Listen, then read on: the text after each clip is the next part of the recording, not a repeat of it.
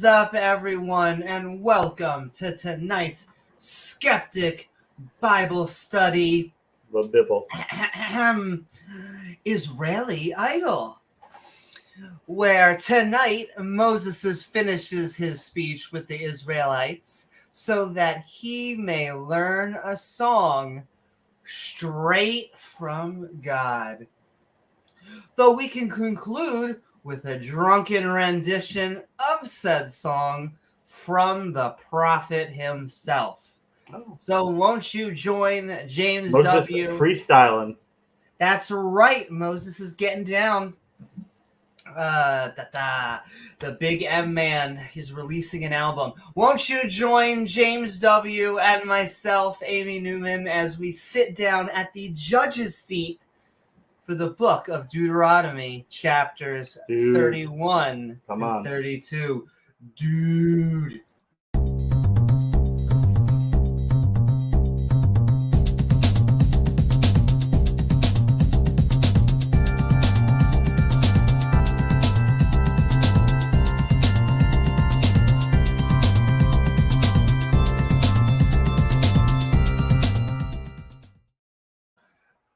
Woohoo! What is up, skeptics, misfits, and all? Please do not forget to like, follow, or subscribe. Woohoo! Because you'll gain access not only to reminders to our premieres, but to join our live streams like this one. And we are saying hello to everyone out there. What is up? God equals the square root of -1. The sinister porpoise, the person you want to think of. -1. When you think of sinister porpoises, the person you want to think of. James Wolfe. Woohoo! What is up, James? Sending so much love. Jason, Jacoby. Jason, good to see you, Jason. Commander Cyborg and everyone out there. Oh, thank you so very much, God equals. We're getting fancy for the Bibbles. And we would also like to remind everyone that we will say hi. But if you'd like to see your comment, question, or one-liner read on screen, don't forget to tag us at James W. and at Amy Newman. Especially since you can help us experience all of the wisdom that we're about to be reading tonight. However, we have someone signed for a 5, I think it was billion last time, it may be trillion. I think it's growing. Then again, when you're I don't think he'll object. I don't think he'll object to it. I mean, if we extend it. He's asking for more finger sandwiches, but besides that, he's good. So we have him behind stage here with us for our 5 billion trillion Lord Xenu contract. Gilbert, can you explain to us what we're doing here? Some of you may be new to this abomination of a study. These schmucks begin by reading each episode's chapters along with the annotations on the side for funsies. The hosts are a tiny bit special, so don't mind if they butcher or replace everybody's name with something completely horrible or stupid. However, the gibberish that spews forth from their face holes will still be an attempt at reading this book from cover to cover, which I'm sure has tons of wisdom or an insight on whether we can or cannot put things up our butt. If you have time to waste screaming internet memes at random strangers, then join the Discord. Or scream at them personally at your YouTube, Facebook, and Twitch streams. Finally, don't forget to support these idiots doing more lame shenanigans at Amy Newman's Patreon page. All right, schmucks, back to you. Woo-hoo! Thank you so very much, Gilbert. I do hope that hell is treating you well and better than global warming here, which is slowly trying to make it hell. Woo! Sending One day at a love. time. One day, baby. Thanks. We don't have to worry James. about that if we get raptured, though. That's right. I saw Thanks, that. James. James Wolfe is reminding and sending love for how amazing James W. did that was last a lot of night fun. in the Ken Hovind debate. Really triggered him. Really triggered the guy. He was really flustered, I have to say. Well, I don't think that he's used to people taking pot shots back at him. It's a one-sided mirror, and he's only used to getting the mud flown one way. That's true. But thank you so very much. Him and Matt Powell, it goes back and forth, so they should be. Oh my, yes they do, especially late at night under the blankets.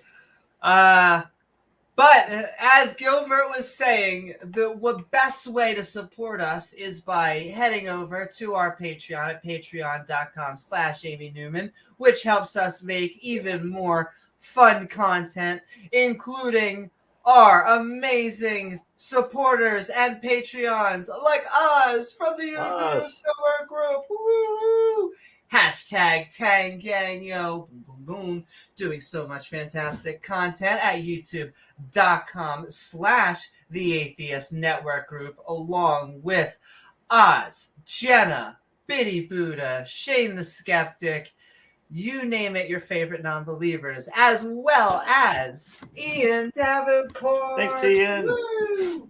Send in so much love, Ian. We saw him out there reminding us of the internet memes. Also, feel free to post them in our Discord and Facebook groups. That's right, baby. We're live on Facebook. What's up, Zuckerberg? Suck your bird. That's right, baby. But thank you so much, Ian Davenport. Reminding us that creationist talking points are kind of silly.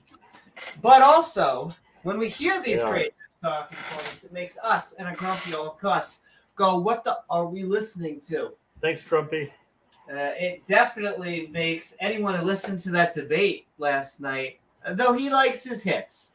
My favorite is always, it's the same thing that flat earthers do when they call things a religion. James, you're just following your scientist priest. You guys have a mythology. Exactly. It's a nice story you got there. We came from fish. Our backbone, the notch. Oh, no, never mind. Anyway, sending love to Grumpy and also Diana Smith, reminding us that they do not treat 51% of the other sexes that well. To be quite honest with you, not always. Not always. Yes. Track record is not good. Best thing you get as women and children is either a quick death or enslavement. Right, yeah. You get to be enslaved, yeah. Do. But also get back to work. Get back to work, slaves. I mean, biblically sound indentured servitudes. Indentured servants. There you go. But they're not Jews, James. That's the great thing. So we can just take them. I'm waiting for that slavery debate. I can't wait. I know it's coming any day now. That's what he or she said. But yes, that will be a great one. Sending love. Also, just thinking of a slavery debate. Sending love to Matt Dillahunty. Matt Dillahunty did his last. Say Matt Powell. No, not quite. I'm wishing him to come out, but that's about it. I'm hoping that Matt Dillahunty has a fantastic time. He's not ending his career as a atheist spokesperson, I guess would be trying to think what the right term would be, a debater. a master debater. I think that James and myself, we like to think of ourselves in that category because every once in a while you just you find a subject, you turn the shower on, you just get to debating. But yeah, sending love. What is he doing? He's leaving the atheist experience. And so that was his last. He still has, I think, the line. And he does, I believe, what he is. Is he leaving the show completely or just not hosting, but still has creative control? As far as I can tell, he is. But I imagine maybe he'll end up guest hosting or something. I don't know. Okay. But sending love to Matt. I wish him all the best. And yeah. So thank you so much, Diana Smith. And thank you, Matt Dillahunty, for doing everything you do. Because we kind of love our hard-hitting atheist debate. He sometimes gets flack, sometimes justifiably. Needs to. He gets very spicy, but also after dealing for years and years of. Yeah, sometimes. I hate to say stupidity. He doesn't have patience for it anymore. Just bad arguments. Yes. Yeah. And so. But Germania, we're live. Wait a second. You're not dreaming. Yeah, you're not dreaming. This is reality as far as we can tell. Oh, that's right, everyone. We are live, and it is before the crack of dawn. But sending so much love, like we said, to Matt. And also, we see him in chat sending so much love to Pat Lowinger. Hey, Pat. Good to see you, Pat. Pat does the thing that creationists are afraid to do, which is research. Drink beer? Oh, well, that too. No, I've seen podcasts where they've done that and read the Bible, but doesn't tend to be drunk Bible. Very not very academic.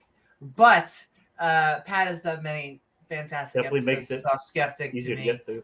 And once again, creationists, if you don't like the insults or the ad hominems or whatever you would like to call them, just prove us wrong. Go out there and do research. They're allergic. This conversation is being recorded. Oh shit!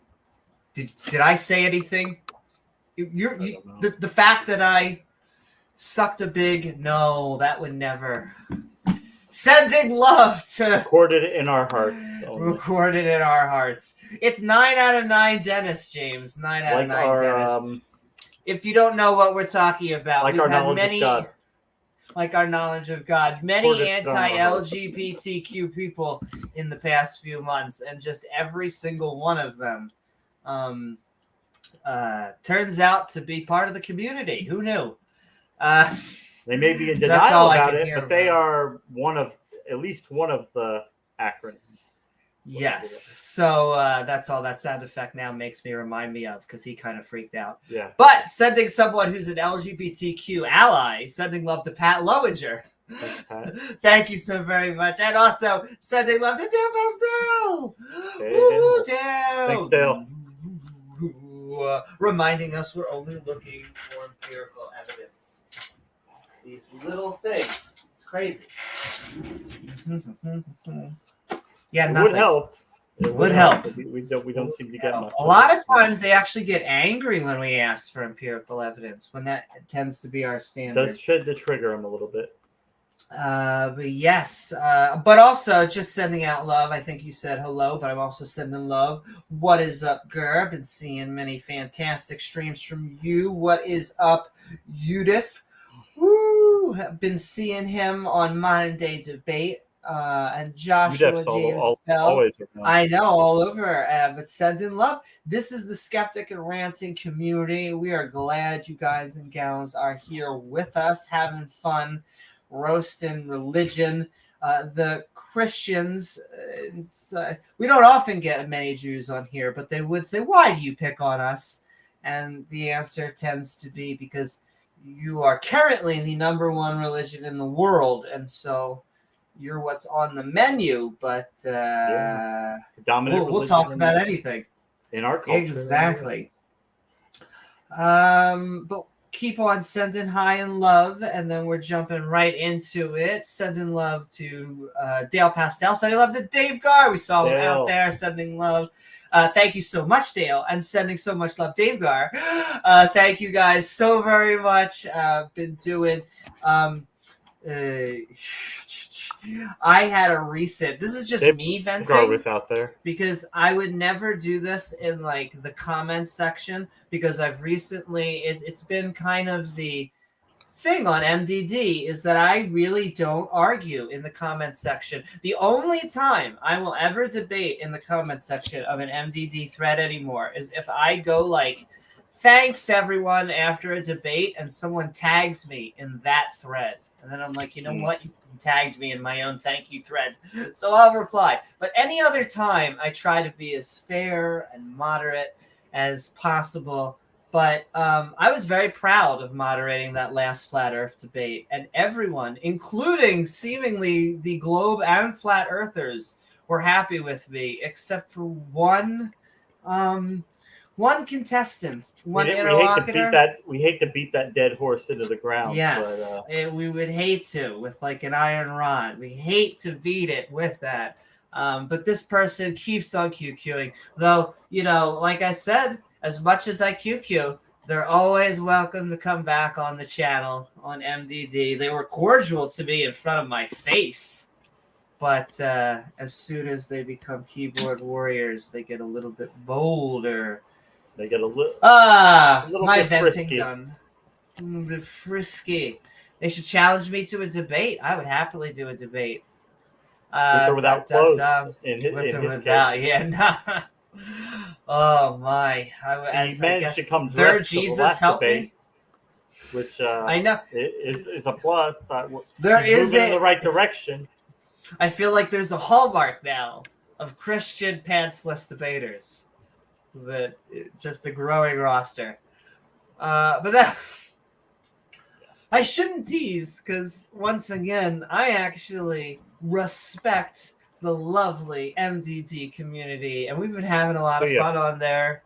Yeah, no, you know what? It gets spicy on there. I know MDD gets some hate for letting the flames rise, but I actually have enjoyed the past few debates. Sometimes, long as people can hear. I have learned. Here's my new thing, though. I got a little firmer. I did get a little firmer the last debate or so also, because if I can't hear, I don't really care what you're saying because no one can hear you. So if two people are over talking, that is my new jams, the queen of sound bites, the only thing that matters, no matter if I'm on here or modern day debate. But yes, sending love also to James Coons, Sideshow Nav, Hannah, everybody over there. Yeah. Thanks, guys. No, they can become a Patreon. Hey, I just love all of the community out there, but also we are going to send love to Scott Duke, reminding us, saw him out there sending love, that animals are indeed not poofed into existence. Not talking about veganism, I mean like a man and a rib woman didn't go out and name a bunch of animals. I guess technically it was just him, but I have to include a rib woman just because of how silly that is. Speaking of which, we're talking and sending thanks to Regos because we are Skeptic Bible Studying. Sending love, Regos, reminding us that the Bible gets a little bit thespian as we talk about stabbing interfaith couples in the face. Like, thou shalt not have a girlfriend or a boyfriend of a different religion. McStab. Because biblical objective morality. Yeah. I think it was stabbed in the rectum, but I don't know. Oh my. They might need a doctor. Human shish kebab. Nurse. But also sending love to a bunch of just wearing a nurse's outfit and having a good old kinky time. Sending love to Rachel Holland. Woo! Fabulous, sexy, and amazing. Reminding us that the Bible kind of supports slavery. Don't know if anybody seems to have seen that whole condoning thing in the Bible, the Old Testament, the Torah. It's a nuanced thing. I mean, so first of all, the Bible does not condone slavery, and the Bible condones the good slavery only. They're both true at the same time, though. So it does not condone slavery, absolutely not. But it condones Not the at good all. slavery. It's the good slavery, James. It's a works program. But also sending The love debt to program, everyone Debt on relief. Twitch. Woohoo! What is up, Maria? And what is up, Pookykins? The Earth is a Dochartian. I'm not sure what that word is, but it's a baby, bro. I agree, Pookykins. What is up? Saying hello to everyone out there on the interwebs. Hello, Flum. And thank you, Rachel. And Senator Cato sending love, reminding us the separation of church and state, important now as much as it ever be. We always need to fight against creeping theology because chances are, or theocracy to be quite specific, because I guess you could have theology and still not be authoritarian, but theocracy, because it's not going to be your denomination in control. So thank you, Senator Cato. And Thank you, Senator. oh, got you, a 20-sided dice. Yes, I do know what you're talking about. 20-sided die, unless you meant 12-sided die, but he was talking about some sort of sided die that would be really amazing in a D&D match. But sending love to Senator Cato, to James Wolfe. We saw him out there. Wolfe. Thank you so very much, James Wolfe, for all of the love and support, for hanging us out on the late night. Though tonight, oh my goddess, it is actually early time. We are before midnight. Oh, woo! So thank you so very much, James Wolfe, for actually howling just as the moon comes out. And last but certainly not least, thank you, Matt Deig. You are amazing and remind us that we have a kitty queen. That's kind of what we remind us. Speaking of animals and being conscious. I think it's so funny, just before I finish thanking Matt, that we have a dog, Cooper, and just for all of those that don't think that dogs have thoughts, he was barking, it was raining out, and we thought he had to use the bathroom, but he has this one specifically outside ball, very big outside ball, and he basically whined until we opened the door. He went right out. He went right to that thing, and he shook it and came right back inside. Just took his ball and sat right down and hi, baby girl. And it just seemed like he had something on his mind and went out and did it. But I can't imagine them being conscious. What a crazy thought. Is that Penelope's tail sticking up there? That is Penelope's cat sticking up. Hi, baby girl. This is her new thing, is she likes sitting up here. She gets very comfy, like basically right on the keyboard. Right where your attention is focused. Exactly.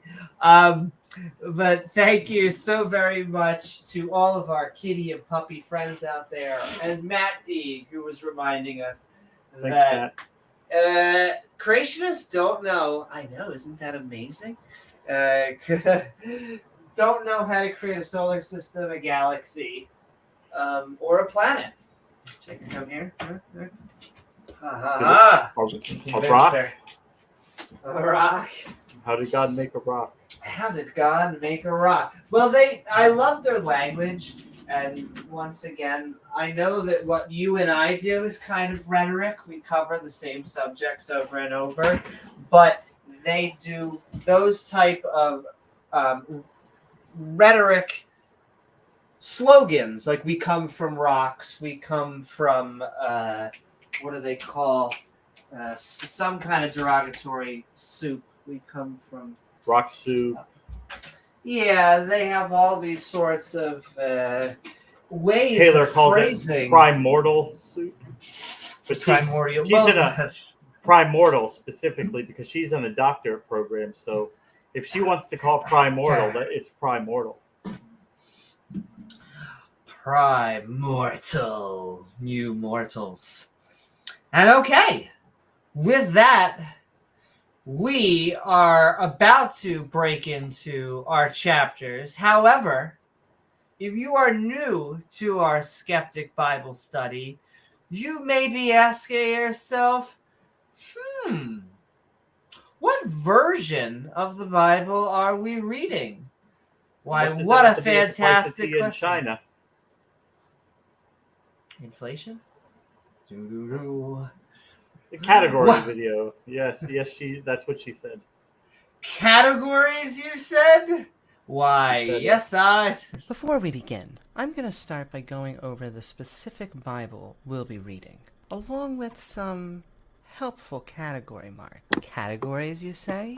Why, yes, I do. You see, we're going to be reading from the Skeptic's Annotated Bible, an entire King James Bible lovingly fawned over by a skeptic who decided he would add his own notations. These are little flagpoles of sanity put in use to remind us that, hey, maybe slavery is evil, including categories like absurdity, injustice, and cruelty, but also a good amount of intolerance, contradictions, and conflicts with science or history.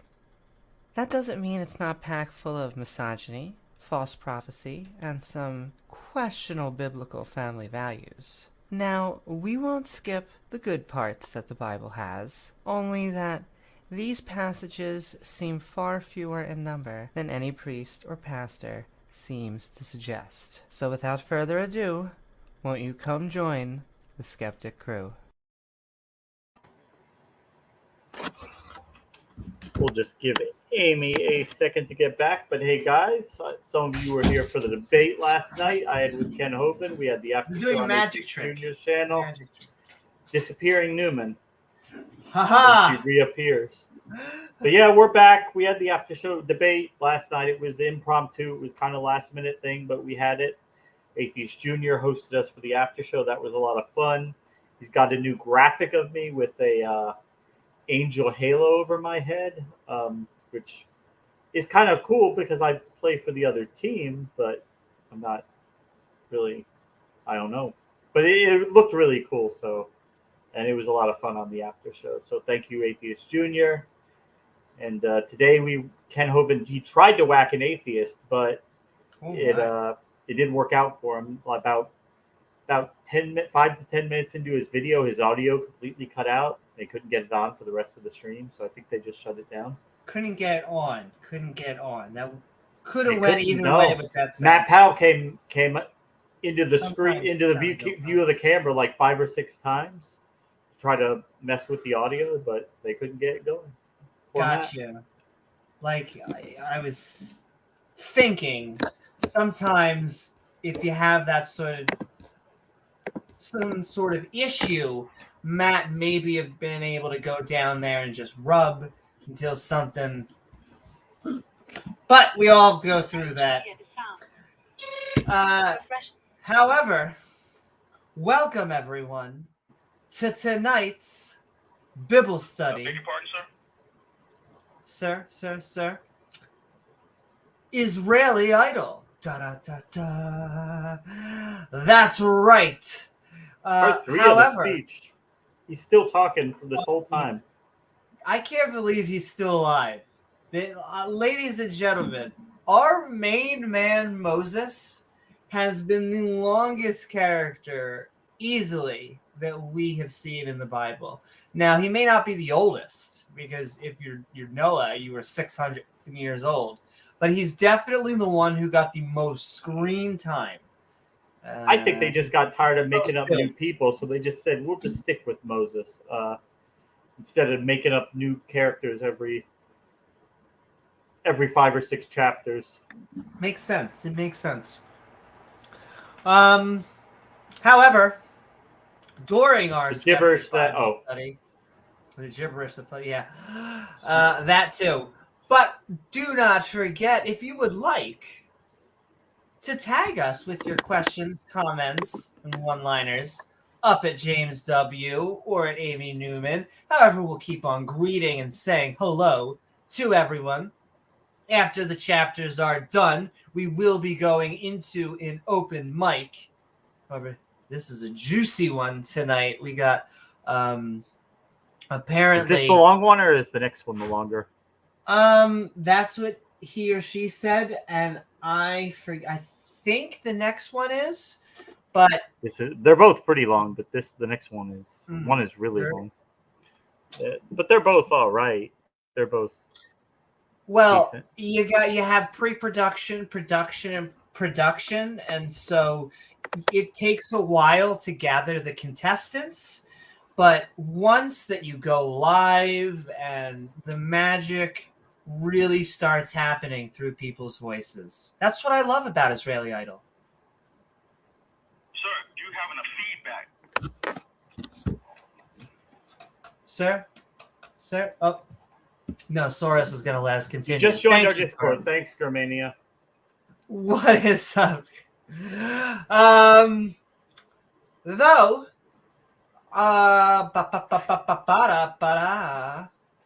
welcome everyone to our Bible study, and on the previous episode, Moses's PSA, obey or die, dun dun dun. Moses began a speech to the Israelites, reminding them that God took them out of Egypt and that they have two choices: obedience or cuddles.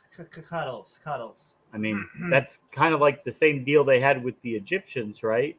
They had to do, but I guess it's better to be a slave to Yahweh than the Egyptians, even though they never were enslaved in Egypt. After everything that I have seen in the past few chapters, I would just be like, you know what? I think I'll take my chances in Egypt. They're like mortal enemies. You're kind of like an immortal one. I know you say you're our friend, but this seems like a kind of a toxic relationship. Frenemies. I don't know. Yeah, a little bit more frenemies. But in this episode, Israeli Idol coming now.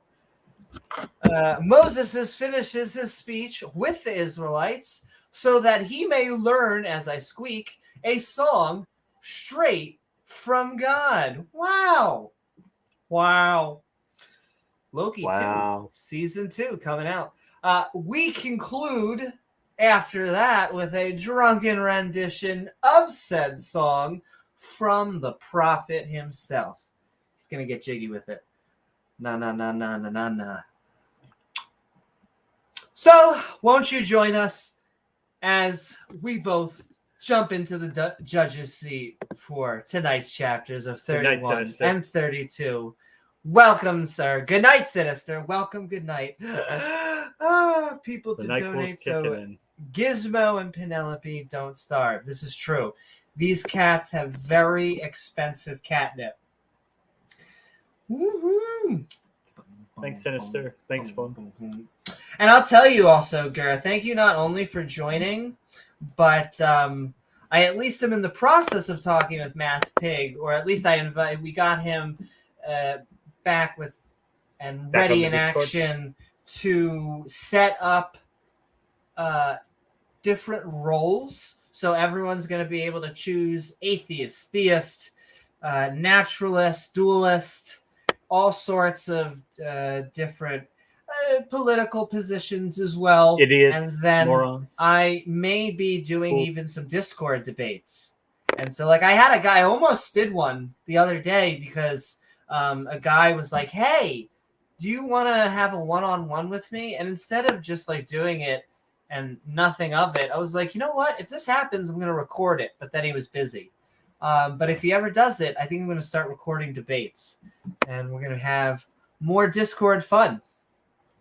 But with that, welcome everyone to Israeli idol, Deuteronomy chapter 31, Moses' speech, part 3, the conclusion to Moses' epic monologue. And we have a nice helping of categories to start off with,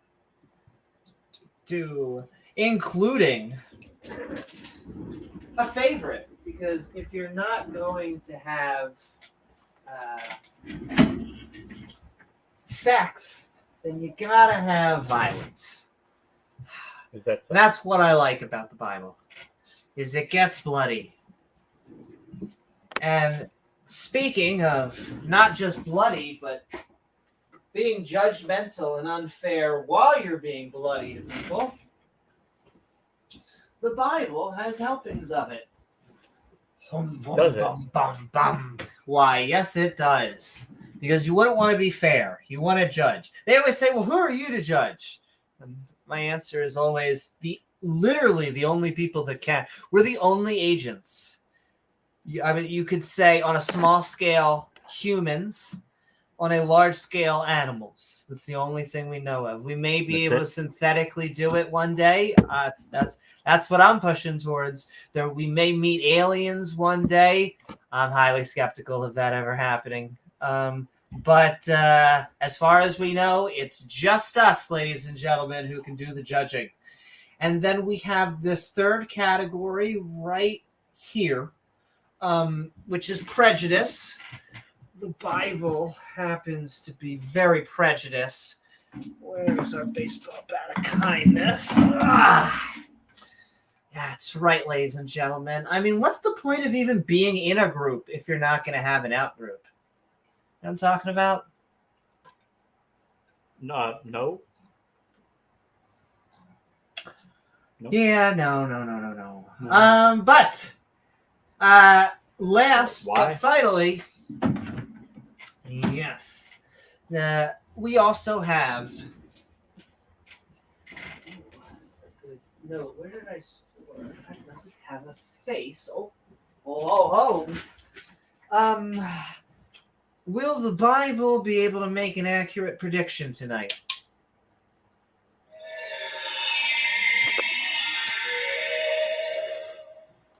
The outcome cannot be predicted. Damn it! Well, James, we tried. Did we fail? We didn't.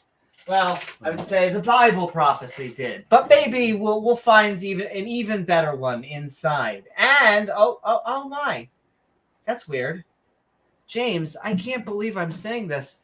There might be a contradiction in the Bible. Holy moly! How could that be? How could that be? I guess we're gonna have to find out. Oh my, it's spicy. What is up, Private Wars?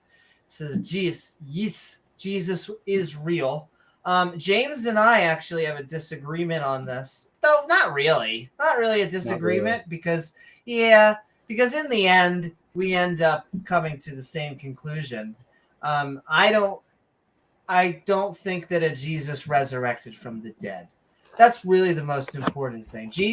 James believes that Jesus, as many skeptics seem to be, that Jesus was a concoction of many rabbis and possibly a push narrative. Paul has a lot of reason to start a new religion separated from Judaism. But I don't know.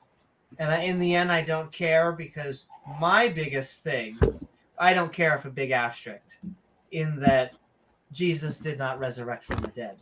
We got a scholar, just triple scholars.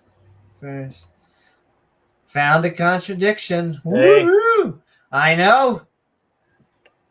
We're going to do it tonight, ladies and gentlemen. But as much as we are teasing you, Private Wars, we're happy to have you, actually. Just like we are our Christian, Muslim, and Jewish brothers and sisters. Feel free to stick around, have fun, and tell us where we are going wrong. That's right. Oh my, this is being recorded? Yeah. Is this live? Well, we have to warn people, otherwise. It's gonna bat the microphone. They But that could say wouldn't we have don't know. sounded good for anyone's ears. Sometimes I have to hold in my inner Carrot Top improv. Okay. With that, we're jumping into Let's Moses' go. speech, part 3. Our main man with a mission. And Charlton Heston went and spat all over. Nasty, nasty girl. These words onto all Israel. Shmishmail. And he said unto them, is this on? No. Again, we must tell you that you are being taped. Damn it. Is that what he said to him? I think so. Oh. Even back in the day. And he said unto them, and I am an 121 years old this day. It's my birthday. Not that any of you remembered. Hey, where's Oz to play like the birthday music? Party like it's your birthday. It's your birthday. It's your birthday. Yeah. Party like it's your birthday. But yes, he's a strappingly young 120 years old. I can no more go out and come. Look, listen. 120. You're 120. As we were talking about, sometimes you need Matt Powell or any boy toy to go down on you. And sometimes you need a pill. Consult your doctor today. But come in. Or your witch doctor at the time. Or your witch doctor. Yeah. As Pat says, Iron Age, okay? We're not making fun of Bronze Age peasants. These are Iron Age goat herders. I used to say good cop, bad cop, but now I can't help but think. Good cock, bad cop?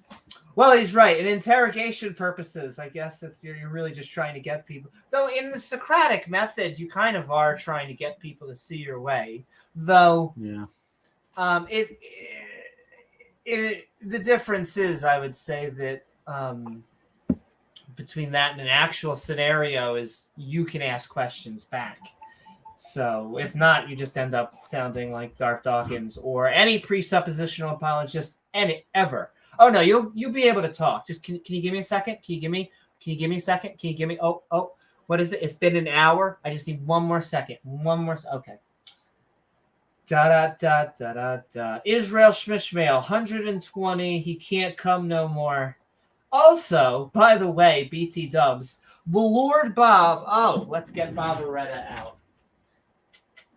Where's she been?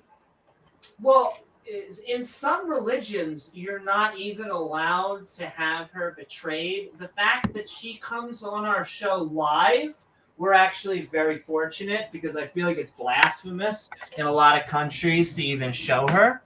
However, for our audience, we just want to always be able to shout out Barbaretta, God. I think we all know what God looks like, though. Woohoo! What's up, the lovely and only Titan Uranus. I think if I didn't send love before, I still want to keep on sending love. Thanks, Titan. But also, as we continue, we saw the Lord Bob have said unto me, thou shalt not go over this Jordan Peterson video. Huh. Okay. I agree with that. Yeah, makes sense. The Lord Bob, this girl right here, thy goddess, she will go over before thee, and she will destroy these nations from before. Wow, escalate quickly. And thou shalt possess them. And my other boy toy, Joshua, can you come here? He shall go over before thee, as the Lord Bob, this lady, have said. Angry, but whatever. Because God can't give them a land where nobody lives, so he's got to give them land. Well, there's already people over there. All right, I'll kill them. Also, hello, Dr. Godwin's Law in chat. How are you? And the Lord Bob shall do unto them really kinky shit, as she did to Simon Says and to Ugh. I hate Ugh. That town is just a drag. The queens of the Amorites, and on to the land of them, whom she destroyed, in case you were wondering if it really was Cuddles. We destroyed them. That's right, baby. Do. And the Lord, Bob, this fantastic pasta infused deity, shall give them up before your face, or at least that's where she's aiming for, that ye may do unto according them anything that you're into, unless you have a safe word, unto all the commandments, all 15. Ooh. 10 commandments. Good shout out. Only God would give a man 3 tablets with 2 arms. I mean, obviously one of them's gonna break. Listen, they're slippery. You're walking up a mountain. Now you got to get down the mountain. Let's get some courage. Be strong and of a good courage. Fear not, because I'm about to kill a bunch of people, nor be afraid of them. For the Lord Barbaretta, thy goddess, well, she is that go with it with thee. And she will not fail thee, nor forsake thee, unless she finds you cheating with that other hoe. And if she does, with a bowl of rigatoni. I mean, you got rigatoni in there? Yeah, it's rigatoni. I'm sorry.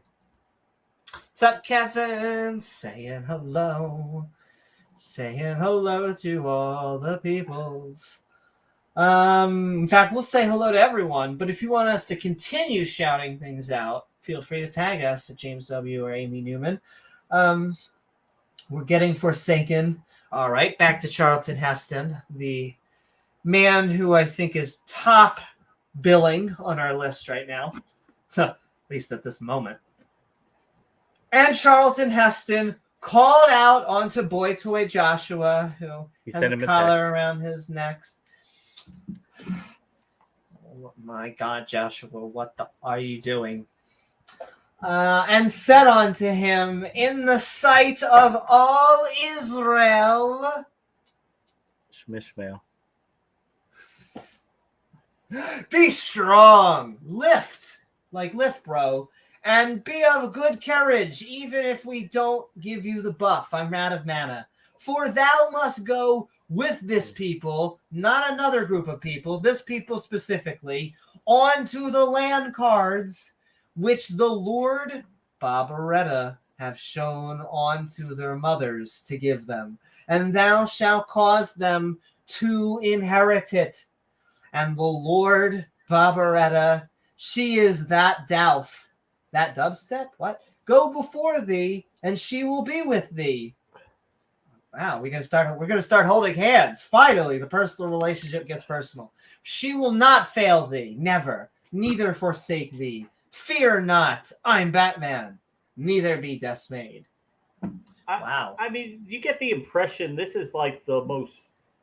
How long has God been talking about giving them this land that He promised their fathers, and He just keeps dragging this shit out. This is like a scam, like where like they're calling you on the phone, like yeah, we've got this land for you. Just that you inherited from your great uncle 3 times removed.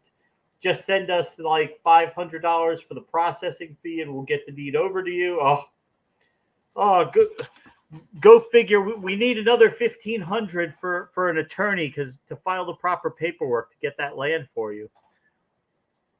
But first, before we get to that land, you got to pay the property taxes on it for 5 years in advance. That's going to be $18,000 that you'll have to pay right now. But then you'll really get the land. I also like how God always gives them other people's shit. I feel like that's never going to cause geopolitical problems into the future. Oh, well, yeah, thanks for that 18 grand for the taxes, but unfortunately now the inspectors found something and there's going to be a $4,000 cleanup fee. No, there's an environmental hazard on there and we can't even go to it. You're going to have to pay $4,000 to get it cleaned up. Then we'll get you the deed and everything. And then the paperwork expired. We've got to have basically you get strung up forever to get this stupid land that he promised them a long time ago, that he could just give it to him. I mean, he's a freaking deity, right? He can do anything he wants, but he's got to have this long, drawn-out process of getting them their shit. Indeed. He's got to be a drama queen about it. Speaking of which, all right. What did we just silly ourselves all over? Moses continues his speech to everyone in Israel, saying, I'm 120 years old. I can no longer go out and come in. God said to me, you won't cross over the Jordan River. God will go out in front of you, destroying nations so you can possess them. He'll do to them as he did to Sihon and Og. God will give them to you so you can kill them as all I have commanded you, as you do.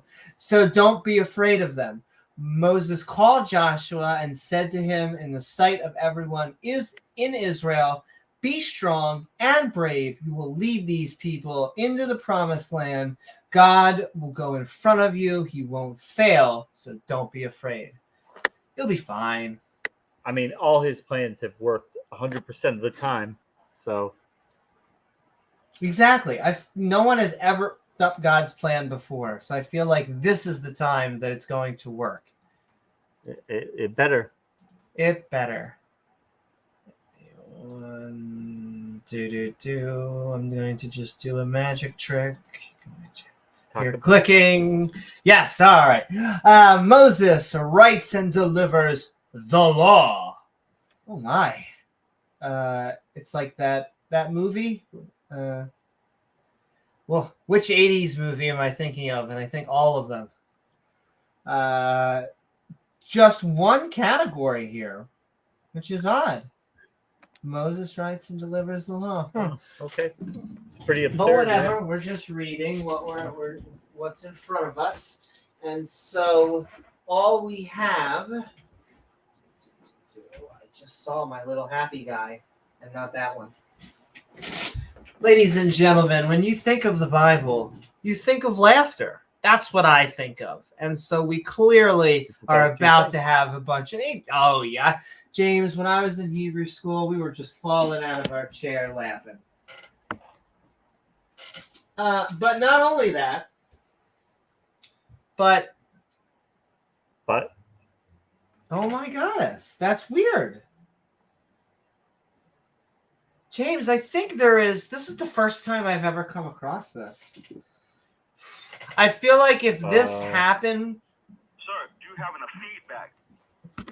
Sir. Yeah, it actually seems like there's a contradiction in the Bible. That's weird, though. If there was a contradiction in the Bible, we would have seen one in one of our past episodes. So, I mean, he knows everything about the Bible. Yeah, that's just silly. I think the preacher, he still reads the Bible for 18 hours a day, every day. God, do what you gotta do. I don't think he's found any. So, indeed, he hasn't seemed to find Jesus. He found a way out of sinning, though the atheist also found that route, which is sinning doesn't exist. Do you still have to be a decent human being? Yes, you should still be a decent. I guess you don't have to, but if you'd like to give back to society and be not a piece of, then yes, you still have to be a decent human being. Is there anyone watching you 24/7, 365 that's going to make you not be a piece of? No. Unfortunately not, but that actually works out for the better. God wouldn't do that anyway.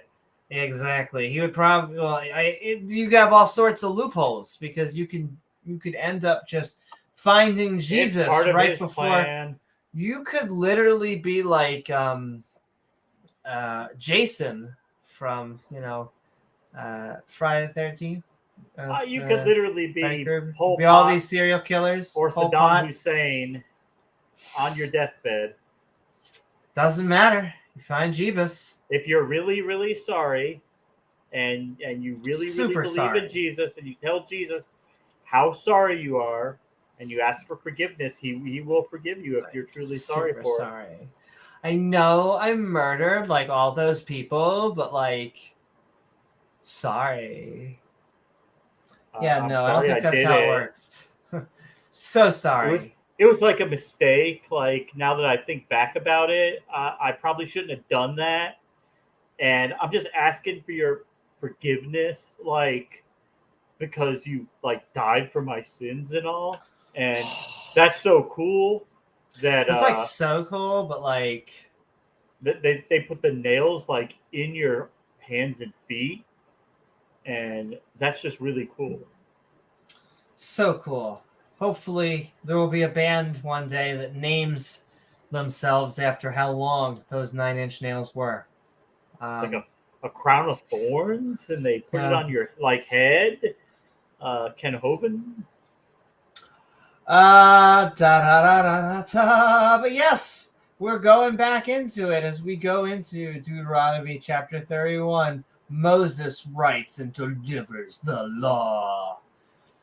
And Charlton Heston, our main man, the guy in Hollywood, top billed, wrote the law, and he delivered it faster than 30 minutes, or else your delivery is free. On to the priest class. James, were those scientist priests they were talking about? Scientism priest, yes. Scientism that we priest. were for sure. Hold on. I had my. Here we go. Just got a important message there. Thank you, science, for you have given us basically everything we care about right now. But I have problems with the scientific method. Indeed. Like the way that they use to figure shit out, and kind of excludes God. You can't put God in a beaker. Could you like stick God in there for me? Yeah. I mean, God isn't detectable in the physical world today, even though like he used to do stuff in the physical world all the time, but he decided he's not going to do that anymore. James, so you can't hold that against him. You need to understand, he was a much younger God. Okay, his body isn't what it used to be. You can't just do any sort of miracle anymore. I know that they say all powerful, okay, but that was in his heyday. So back in Genesis, a city with gay people kind of triggered him. He had to kill them all. But, today that's basically going on in every city around the world. And God doesn't do anything about it because he just decided he doesn't want to do shit like that anymore. He'll just let them continue to what they're doing and then judge them afterwards and send them to hell.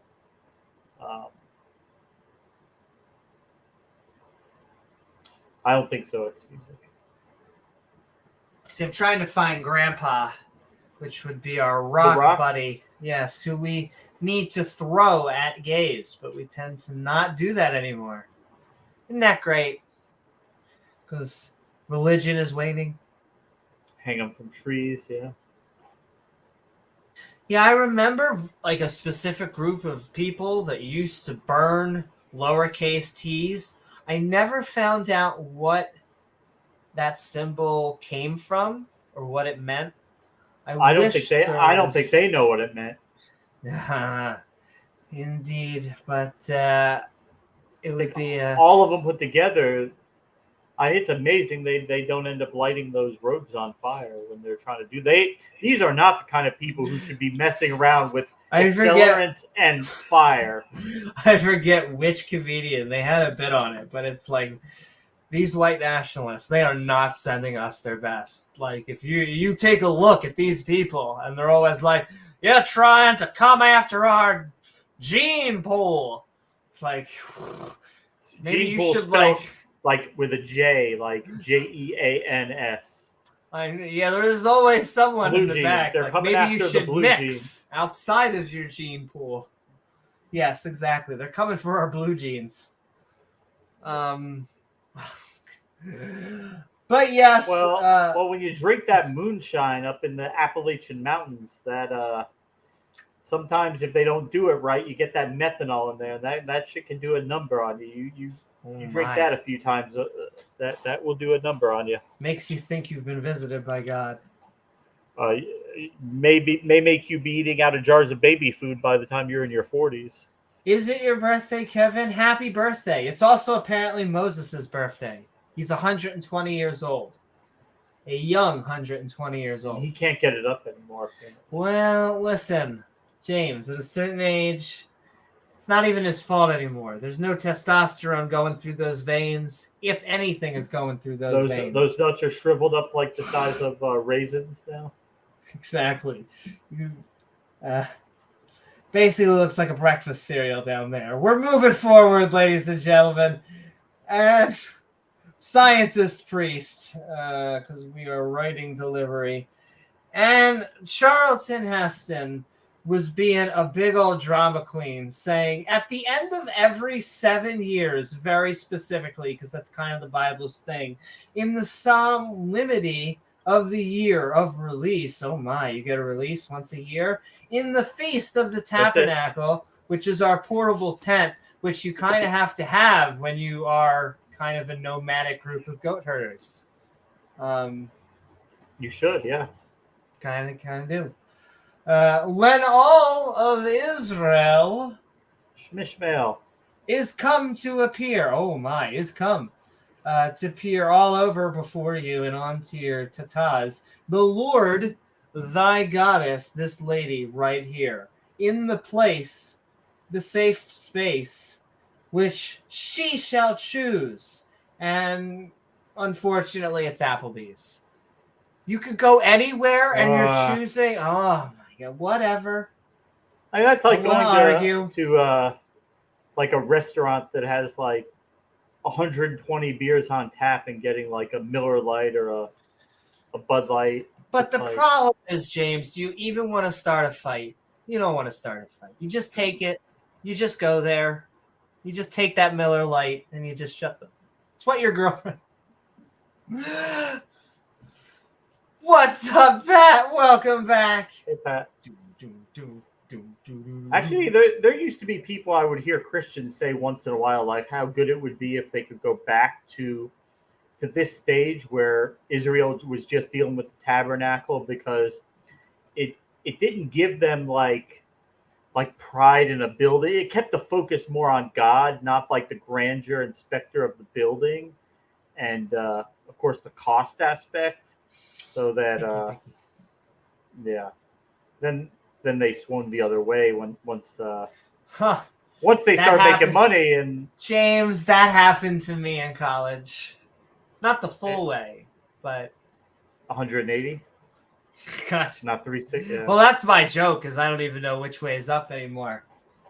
Listen, legal consenting adults, let's jam, yo. Rachel and I will find a love couch for you to work on. What were we talking about? Speaking of which, tally ho. Verse 12. Verse 12. We had Israel. Well, I felt like I think we're shall choose. I actually think we're in halfway. Okay. We shall read this law specifically. It will which law? This law. Before all Israel in the hearing. They're all hearing somehow. They're right here. Pat says they're all just sitting there waiting with bated breath, hanging on every word. That's right, baby. I'm gonna ask Amy Newman to pimp my course on it. Okay, your course. Okay, fine. It's not where I thought you were going with that, but you know. She was getting a little excited there. I know. I was getting excited. I was like, I have experience. What were we talking about? Madam no, his Newman. courses. Academic. Needs to use the brain, not down here, up here, thinking. Ancient magic and witchcraft that starts tomorrow night, ladies and gentlemen. Is it on this channel, Pat? As in Discovering Ancient History of Pat Lowinger? No, I think it's through one of the academic institutions he does. If so, tell me. Oh, wait. I'm gonna pay my course. Oh, that's right. Which means that it's been on one of. You're right. He has pinned his website before. We're shill it to us in there. Yeah, I've seen. And we'll He sent us. What is it? The college you're that right. he teaches. University of Leicester right. or Leicester. Leicester. Yes. Leicester, yeah.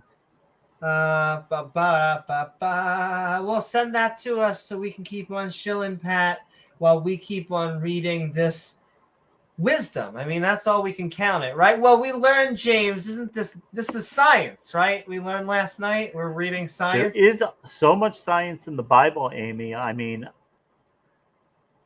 I can't point to a lot specifically. The Bible does say there's a ton of stars, and there are a ton of stars. So I don't see how human beings could have figured that out without advanced knowledge coming from a deity. So yeah. Well, it's just I hate to say, and that the gentleman we were talking to last night, I don't want to be hard on him because he was he was a, really a nice guy. Exactly. That's exactly what I was going to say. Good guy. But that example is just an image of selection bias, in that the Bible says something that just happens to be true in the real world. Does that make everything else that the Bible say true? And the answer is absolutely no. In that, we had talking snakes in the same chapter. Oh, and there we go.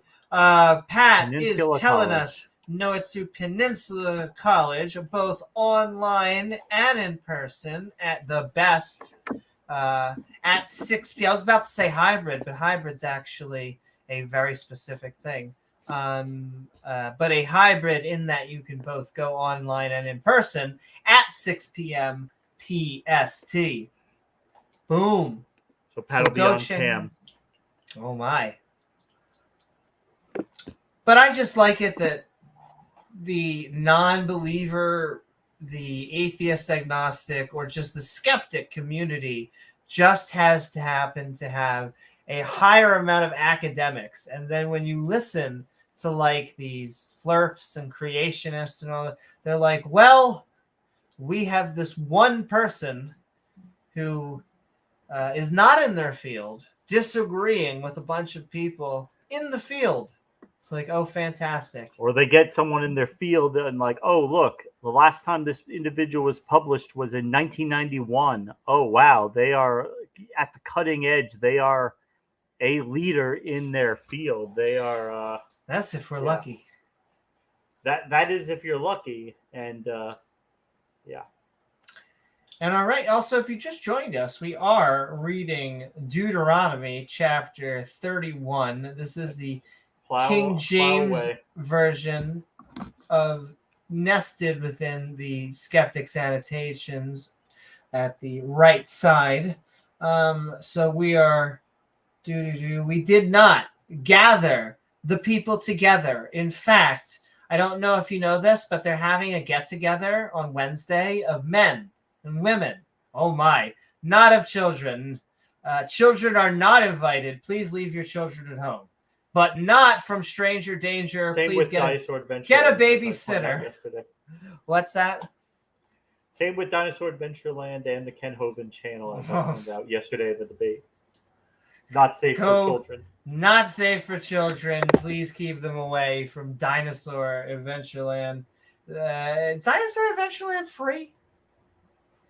I mean, they don't charge admission, but I'm sure. But all the shit they constantly ask you for money donations probably every 5. I can only imagine.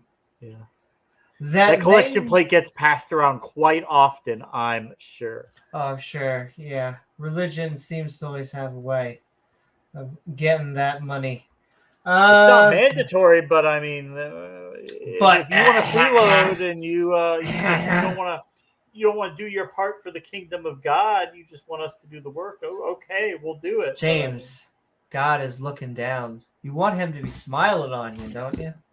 Yeah, I mean, hey, it's your loss. We get to heaven, that somebody's going to be there's going to be the dukes, the kings, and there's going to be the janitors. That might be you. Oh boy. All right. It's going to be within thy gates. Thy pearly gates are made with giant pearls, that they may hear. Excuse me, can I hear you? And they may learn online at an e-learning class right here. And fear the Lord Bob, your God, this lovely lady right here. This is the only accurate representation. We're lucky enough that she actually showed up on camera to be with us.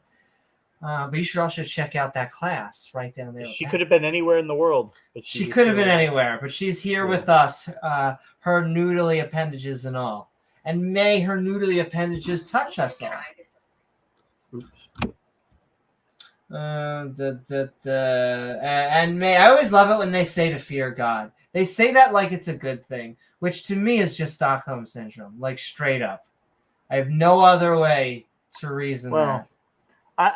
They say it, but they don't practice. They don't really. Very few of them actually practice it because they all do the things that they want to do.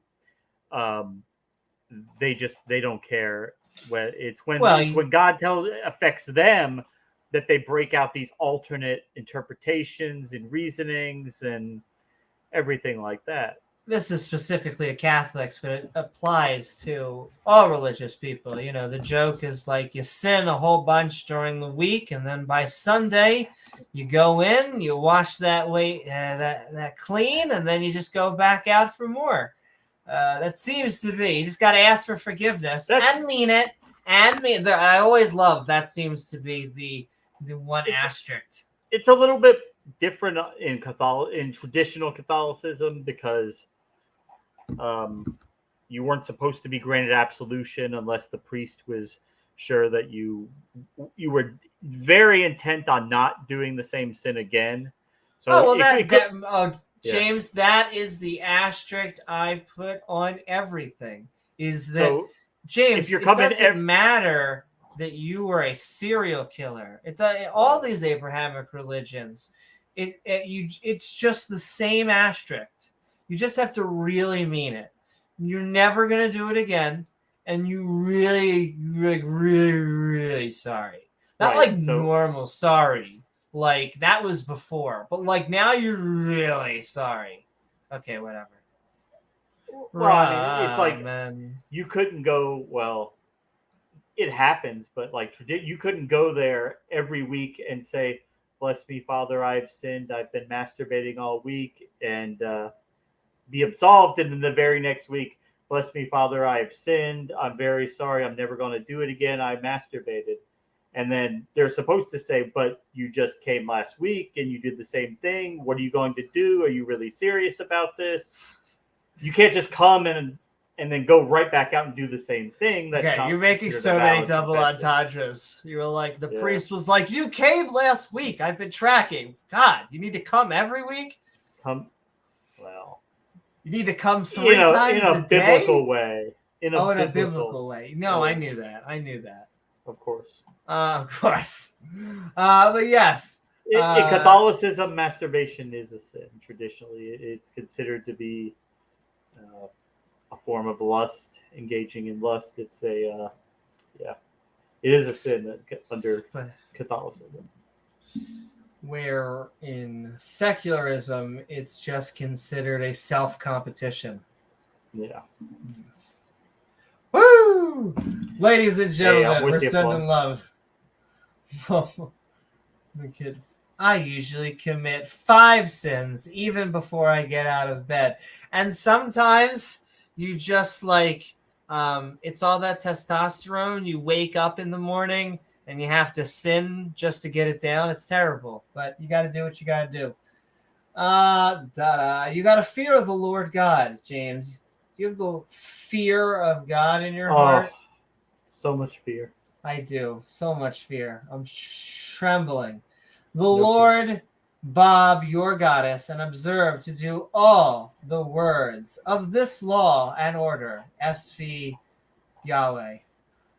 And that SUV. SUV. Yes, exactly. Dun dun dun. Oh my god, this vehicle has so much more room. Like, I can fit more groceries. I can get the kids to soccer practice.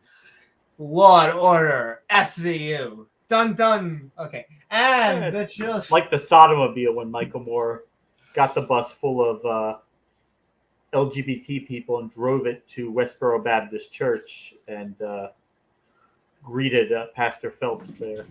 That was much to his absolute horror. Might I add the terror that was on his face seeing a bus full of gay people taunting him. Y'all going to hell. Y'all going to hell. Y'all going to hell, yeah. It's where the cool people are. I like to think so anyway.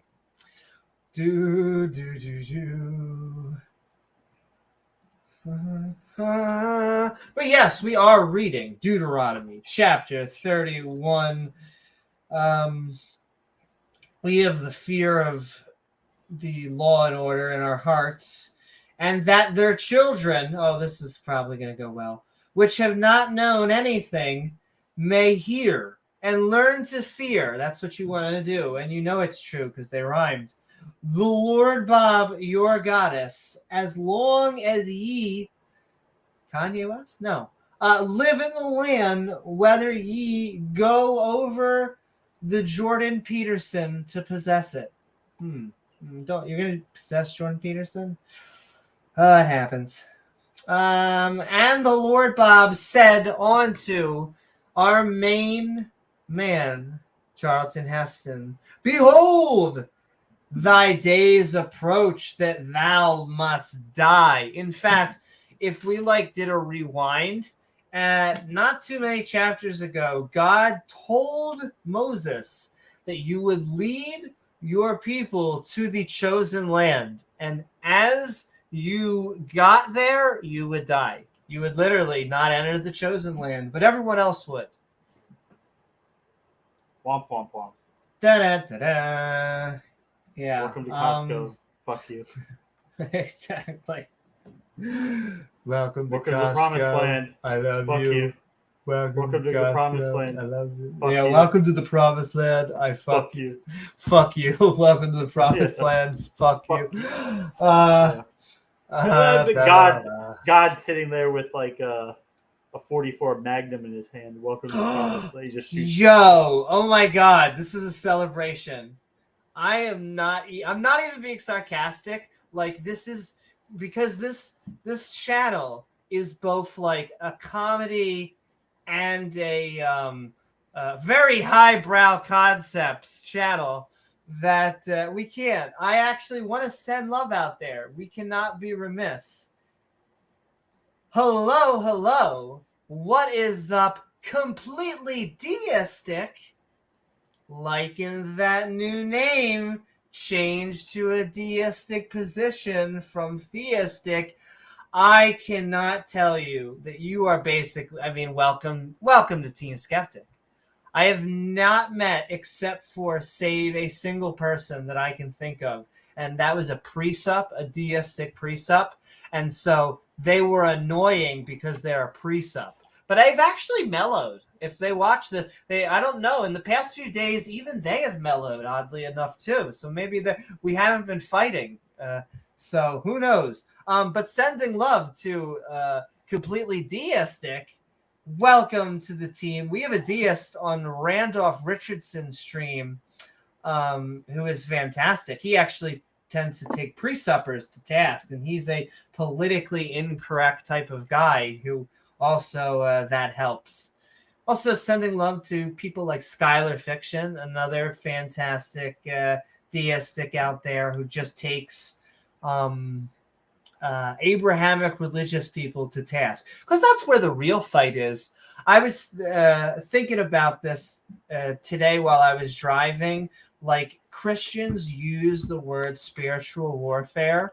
In a way, I kind of understand what they mean, and I'm kind of sympathetic to that position from like a Civ 6 game theory perspective. Yeah.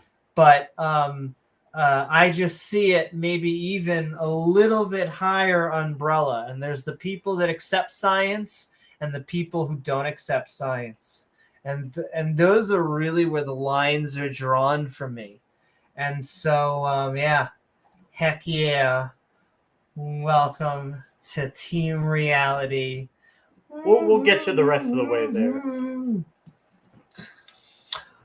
You lie, women can't drive. Can I tell you what's so funny? I park, and then I go out, and I park one more time. I make sure there is enough space, because I am considerate, all right?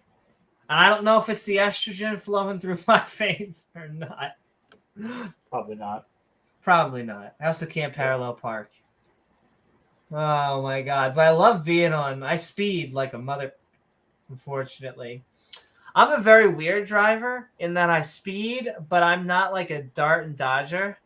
Like, I watch those people, and that also just, I'm like, you go do that. I'll slow down if someone's in front of me, which most people who speed don't do. I'm even moderate in that, James. I can't help it. Use your karma. Because there's two kinds of people. There's people that obey the law and they're going at 60 miles an hour, and there's people that are breaking the law and they're just trying to get to where they want to be. And I'm like none of those people. I remember seeing there was Christian one time who was putting out things like that you could get demonic possession from committing things like traffic violations, because you technically are breaking the law, and that's a sin. So being naughty. So if you're speeding or not using your turn signal, then you could be. I use my turn signal. Yeah, Big fan of the turn signal. Once again, something that I disagree with people who generally speed. Not all. But not only am I a fan of the turn signal, but I even 3-second rule it often. You will know I'm turning. It's the only form of communication along with honking. You only have two forms of communication in a car, and that is a turn signal and honking. You could make a 9mm. Oh, that's in Florida. 9mm. You can make a proxy. You could flash your lights, maybe. Yeah. But yes, or like James said, no, we don't condone violence, unlike the Bible. But we're jumping in, and the Lord Bob said unto Moses, Charlton Heston, behold, we said he's going to die. That's where we went off sidetrack. Yeah. Call my boy toy Joshua. He's been lifting. And he's got nice abs. And present yourself. Oh my. Some amazing delts on that. Face down, ass up, Moses. We're going to give you your birthday present. And present yourself in the portable tabernacle, that portable tent of the congregation. Present yourself in front of everybody, that I may give her a charge. Actually, I guess it's Moses this time, so I'm going to give him a charge. He's picking up the bill. He's picking up the bill. And Charlton Heston and Boy Toy went and presented themselves to each other, if you know what I mean, in the tabernacle of the congregation, and they wrestled over and over and over. It was weird. It was like they were trying to play Twister, and then one was trying to leap over the other, and it was just... Eventually, I know, it was a hot mess. Eventually, one just had to collapse over the other. Yes. Was that Sunflower? Might have been. No. We love all of our theist brothers and sisters. That's right. Up. Da-da-da-da. I do not like the term demonic position. I prefer the term non-consensual piloting. That's right, baby. Just those demon horns. What's up, Beamsy? Sending love to us from the Twitchosphere. It really does seem a bit odd that God gets angry. We're having more personal one-on-one conversations, unlike seemingly happens nowadays. But yeah, what did we just all read besides our shenanigans? Moses wrote the entire law and delivered it to the priests. They don't get names because you priests. Moses said to the priests, at the end of every 7 years during the Feast of the Tabernacles, everyone in Israel must appear in front of God in the place God chooses. Oh, God, he's so testy. At this time, the entire law will be read to everyone in Israel so they can all hear it and fear God. Fantastic. God said everybody to Moses, in the whole country just shows up and stands there right before and he just reads the whole fucking thing. I'm sure this actually happened. I can imagine this happening. Historical moment. God said to Moses, you will die soon. God, call Joshua up and go with him to the tabernacle. I'm going to put him in charge. So Moses and Joshua went to the tabernacle. Makes sense. James Beamsy's like, yeah, that didn't work for the police. He did not believe me. Damn it. We were just wrestling. But God appears and teaches Moses a song. Fantastic. Why? This is the only time I have. James, did you know about this when you were in Hebrew about what congregation? Yeah, I've never heard this passage. Like the stuff, the chapters we're about to read tonight. I'm sure we probably went through so some of this irreverent. at some point or another. Well, I definitely have no memory of reading this shit. I don't remember it, but it probably is something that they covered at one point. But yes, once again, this ain't Israeli Idol for no reason, ladies and gentlemen. It's time to learn a song from the Yahweh himself. He's not signing autographs afterwards, but there's only one category for this because it's kind of a little bit, I think the technical term is stupid, but we like it. No, I'm just teasing. I mean, it's funny, very funny. Yes, God appears and teaches Moses a song. He does karaoke, only on Thursdays. Sounds really good in a cappella. Exactly. And the Lord, Barbaretta. Yes. I can just go like this Sing now. it. Yeah. Dancing on the plane. I ain't got the glasses and everything. Yeah. I'm going to need glasses one day. I should be wearing them because I have a stigma in one of my eyes, and yet I don't. Only in one eye? I am vain. Only in one eye, indeed. What I had contacts? to, just like Matt right now, I used to wear Pirate Patch when I was in school? What is it called? Yeah, but there's the youngest school. Not middle or high school. Elementary school. Yes. Good times.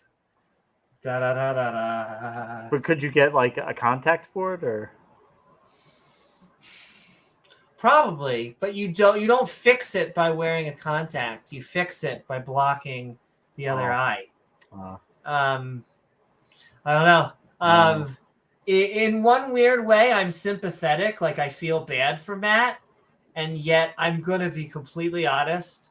There's a piece of me that it kind of looks completely badass. Now, like I get it. If you're in the moment, it's probably Matt like Dillahunty? I might. Yes. Did you know that? You might not know that.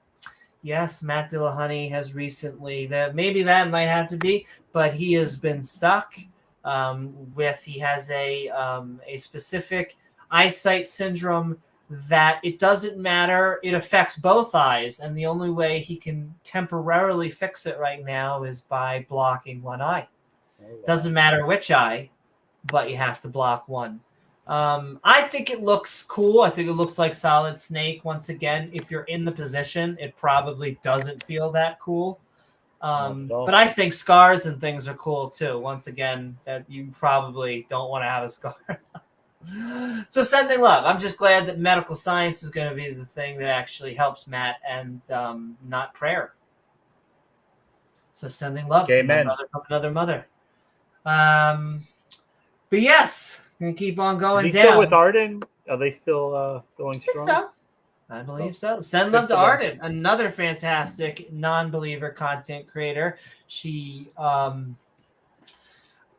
does a whole bunch of. Not only does she do the transatlantic show, but you should check her out on just all of ACA content on other non-believer. She's big on OnlyFans.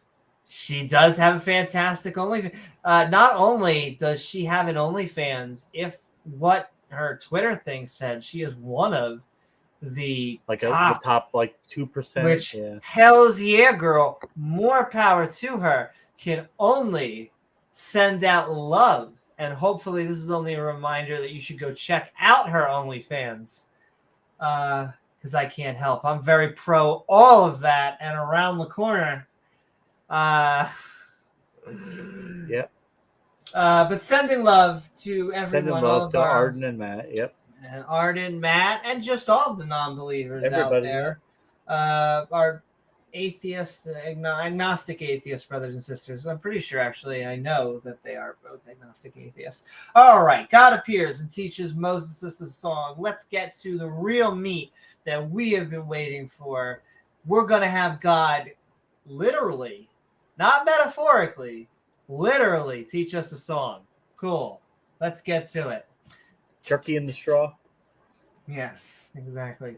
And the Lord Bob appeared. Wow. Wow.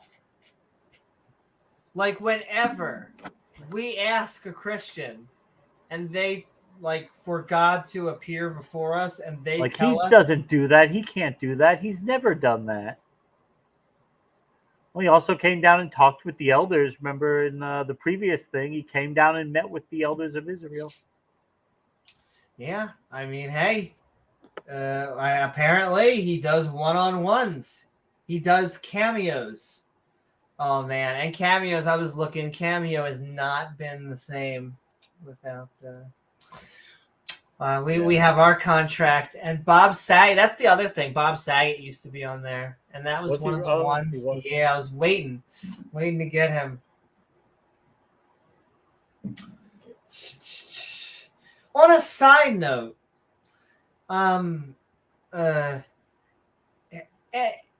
anyone in chat, tell me if you watch the show Impractical Jokers. I just want to have what's it called? If you've heard of the show, let me know. Just let me know. I'm polling. But we're going to continue into quite seriously the silliest thing we've been hearing of. I have. They're funny. Interesting, Jason Jacoby. Interesting.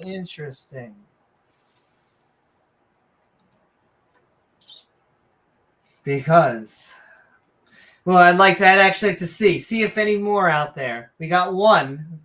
Have you ever, James, listened to Impractical Jokers? I've seen some of their episodes before. I mean, I don't know. I think after watching a few dozen episodes, it gets kind of repetitive, but it's all right.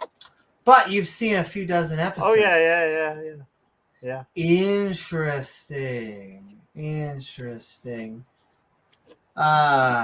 They've been gone since 2011, 2012? Yeah. Oh, they have many seasons. Though I've just been breaking into them, and so yeah, I was watching them years ago. And see, we have 3 now. That's interesting. We may have to enlist some help on further shows. That's very There interesting. you go. Are they Jason Jacoby? I have no idea. But I would be willing to put politics aside, and I just need to figure out what the right thing is. I actually would like to keep on sneaking people in. But I'll do a mid shout out because I normally only like to do this at the beginning and end. Though we may start to do maybe a middle and increase stuff for our supporters, like maybe a ticker every once in a while and things like that. But if you are looking for ways to help support the show, one of them is by becoming a member. I've seen lots of members out there. We're sending love to you. Not only do you get your name in the description below, but you also get a whole bunch of emojis that I'm going to, in fact, if I remind myself, I'm going to upload, if we ever get to an open mic, I'll upload the 5th one that we have already out and more in there. And then, and you can become a member and getting all these emojis and evolving badges by hitting that big old red join button. And it triggers creationists because the badges evolve. It's not one of Ken Hovind's 6 evolving system, however. And then the best way to support us is by becoming a Patreon at our Patreon at patreon.com/Amy Newman. And the only reason I bring that up is we would like to keep on, every once in a while, I want to just enlist guests and surprises that I think that could a surprise that I could also put to good use multiple times. I basically like this the wispy person, whether he ends up behind bars or not, will forever have done us a favor because it's kind of given me a metric of I hate to say positive capitalism. It sounds politically correct when I start my 2-word shenanigans, but giving back to our audience. So that's enough of my thinking out loud on there. Skywatcher says, I'm here because I'm atheist. So in a group of mostly atheists with a sense of humor is great. Gotta laugh at this religious crap. And that's right. My joke is normally laugh or cry. And so I like to put this channel in the laughing category. We are trying to make people have a sense of humor about what James and I generally think of as, I hate to say deeper subjects, but subjects that aren't always light, that aren't always wet either, because the Bible tends to be a little dry. But we hopefully pour some electrolyte water all over. Well, I was going to say, I guess if you're growing crops, we do not pour electrolyte water. We just pour water. We almost went... Brondo's got what plants crave. I know. It has what we crave. But the electrolytes are not good for crops? How could that be? And speaking of not just atheists, but look at this. P-Town, I'm here because it's a Bible study with atheists, and it's hilarious. We are glad to have you, P-Town. What is up? That's right. We welcome our theists. We do have a very long next chapter to get through. Oh, okay.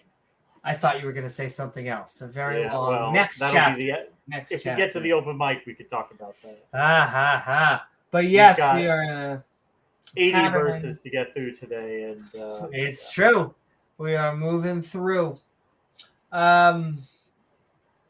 Though our midnight rantings are our flagship open mic, skeptic and ranting and Bible studies always tend to be the optional, more condensed. Send in love. That's right, really digging in. But instead of digging, right now we're going to get our mics out. Is this on? Is this on? And the Lord Bob. Oh my, this is a weird sentence, but we're going to say it all anyway. And the Lord Bob said unto Charlton Heston, Behold, thou shalt sleep with thy daddy. Like, if you don't mind. And these people, I got a little Serbia for a minute. I've been doing my rendition of So Far Away from Home from Fiddler on the Roof for my singing class because it has high notes, not because just randomly Fiddler on the Roof. But boy, I always try and think of myself. Just pretend you are a Serbian woman while you sing this. Oh my. I am not going to sing that though because it's the highest notes I've ever sung for you out there. My singing teacher thinks I'm getting better, but oh my Lord, I always think I sound like a nag. And the Lord Bob slept with their fathers. All right, and go. Oh my, this is a fantastic sentence. The sentence keeps on getting better. And this people, not any people, but this people, they're going to get a rise up. And guess where they're going? They're a-going a whoring. James, guess what? Whoring around? That's right. We're going a whoring. We haven't done that in a while. That's right. Oh my. After the gods and goddesses of the stranger dangers of the land cards, whither they go to be among them and will forsake me. Don't forsake me and break my covenant because I'm pretty sure that Steven Spielberg will be directing it, which I have made them. Oh, good. We heard you, sir. Sir, we heard you. And then my anger shall be kindled against them in that day. Like this very specific day, I am really... Can I speak to your manager? The same day. The self-same day. And if I didn't tell you up here, I just want to make sure right here foreskin that I forsake them. Yes, I foreskin them. That's only half a joke. This is the only religion that wants your foreskin. Obsesses about foreskin. Obsesses with them. And I will hide my face because I'm a silly, silly Billy and I don't want to show it. We're going to play hide and go seek from them. And they shall be devoured. Oh my God, these Applebee's appetizers are amazing. Like the sampler. Yes. Oh, and I love their... It's the only time I like boneless wings. I'm starting to learn. Because to me, boneless wings are just chicken nuggets. And I like chicken nuggets, but I like wings. I really like bone-id wings. Surprise, surprise. I like my bone-id. Some of them are good. They're just not as... Yeah, the bone-in is just not as good. Yes. So. That is a branding right there, okay? They're not boneless wings. They're they're chicken nuggets with flavor. Flavored chicken nuggets. But I love flavored chicken. But Rachel would be like, excuse me, I prefer these. I don't know what the fuck you're talking about right now. It can be a little working the meat off the bones. That's true. Yeah. It's not, and look, it's probably in the long run less meat, but it just tastes better to me for some reason. Yeah. And they also last longer, okay? Your chicken nuggies aren't going to last that well the next day because of how breading works. It's just not going to refrigerate well. And so those those bone-in wings, they good the next day and the next. That's right. Working right to that reward. You got to work for your money. Got to work for it, honey. And we're devouring them, as well as many evils. That's kind of like dessert. It's chocolate lava cakes for dessert. Very evil. Or very fattening, one or the other. And trouble shall befall them. Sorry. So that they will say in that day, not the other way, are these not the evils that come upon us? Because our Goddess is not among us. Where are you, Goddess? Where are you?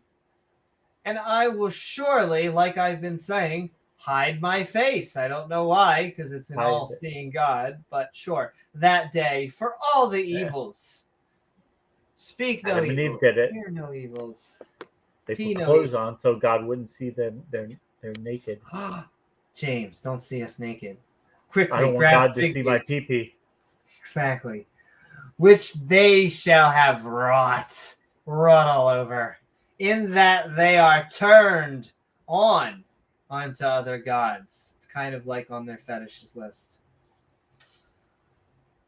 Now and later, good choose. I like to get my tangy candy in. Therefore, write ye this song.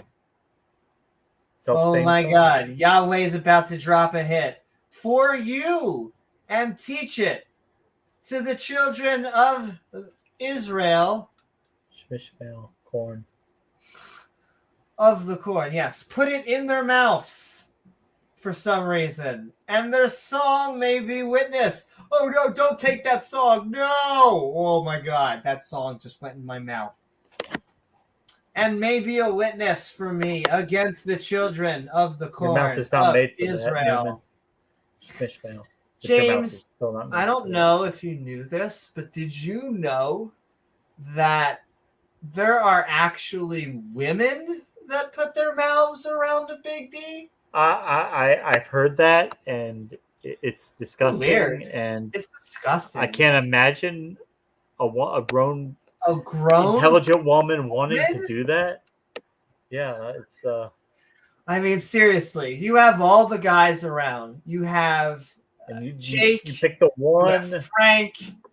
You have Jeff, and then you go to the one who doesn't have a dick. You're gonna ask a woman? Yeah, you she don't even got a dick. Well, I know. In Amy's case, she might, but I know. Well, I was gonna that say, would be... well, not to like brag, but I like to think of, it doesn't matter if you're a T girl or T guy. I like to think of ourselves as kind of a bisexual delight. We have something for everyone. It doesn't matter what you're into, ladies and gentlemen. We can just ratio off the other half. There you go. A smorgasbord of sin. Aren't we ever? But yes, God's about to drop a #1 single. He's about to put it in our mouths. Drop a beat.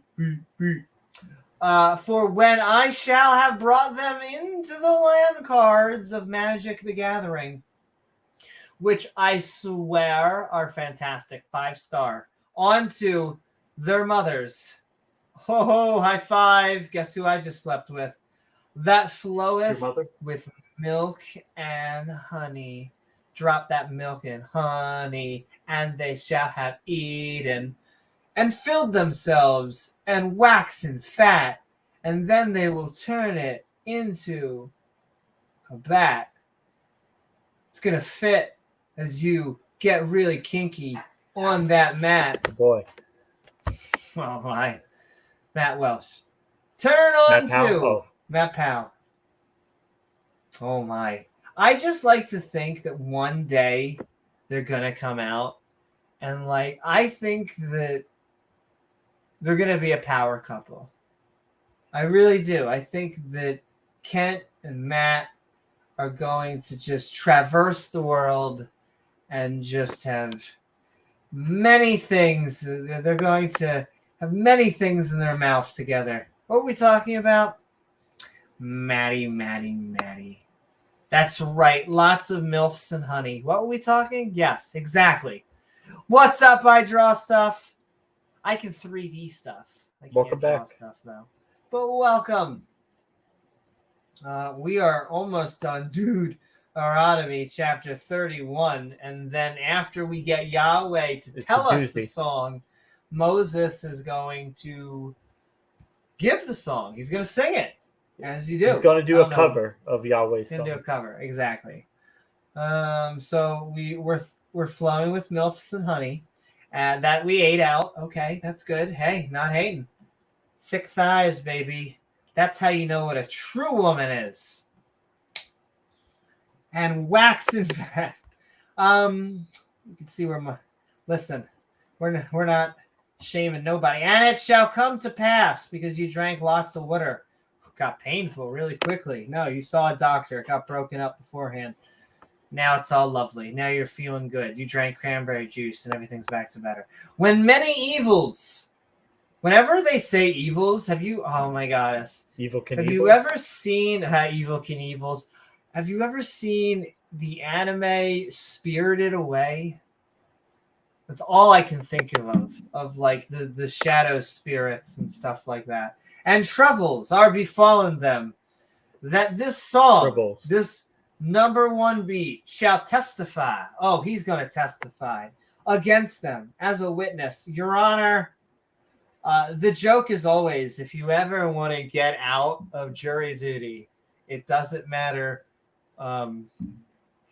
what they did. Just look into the attorney's face and go, oh no, I would be the best jury. I have the number one ability to figure out exactly most objective. Most objective. I could just look at someone and boom, I know if they're guilty or not. Haven't been on jury duty since. What do you remember? Ace Ventura, That's someone the original else's joke. TM. What? Yes, I do. The original Ace Ventura. Remember when he's dressed in the tutu in the psychiatric hospital? Yes, that's like basically who they're looking for. The attorneys to sit on the jury. That's like their ideal prospective juror, somebody who doesn't know anything about know anything. Yeah. I was gonna say some very famous names, but I don't want to get spicy.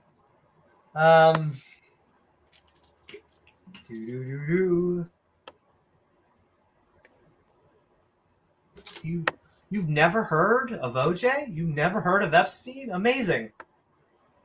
What? No, I would never talk about that. We're going forward. Michael Jackson. Oh. Shall be forgotten out. You know what? They were making a Laces Out, Die Who Down, the fuck? Who was the guy? Who was the really powerful Hollywood boss? Harvey Weinstein. Harvey Weinstein. I've heard a Harvey Weinstein joke. It's funny how the what's going on before. I've heard a Who the fuck did it? Oh my god, I should know who did it because the person who outed, he was doing a joke about Cosby for forever, and then he was the guy who broke it. But comedians often know beforehand for whatever reason. I do not know. Not that we have hidden wisdom or anything. I don't know what it is about comedians, but well, I mean, the stuff like that, word gets around in the upper circles, and it's just most of them don't talk about it because it's not proper. And what it is with guts will. Exactly. It's because once you get people trying to be a little bit politically correct around others, I guess to the point of crimes even. But yes, that is what comedians are for.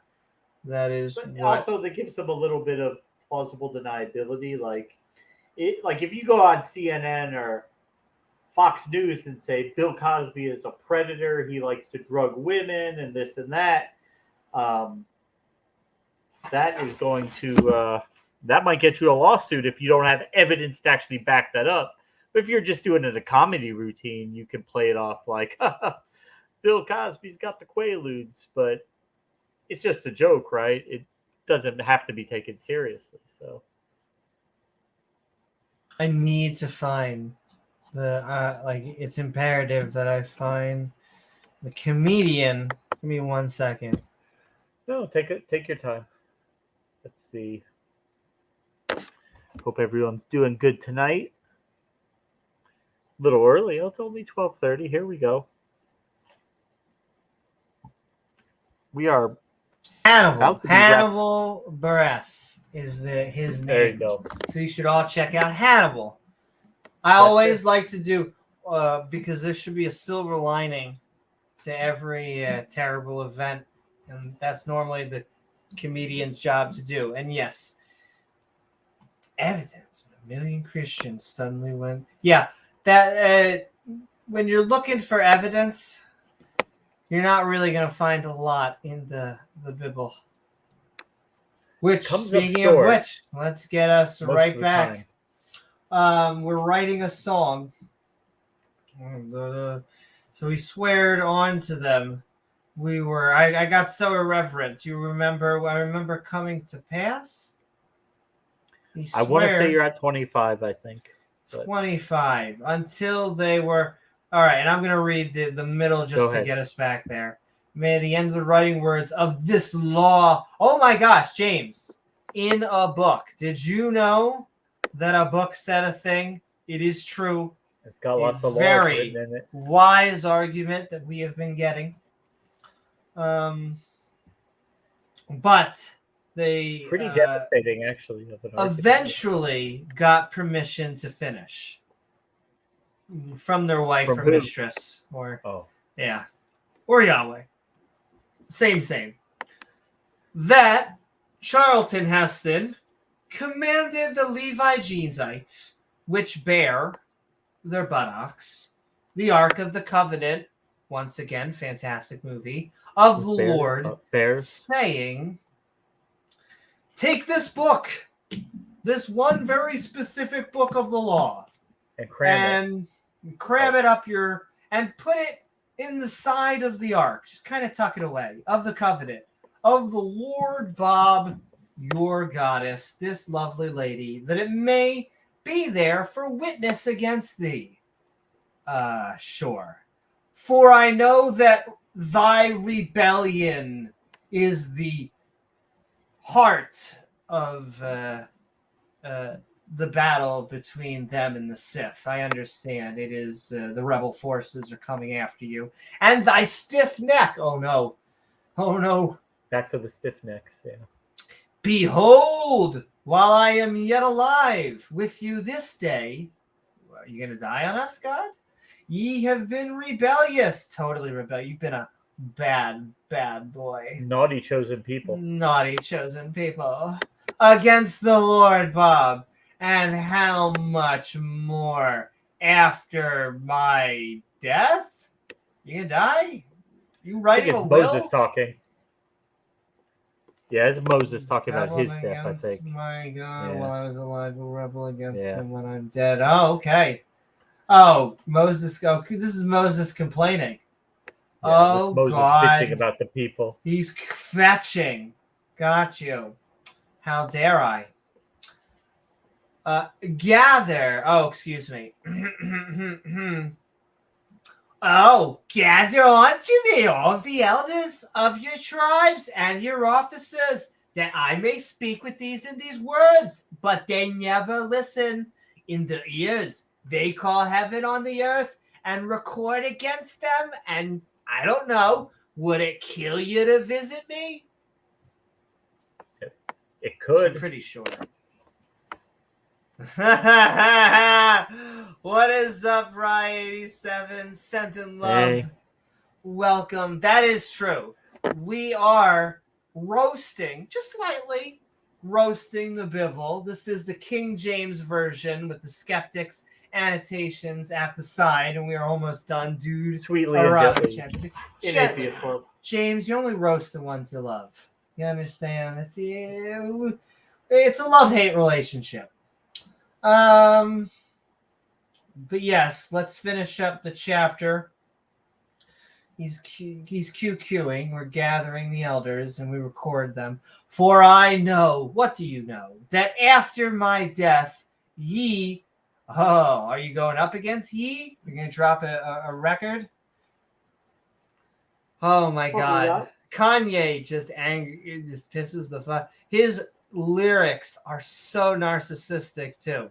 Like, listen, I'm not hating on like priding yourself, and I actually love and appreciate rap, which I understand it sounds weird with this skin color. It's not about that. I just don't like narcissist.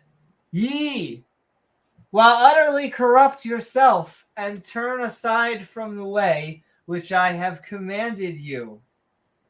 Oh, 10 Commandments? Command and Conquer? They haven't made a new command. Have you ever played Command and Conquer? Probably years ago. No time modern day recently. Shakespeare. There actually are modern day Shakespeare's. It's just, Kanye West is definitely not. I'm not going to say can't make a good beat, can't rhyme. If you were a billionaire, you might be a little narcissistic, but Well, I don't know. Like, probably some would of his never shit. go take it to that level. But yeah. Yeah. I would almost wish you would just. I would actually hope you would find the opposite. That you actually humble yourself. It's just one of those things in Game of Thrones that it applies to everyone. No man who calls himself a king is king, or no man who has to call himself a king is king. Something akin to that effect. Like, if you have to tell people how fucking smart and amazing you are, like, it doesn't even matter if you are. You're probably a shit. I don't know what else to say to that. I'm trying to think. Like Yahweh tells people how great yeah. he is constantly. He creates everything, then pats himself on the back and tells himself what a great job he did. And yeah. You know who's a modern day genius? Peele from Key and Peele.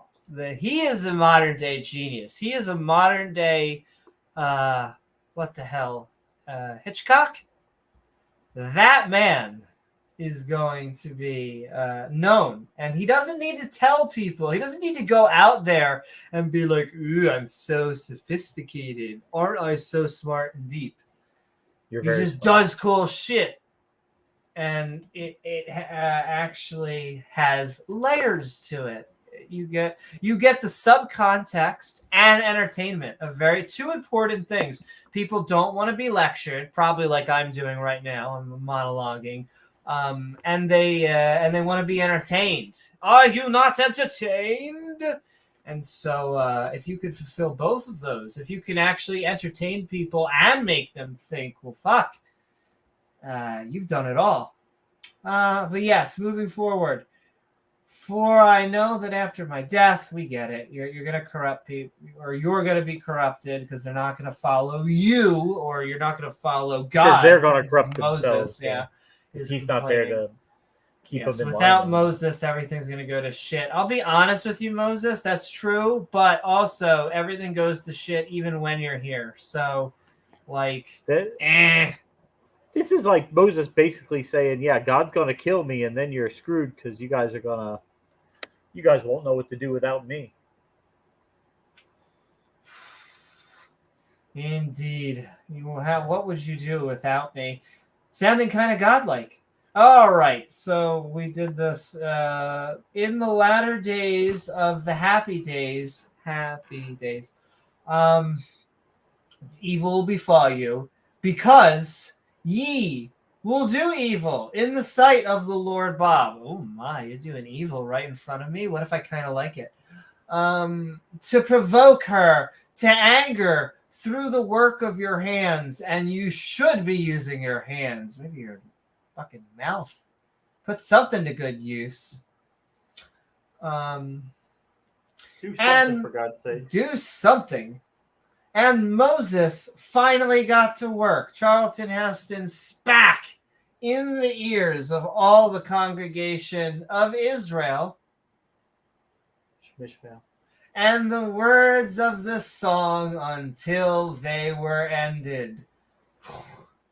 Wow, great concert. Or at least great song, because we're about to get the real concert. What did we just read? Did we go? We did read that. God appears and teaches. No, we didn't. Okay. It's a big one because I don't think we did. God appeared in a cloud over the tabernacle. God said to Moses, you will die soon, and people will go a-whoring, as you do, after other gods. My favorite fucking phrase that the Bible actually said. Because it's not just the annotations. The Bible literally says a-whoring. Well, I feel like that's my favorite part. It's subtle, but it's still my favorite. One of the great ones. One of the greats. So I will punish them by having them devoured by evil. # loving God. After all these troubles and evils fall upon them, the people will say, didn't these evils happen to us because God isn't with us? And I will hide my face from them, all passive-aggressive like, because they have turned to other gods. So, write this song down and teach it to the Israelites. We literally have a God telling us to write a song down. And not 2/3. Let me think for a second. A giant swath. 40% or not more of this country. It's the largest religion in the world. They really think this shit is real. Like, we have a God. Absolutely. Talking to a man. Telling him to write fat beats down. If you think this is real, I don't know what to say. Like, literally real. I feel for you. That's all I can say. The mental gymnastics that has to, like, it is Olympian level, and I hope you're representing your country well. But let's move forward. We're sending love. We love all of our atheists and theist brothers and sisters, even if God seems to be a little pissed off. So write this song down. We're not even being a fedora. This is literally what it says. And teach it to the Israelites. Put it in their mouths. No innuendo there. So this song will be a witness for me against them. The male mouths. Only the not the women. Yeah. Not the women mouths. That would be gay. Yeah. Because when I brought JLP would not appreciate that. The promised land, the land flowing with milk and honey, which is like, I love how that is the phrase the Bible has called. Like, that is the go-to. Like, when they're like, it was so amazing. It had milk and honey. Have you been to a supermarket? I feel like we could get this done very easily. They will turn to other gods and anger me. And later, after all the evils, you naughty, naughty boy, and troubles come upon them, this song will testify against them. Really? No, really, a song. The mouths of their seed. Well, now we're starting to understand things I understand. We'll never forget it until you swallow. I mean, no. I might have added that last part. Okay. Wow. Moses wrote down a song the same day that he wrote down the law, and he taught it to the Israelites. He put busy day, got multitasker. He put Joshua in charge and said, be strong and brave, like that Disney movie. You'll bring the people to the promised land because I can't. God told me I'm going to die. Moses finished writing the law and song. Like an actual song. I can't even stress how silly this is. Moses commanded the Levites, saying, put the book of the law in the ark of the covenant, so it can be a witness against you and not Steven Spielberg, because I know your rebellion and stiff neck. I love that. That's something you often point out, that phrase. Like, it basically stiff neck. A phrase for like people stubborn. Stubborn people not paying attention to him, or almost skeptics, a stiff-necked people. You rebelled against God while I was alive, and you'll rebel against him when I'm dead. We get it, Grandpa. Gather all the Elder Scrolls. All right, time to wheel Moses back into his tent. Know, like in a wheelchair. He's like, this is why we pay extra for the nursing home. Gather all the elders and officers so I can speak these words in their ears. Because I know that after I'm dead, you will all corrupt yourselves. and get off my lawn. Evil will befall you in the later days because you And will we do can correct evil ourselves now. in God's. I can do it Yeah. in front of you if I'd like. You can use it Why one wait? hand, two hand. I have ways to do it without hands. Sight to make him angry. And Moses spoke the words of God's song in the ears of all the Israelites. Wow, James, the wisdom. I'm just imagining God walking up to somebody with a bullhorn in their ear. Yeah. Whew. Oh, and as you after say God did this, his performance, like that, you don't want to be the guy who doesn't clap after God's performance. Like, yeah, you don't want to be that guy. you do not. And speaking of which, So what'd you guys think of my I'm gonna song? Was it good? Oh, it was great. Step it out for It a was second, great. Amy? Yeah, I'm gonna be right back before we go on to the next I'll chapter. entertain him for a minute. But then we're moving on to Deuteronomy chapter 32, and the wisdom is just absolutely pouring out. This next one's a doozy. So this one is 52 chapters or verses in this next chapter. But hope everybody's doing good tonight. We had a late night last night. We had a debate. Then Atheist Junior hosted us for the after show. We stayed a little bit after. We were having a great discussion with a very cordial Christian who was back there, and yeah, it was a lot of fun. Kind of a impromptu debate, but I did it with Luca on the SFT channel last night. I think we're going to have some more debates coming up. I know Amy is about ready to nail down a specific date for her match with Ken Hovind, which will be coming up probably in November, coming up just in time for the holidays. So that is rapidly approaching.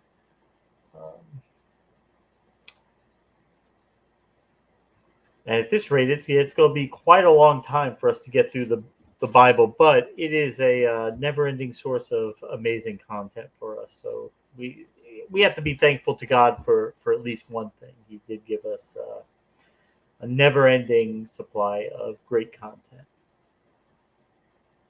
And yeah, Ken Hovind apparently in the debate, he got a little bit triggered by our show because pointed out that we make fun of God or we say bad things about God in the Bible, which we're guilty as charged on that one. We wouldn't deny that, but we do try to mix in a little bit of serious commentary in between the comedy because we believe it really is silly. But a lot of these chapters, they are just so dry and so difficult to get through without using any humor that, yeah, it would be very difficult to keep people's attention through too much of it because some of them are quite dry. Some of them are quite dry, and some of them are quite horrible. You go from atrocity to boredom, atrocity to nothing's happening. God goes in exposition mode sometimes where he's giving lists of people, telling people what to do. Yeah. The debate yesterday, trying to think any other notes that came to mind.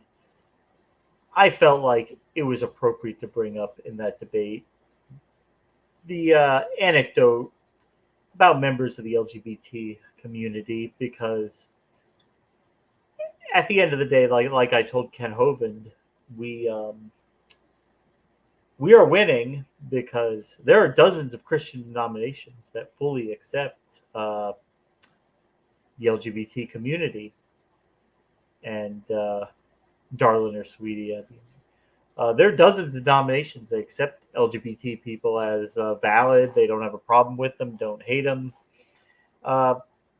and they read the Bible where God says all the terrible stuff about him, and they just decide to do better. They decide to treat their fellow brothers and sisters better than their God would treat them. But at the same time, you will not find young earth creationism taught in any accredited academic institution of higher learning, outside like the mythology department, but not in the science department. So they're bending for us, we're not bending for them.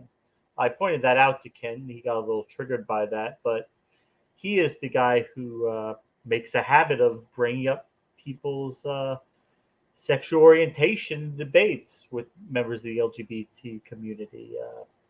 He has asked a trans woman about their genitalia in a debate. So it's something he goes to from time to time. So I felt like it was appropriate to kind of nip that right away. Take that away from him. Let him know that we're not going to tolerate his stupidity on topics like that, his blatant bigotry and hate, because he will do it if you allow him. But once you kind of take it away from him, you kind of can't do it anymore because you've already called him out about it.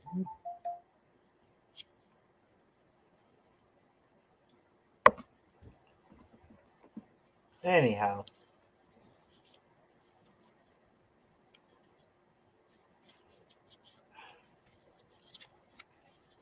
Yeah, it would be nice to be able to debate some more like serious theists, more scholarly types. Sure, yeah, that would be nice to do. Ironically, though, it's even the ones like Hovind who I wouldn't really consider him scholarly or serious, but they are effective in that they do actually spread the message out. He's a rhetoricist, and he uses the science, but he doesn't get too deep into it. That's actually kind of like how we do on the channel. We don't get too deep into it.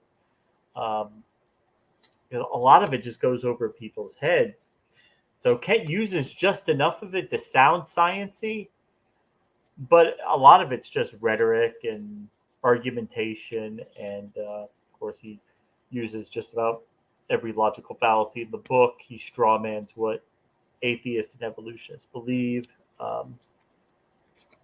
because he can't tear down what we really believe. So he has to strawman it, but he does reach a lot of people, and I do run into Christians every so often, and they'll tell you that he was important to them in their conversion. If maybe they weren't a Christian, they became Christian, or maybe they were a more liberal, maybe they were a science accepting Christian, and they didn't really care about the age of the earth. They didn't think it mattered to their religion, and then they started listening to someone like that, and then they get into the 6,000-year-old silliness, which the whole religion is silly, but the young earth aspect of it just ramps it up to a new level of absurdity. It's a lot easier for us to work against, but yeah. Anyhow, hope everybody's liking this Bible study today. This is probably our longest running series that we started this just a few months after we launched the channel, after we started putting content out. That's coming up on 2 years. That is that's coming up. I think in December it'll be our 2-year anniversary since we put our first show out, which was a debate review of the debate me and Amy did on Modern Day Debate 2 years ago.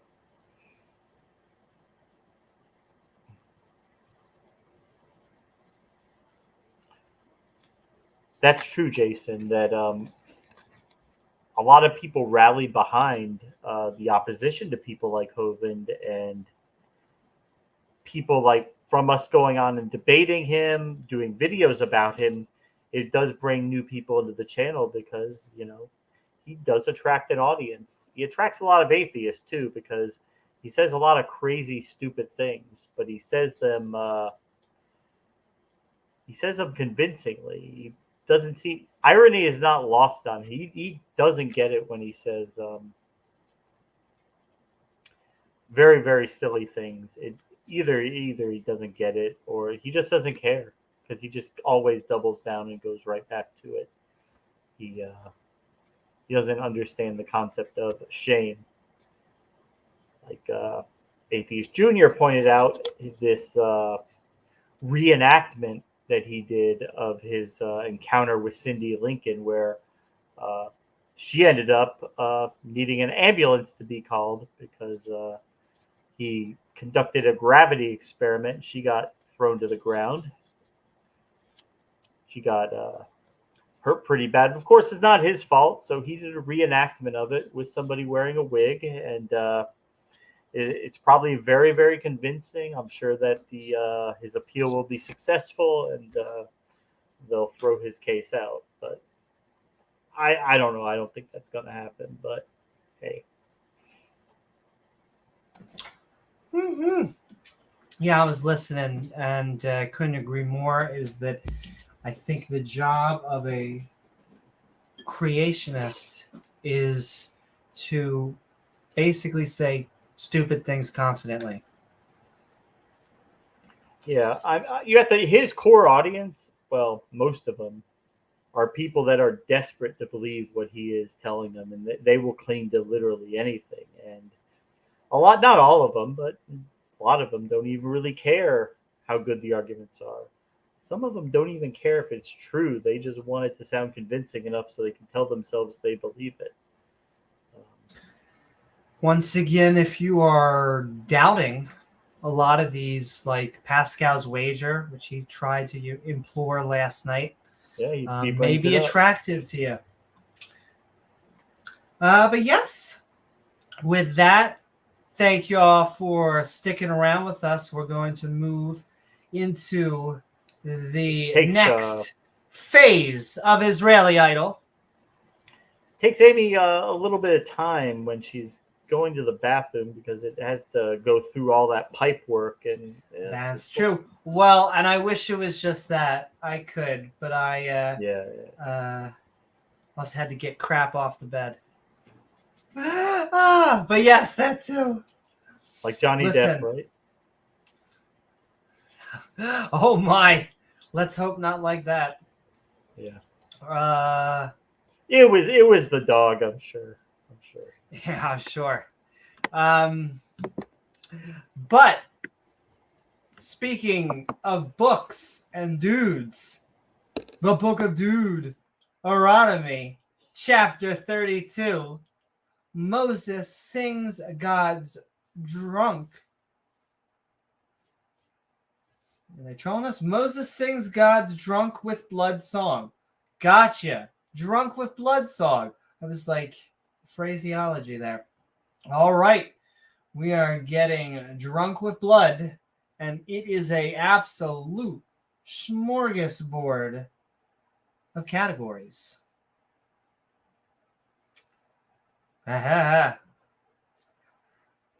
What is up? Upside down. I would say straight. Just I'll be right back, Amy. I just gotta step out for just a minute. Just a minute. Sounds good. But we're sending love upside down, and X Music and everybody is still hanging out with us. Flum and Jason, Jacoby, and Skywatcher. As we are moving into the categories, chapter 32 Deuteronomy, with the first one being a cat. 2 cats. Multiple cats. All of the cats. 1 cat, 2 cat, 3 cat, 4 cat. With the first being a little bit of a laugh. When you read the Bible, I like to always think of humor. Nothing really makes me fall out of my chair quite like the Bible. And cats. But also, we also have a fantastic helping of injustice. You don't just want to be laughing. You want to be laughing at injustice. Woo! Oh, it gets better. Because, of course, we need more prejudice. Like I said, it's this, I don't know, it's this weird lower cross T symbol. Someone needs to find out what that is. But not just is it prejudice, judgmental, and a little bit silly. Ladies and gentlemen, well, cat goes in, cat goes out. The true controllers of the internet.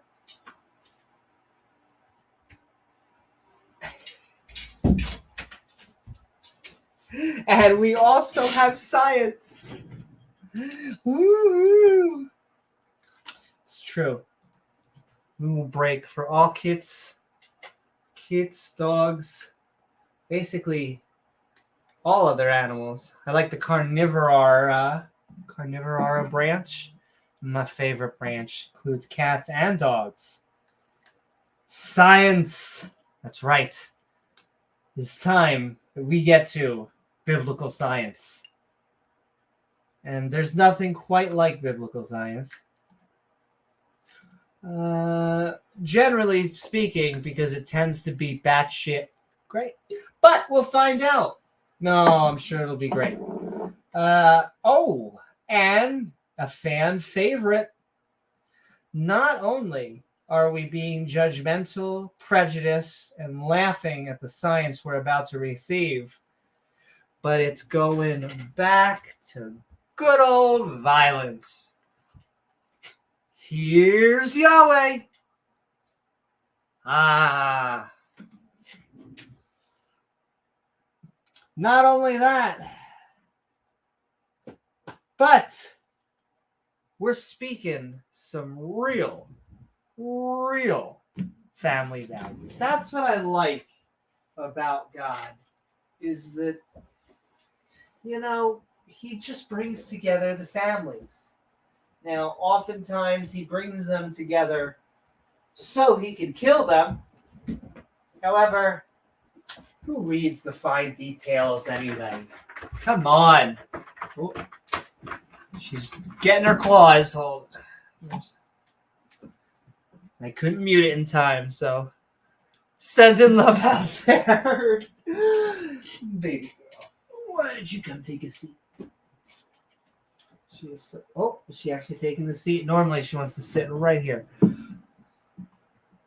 Are you a feline forma or caniforma girl? Now here, you're trying to get back at that age-old question, and I cannot.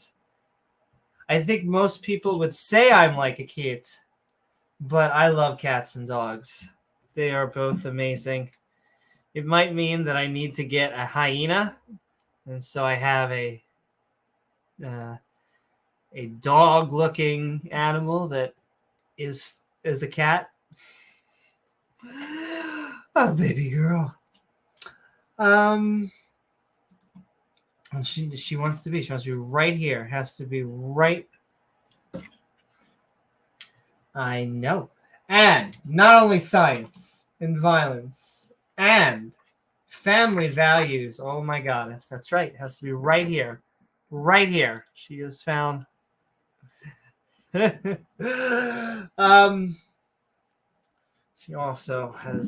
has discovered where the mouse is. There we go. She caught, ladies and gentlemen, the cat has the mouse. I'm sorry for giving anyone vertigo. But last but not least, we have a rare one, and this is interpretations, ladies and gentlemen. That's right. Did you know how many versions of the Bible there are? Lots, I think, is the technical number. And so there may be a different interpretation. This is the King James Version's interpretation. Ooh, raccoon dogs. Think so, but now I want to. I also see that you slashed out. Oh, that's interesting.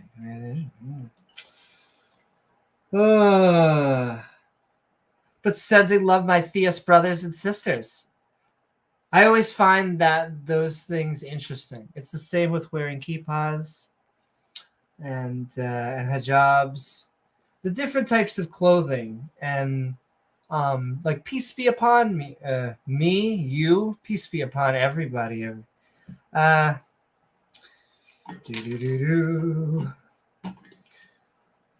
with that, those are the categories we got, and we are moving forward into chapter 32. Deuteronomy. Woo. Plus a kitty guest host. There we go. Moses sings God's Drunk with Blood song. So let's get to the God of love, as it's time to hear Israeli Idol. Give ear, O ye heavens. Specifically, I have to keep on moving. I move the keyboard and she like moves back. Sending love out there. I'm just going to just push this like one more smidge. Okay, we'll try one. I have seen Naruto. I say seen it, but I've seen a giant portion of Naruto because Naruto is long. But I'm a big fan of anime.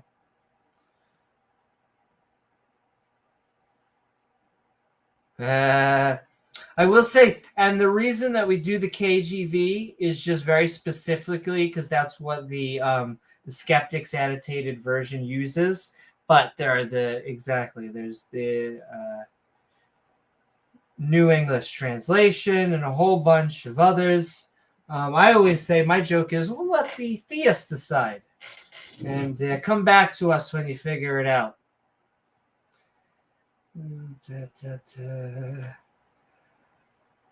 So we're going up in the heavens, and when I speak, is this them singing? That really is okay. Give ear, O ye heavens. At least that's what I said when your mouth went down on my. And I will speak and hear, O earth. At least that is what I felt beneath my feet before your mouth was going down on my. And words of my mouth. There you go. See? My doctrine shall drop that hit. As the rain, my speech shall distill as the mountain dew. I'll take a large. As the small raindrops rolling on your head upon the tender herb. We hope you're smoking a lot of it. And it's the only thing that makes this make sense, I believe. Though even then, that's a little bit. I feel like you need maybe a little METH to really make this understand, which I don't think either James or I. I don't think we have enough of that. I don't think we have enough of that. Yeah. Showers upon the green grass, 420 every day, because I will publish the name of the Lord thy Bob. Barbaretta, fantastic. And ascribe ye greatness unto our noodly appendage goddess herself. This is who should be getting credit, ladies and gentlemen. Nobody else. Sure, that's a song somewhere. Nobody else. He is very specifically the Rock. Dwayne Johnson. I was gonna say the Rock you're thinking of, Dwayne Johnson. Oh. His abs are perfect for all his ways are judgmental based upon those abs. A God of truth, because that's totally what I got. Because he said so. Because he said so. He's not going to call himself the God of lies, right? And without inequity. I mean, he can't lie. I mean, otherwise, And you could believe him when he says he can't lie because he can't lie, right? So Exactly.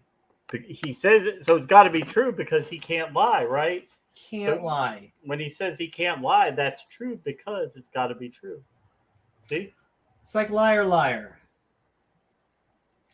And see, I'll say, Liar, liar, sinner on fire.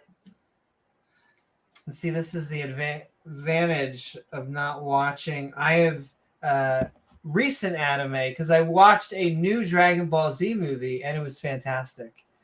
They actually released the Dragon Ball Z. This is how nerdy, whatever you want to call it, but 90s nerdy. Yeah, I guess I'm very specifically dating myself, but they just released the DBZ movie. It was fantastic in theaters. I hope they continue to do more anime movies in theaters. Maybe not every day. You shouldn't do it. But in the rare ones that do, they actually are pretty good. All right, back to Dwayne "The Rock" Johnson. Justin Wright is he. All right, now the Bible's saying, making sense. For he is righteous and justice, Dwayne "The Rock" Johnson. They have corrupted themselves. Their spot is not the spot of his children of the corn. Definitely not. They are a perverse and crooked generation. Oh, we get it, Grandpa. This is what they all say. Is he still singing? Like this is the weirdest karaoke. You just go up on stage and start berating people? Yeah, I guess so. Don't go chasing waterfalls. If you don't follow Yahweh, then he's gonna drown you all. Is my Bai Tai a little bit stronger? I feel like her lyrics are off. Anyway, they have corrupted themselves. No, you just got some Jello in your drink. Shots? Oh. No. Damn it. Quaaludes. Funny enough, can I tell you, like early on, I don't even remember what I was. Close. But I was among my friends. I think I was early on in transition too. And it was my middle, like college. Like I must have been early 20s. And I was trying so hard to fit in. And I think we were at a store. I almost want to that I don't want to say. My friend still worked at one of the places that we all worked at together. Yeah. And in the back, they were making Jello shots. And I wanted to be, the cool kid. And I just went over there and I'm like, fuck yeah. And I took it and I went, and it took me like a split second to realize that it was burning hot and that they had not made it into Jello yet. And I just went over there and basically slammed hot water, burning hot. Oh, wow. It was not a Jello shot. It was not a Jello shot at all. Was it boiling water? It was definitely, and it was probably not like boiling enough to like cause damage, but like, oh my God, was it not damn good. hot? It was definitely not what I was expecting. Ladies and gentlemen, check your Jello shots and your pudding pops. That reminds me of slavery, because that just reminded me of a slave owner named Arthur Hodge in the Caribbean who he was actually executed for murdering a slave. But one of the things he liked to do to his, particularly his women slaves, like when they would speak to him inappropriately, is he would have scalding water poured down their throats. And Jesus Christ. At least 2 women died from it who but they didn't die right away. No, they lingered on for like 2 or 3 days, really in pain and misery, and then they died. Yeah. Holy, once again, ladies and gentlemen, slavery. Also, subset brought to you by religion, because they didn't create slavery, but they sure as hell condone them.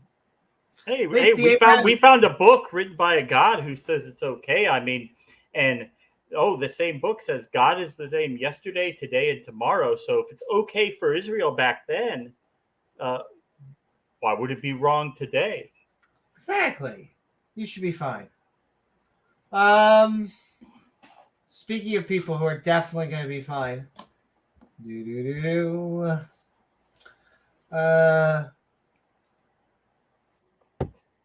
Let's see. We are remembering good old days. Is the father that brought he? We on 6, 7.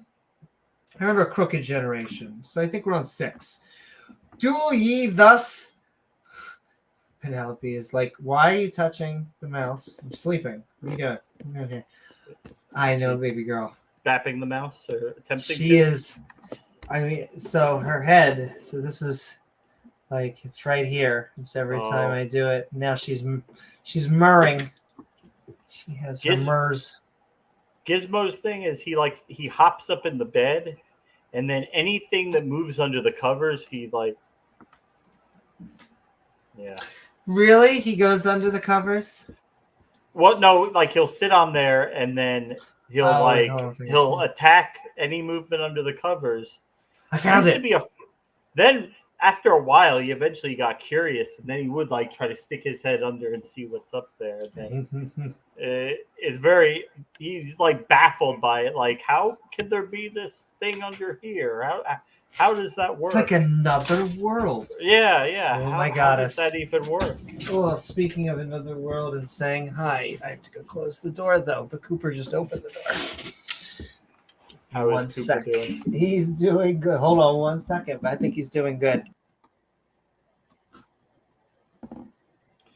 Well, I don't know where you would get that idea completely deistic. Starbucks liberal? I mean, they seem right down the middle. I don't know what you're talking about.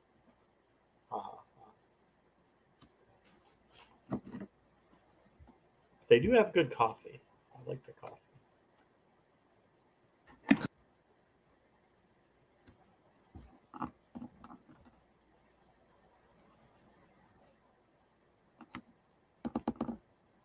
Focus, Newman.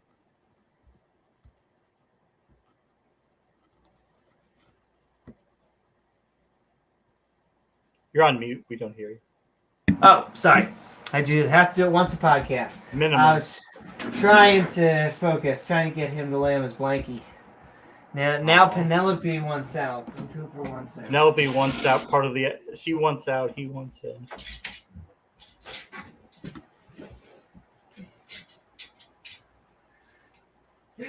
Hey. I love you all. Thank you for working with us. I can't help it. I am a cat and a dog person, and it turns out that they keep on going. And now I just have Cooper. Will he lay down? You can put a doggy door for Cooper there. Lay. Good boy. Good boy. You could put a doggy door there for him? Well, nah, yes. I wouldn't. Yeah. First of all, he opened the door. If the door is not completely shut, he can just push it open himself because of how strong he is. But I always joke, he's a big baby. I know. Every time I say that, he goes. When you say he's a baby? Well, I don't think you're. Yeah, if I say spoiled or stuff like that, he'll say. He gets snippy. He gets sniffy. He's also one of the. I've never seen a dog that grazes. Like if you give him a bunch of dry food, he will not eat it. He will eat some of it, and he'll come back to it later. I've never seen a dog do that. He will not eat until he's forever. He will actually go away from it like a cat. It's dry food. Ryder, sometimes what he would do sometimes is, like, if when I'm down at Dawn's house, he would because they have 2 cats down there. He does it, so he would take his food and like put it in his mouth and take it around the corner and drop it on the floor and then eat it. Like he didn't want to eat it where the bowl was. He would like transport the food by mouth to another location to eat it. He's got his spot. Yeah. I definitely agree, Jason. I can't help it. Fur babies always take precedence. In fact, I hope all of your fur babies Over out Yahweh. there are doing good. Indeed. Well, as Ricky Gervais says, I don't believe in God, but I do believe in dog. Yeah. All right. Enough silliness. Let's get to some silliness. All right, Cooper. We're Oh, I moving know. along with the- That's interesting. He's groaning at you. He's already starting to cry. I'm trying to think. First of all, I don't think your ball is in here, and you would just be chewing on this. I'm very tempted to might do. I think I'm going to do. James, do me one more favor. What's up? I think I'm going to do what every American adult does to their child. I'm going to go bribe him with food until he falls asleep. Give me once. Sounds good. Hey, childcare, dog care. It is. The struggle is real. Apparently, these are really sweet. These are German Shepherd. You gotta love German Shepherds. May have to pee or poop too, so I'll be right back. All right. They'll be all right. They'll be okay. Rest of the week coming up, I think we'll probably definitely be off tonight. That would be Wednesday night. But Thursday and Friday, we should be back definitely one of those days. I don't know if Amy has to debate the mod since they seem to like to take her for MDD at least once a week when they have a Flat Earth debate. She's becoming the Flat Earth Queen. Probably upside down guys. They probably have on a vegan diet.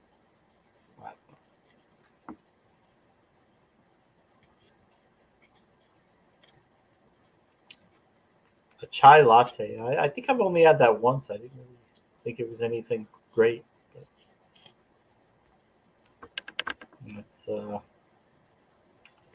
But it's all right. Mate. Yeah. I'm easy to please with coffee. It doesn't have to be fancy. I can go to Dunkin' Donuts or McDonald's. It's fine. Boba tea. I never saw the appeal of the tapioca, the large straws. I don't know. Not bad, but is it really something I want to drink all the time? Probably not. Well, that's a personal problem there, Doorknob Head. You'll just have to consult your doctor about that.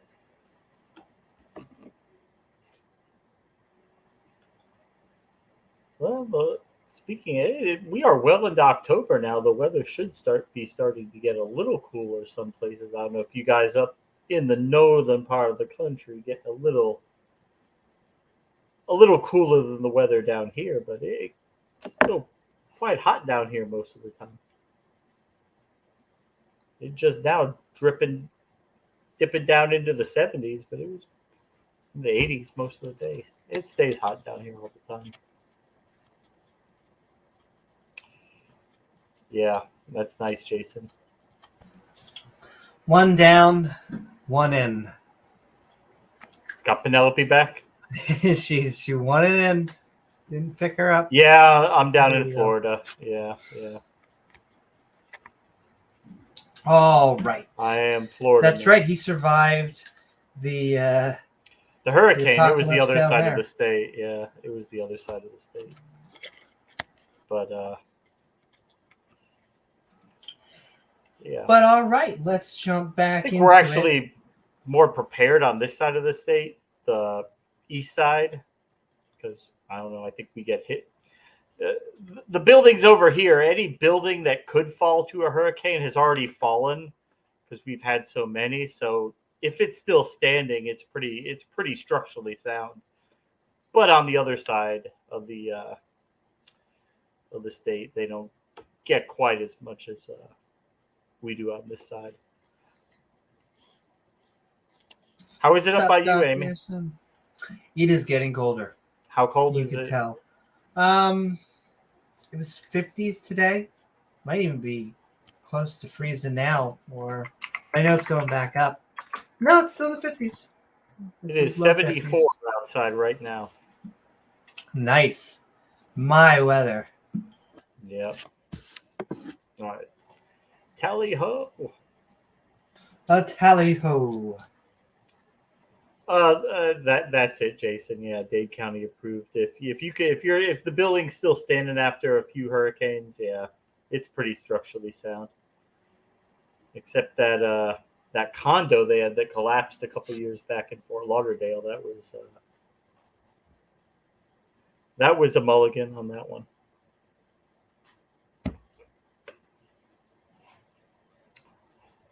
But okay, we are jumping back in. We had foolish people. Do it to me, Amy. Father. We're getting very Shakespearean here. Father, why have thou brought thee? Oh, Father, why have thou brought thee? Have Ask he your not mother. made thee and established thee and kind of lifted, bro? Remember the days of old, the gods of old.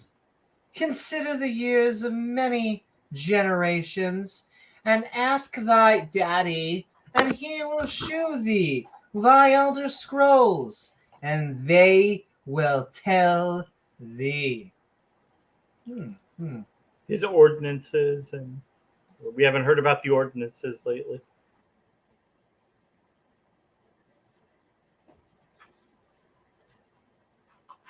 But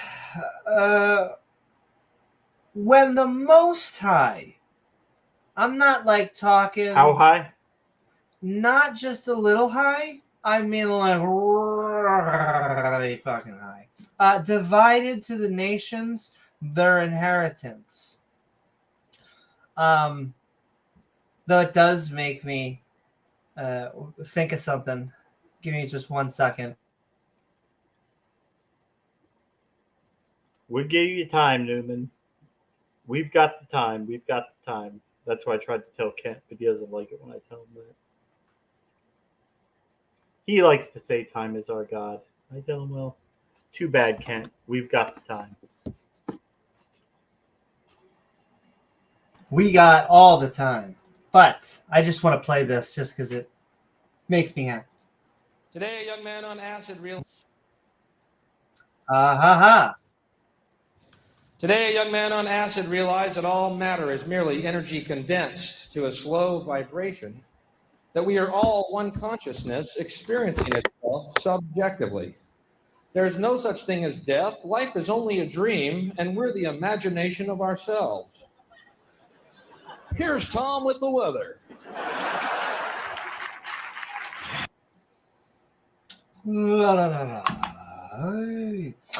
Anyway, the true God. Yeah. The one and only. Indeed. I like saying Yahweh because you're not supposed to say Yahweh. That is exactly the only reason I think I keep on saying Yahweh. I also like how it's supposed to be like it has no vowels. Unpronounceable. But we're humans, so we're just like gonna stick some vowels in there. G/D. Doorknob's like, damn it, I want to hear the weather. I think that's also the beginning of a Tool song. Down, down, down. Sending love. But also Tally-ho. when he tally-ho. We are actually reading Deuteronomy chapter 32 when he separated the sons of Adam. Do you remember that? Do you guys remember Abcdeig? It was like the big hits.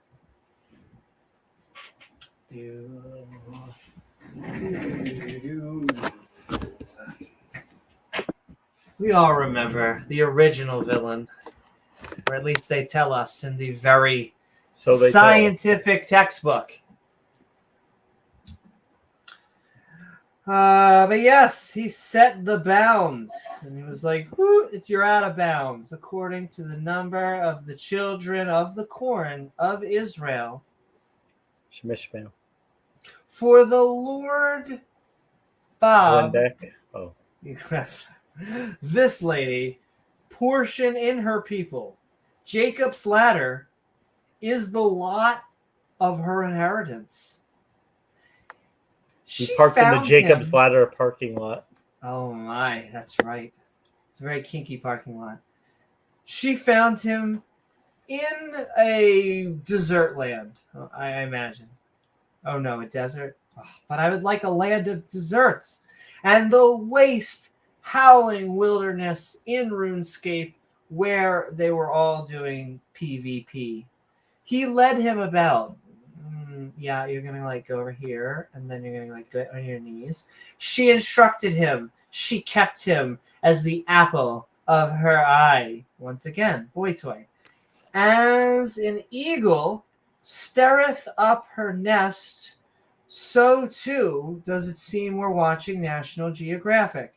Fluttered over her young, spreadeth abroad her wings, taketh them, beareth them on her wings.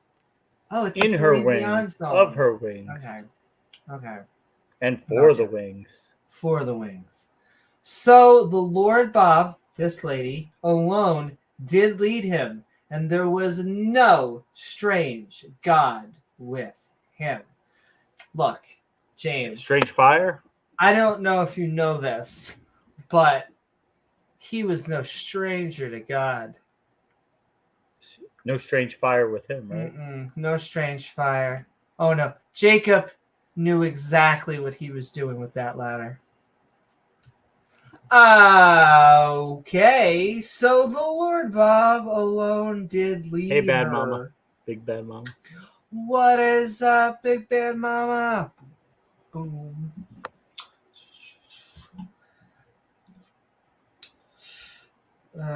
Totally miss what's being said in here. I wish I could. I go back and forth because I can read really just the Hebrew alphabet, but I can do no really. If I like sat there and had to read Hebrew, I could not do it. So thank you, education. Nah, whatever. They thought they were doing the right thing. No strange God. He totally knew what was going on between them. God damn, Bible. Like, just come out and say it, I guess. She made him ride on the high places, if you get what I'm saying, of the earth, whatever position you're into, that she might eat the increases of the fields, and she made him to suck honey out of the rock, whatever you're in, and oil out of the flinty rock. You flinty rock, you. Get on your knees, rock. Suck that honey out of the rock, I guess. Suck that honey. Science. Suck harder? I don't know. Suck harder. Suck until the honey comes out. Yeah, we're going, P-Town. We're going. Listen, you say this, but the moment that sucking gets involved, I don't know, I get a little bit distracted. Gets a little bit. Anyway, you're going to spread all over their abs butter of kine and milk of sheep with fat of lambs and rams of wow, you're getting sounds like a buffet. I was gonna say old Yahweh buffet and rams of breed of a Banshin, a totally Banshin.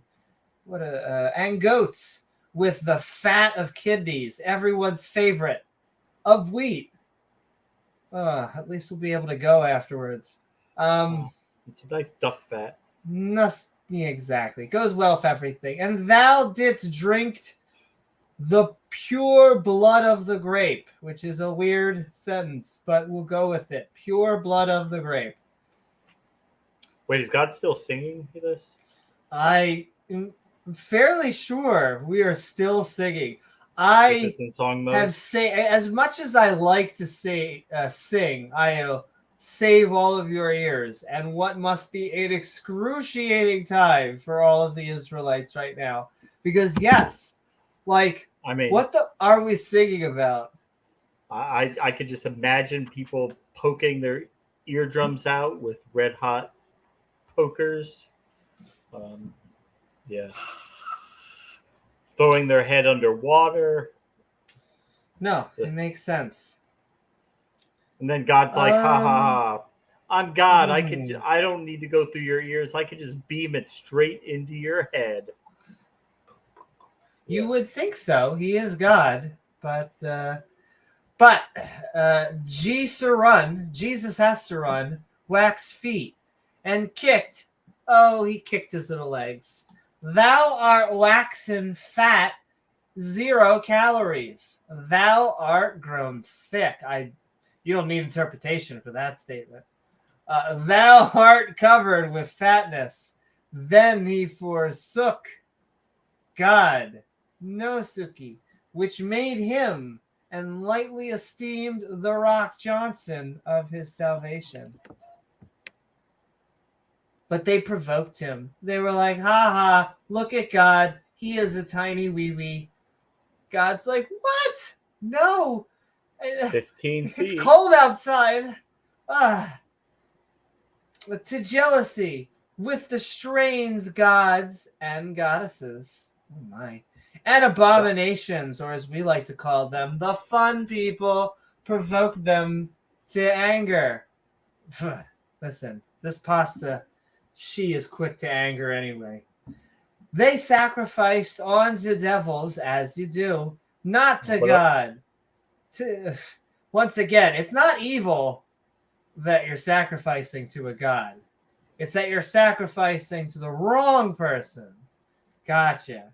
To gods whom they knew not. They were like, wow, you're even more stranger. To new gods. Wow. Younger gods. Gods with blonde hair. Came newly up. Bigger. Oh, I always like to say she had like really long hair. Like her Barbarette hair is a size queen. Really long. You could just grab it, get a handful of hair. Then again, there's nothing like I said, Dwayne "The Rock" Johnson's chest. I could probably melt an ice cube off it, make a fucking penny bounce. And has forgotten. We didn't get into art class. Of The Rock Johnson, that begat that thou art unmindful. It's like unmindfulness training. And has forgotten goddess that formed thee. Don't forget your goddess. Get on your knees and worship her. Probably. That's what Randolph says. Listen. It would be interesting to get, and not like an actual woman that came, or I guess a man that came in there and tried to, like, no joke, tried to convince us that goddess, the goddess Hashnu or whatever was real. Honestly, it'd be no sillier. The fact that they talk about a father figure god. He's sometimes apologetic. The one I've gotten recently from Muslims is like, well, in Arabic, it's just the masculine pronoun. But it's like, well, okay, but you've been around since the 600s. There's been other ones, other goddesses, other religions.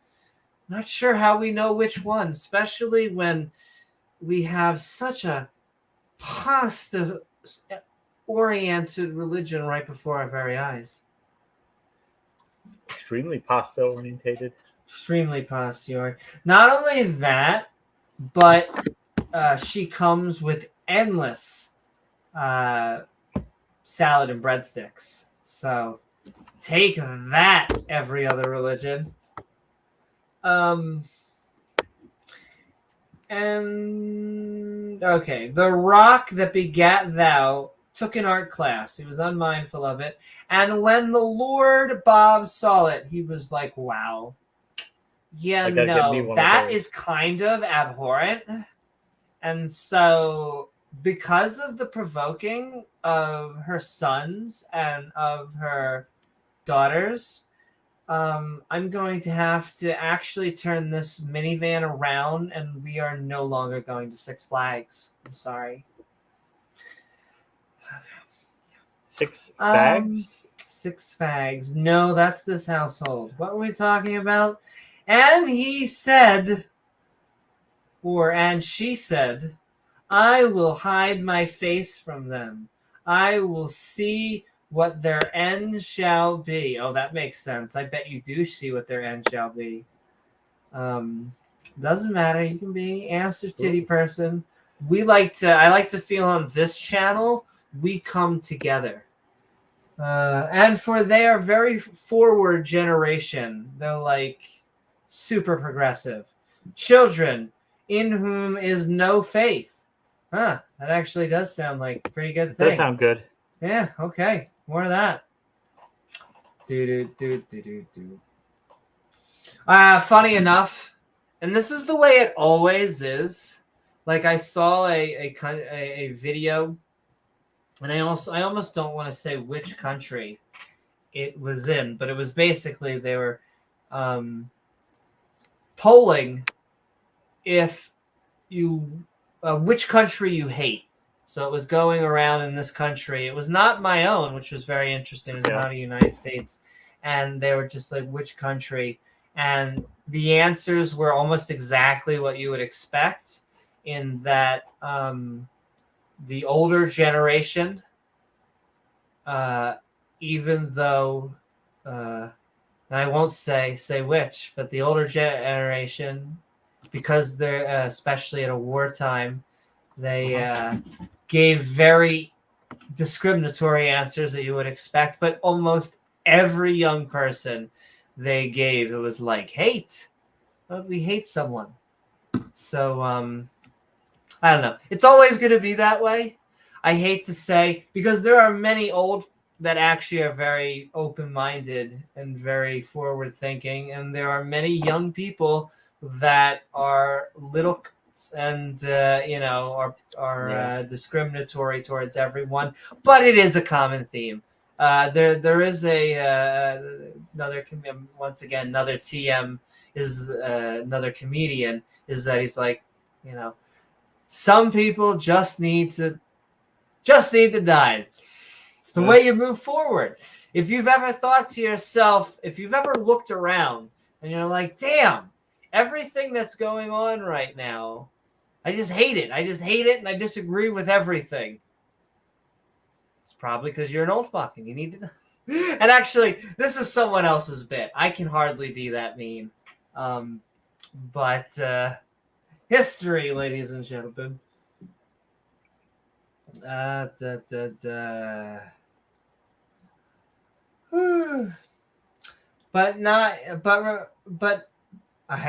don't want to take the bait. Don't take the bait. We're moving forward. Go.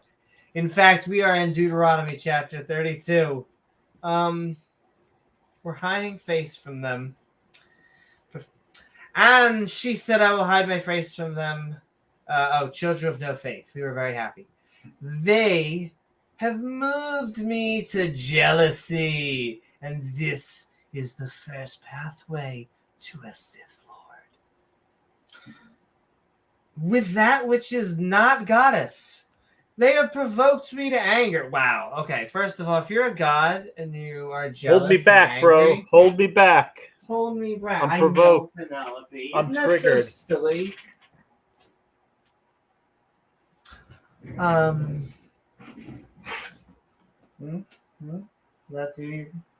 Will that do, Queenie? Yeah. Think she? Yeah. She's like, okay, fine. All right. I guess that'll do. Anger with their vanities. Oh, they were so vain. Like, they couldn't stop They helping probably themselves. think this song is about them. They probably think this song is about them. Exactly. And I will move them to jealousy because I'm jealous. And if I'm jealous, then like they're going to be jealous. Which those which are not a people, I will provoke them to anger because I'm kind of a bitch with a foolish nation. Wow. Okay. Get over it. You're going to be someone's ex like really quickly. Like I can already see that Yahweh is going to key all of the Israeli people's cars. Like, I can see this coming, right? Break their headlights. Break their headlights. All right, it's a foolish nation. Man, we have to, like, eventually... Maybe I'll just read the annotations, because originally we like to go through the annotations chunk by chunk, but it's all him still singing. Yeah. Let him sing. Baby girl, you have a chair. But she's like, that's not your lap. Oh my goddess. Okay, I even have a chair. We have 2 chairs. They have moved me to jealousy. That which is not God and vanities, I will move them to jealous. Okay, they're a foolish nation. 4, everything was going well until the Fire Nation attacked. It kindled in mine anger, and shall burn into the lowest hell, and we shall rule, for there is no avatar. And shall consume the earth, where there definitely isn't global warming. That's just another one of those science conspiracies with her increase. And set on fire. And also, I will say, I always feel bad sometimes when I bring that up because I'm like, oh, you don't want to get political. But then I remind myself that those issues should not be political. Oh, you want to jump up there? Okay. There you go, Queen. Well, like, to acknowledge the phenomena is not political. Like, I guess the response to it, or what the approach. Yes. I guess that is somewhat political. But you don't need to break your economy. You shouldn't be breaking your economy because that's counterintuitive too. It's just really the conspiracy theorists. To do nothing is say then that nothing's happening. It's all and then nothing's fine. happening. Yeah, yes. Right. Fine and dandy, and we don't even need to worry about it because God is in control. Jesus takes the wheel. There you go. We know how the world is going to end. It's God comes back. We don't have to worry about any of this crap. Yeah. All right. She has her spot. We're just gonna keep on reading. We're about to get a little bit of action. Here we go. All right, so the lowest of hell, which I'm pretty sure is the bathroom of a dollar store, and we're consuming it. I'll tell you what. Let me tell you. And oh my god, I used to have to clean the Walgreens one. Fun time. I will heap misfits, and this is a common, also common stated thing, but there is no such thing as a good smelling bathroom. Like, you would think the guys, you know guys are pigs. I'm sending love, guys. But you would think girls would be better because we criticize guys, and no, they're not. They're not much better. Not even a little bit. I used to work for a store chain, and we were notorious for having yucky, nasty bathrooms. So what they say, they said, get a potted plant and like put it on. So get a potted plant. A fucking potted plant. Yeah, that'll work. Is that gonna make the ambiance look cool?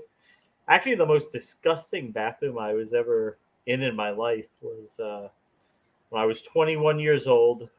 We were doing a road trip from Florida to Massachusetts, and we're driving through, of all fucking places, New Jersey, where, unbeknownst to us, you can't even pump your own gas there. So I get out of my truck. It was a Jeep Grand Cherokee, and I go over to the gas station. And I almost get tackled by this attendant. He's like running, I'm like, no, don't. I'm like, we find the only full service gas station in America. He's like, no, it's the same price. Oh, you're in Jersey. Now I see where this is going. Yeah. Anyway, I had to go to the bathroom, so I went in there, and then there was like a hole cut out in the wall, and in between the wall was a family of rats, like mama rat, baby rats, just like looking up at you. I'm like, At the same time, I find rats adorable, but oh my goddess, not exactly what you want to see. Not what you want to see when you go in the bathroom, though. Yeah. Jersey. I don't know if you knew that this was a law, but they put within New Jersey that the moment that you enter Jersey, your percent of hair gel actually just increases by 25%. Did you know that? Right, and they also have signs like on the road every like 2 miles that say the hose are in Hoboken, turn here. The hose are in Hoboken. Oh, I actually love New Jersey. My go-to vacation spot with my parents was the ocean shore. I love the ocean shore. I love with Chris Christie. The other.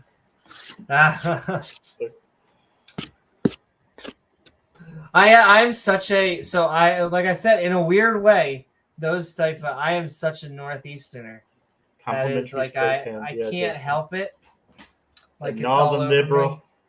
Huh? A northern liberal.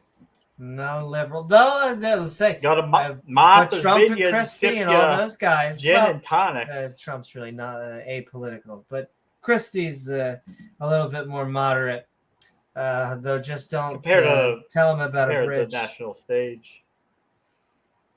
Yes. Yeah. In all seriousness, New Jersey truck stops have dope fidget spinners. Yo, I love fidget spinners too. They were not. They help me. When I they drove make me calm. New Jersey. Well, I drove through there. It was 2004. I probably within the past year I've been through New Jersey. Not as often because now I'm going closer to. You're further south. Baltimore, DC. But still Jersey. Just drove close enough to see like the buildings in New York City, but not like. I love New York. Just in the distance. We got stuck on a bridge. It's one of the most northeastern cities you can think of. Like that's what I love. It goes maybe a Philly, Boston, New York kind of battle, but we got stuck on a bridge. It was called the Tappan Zee Bridge. It's not there anymore. I don't think. We got stuck on that bridge for like 4 hours on the way back. That sounds like a pain in the ass. No, traffic is horrible. New York traffic. Oh my goddess. Yeah. Anyway, back to the Bible. Back to the Bible. Back to reality. Objective morality. Subjective reality. All right, back to the Lord of the Rings. For if fire is kindled, Fire Nation, they have kindled, and the anger is mine and shall burn the lowest hells. Okay.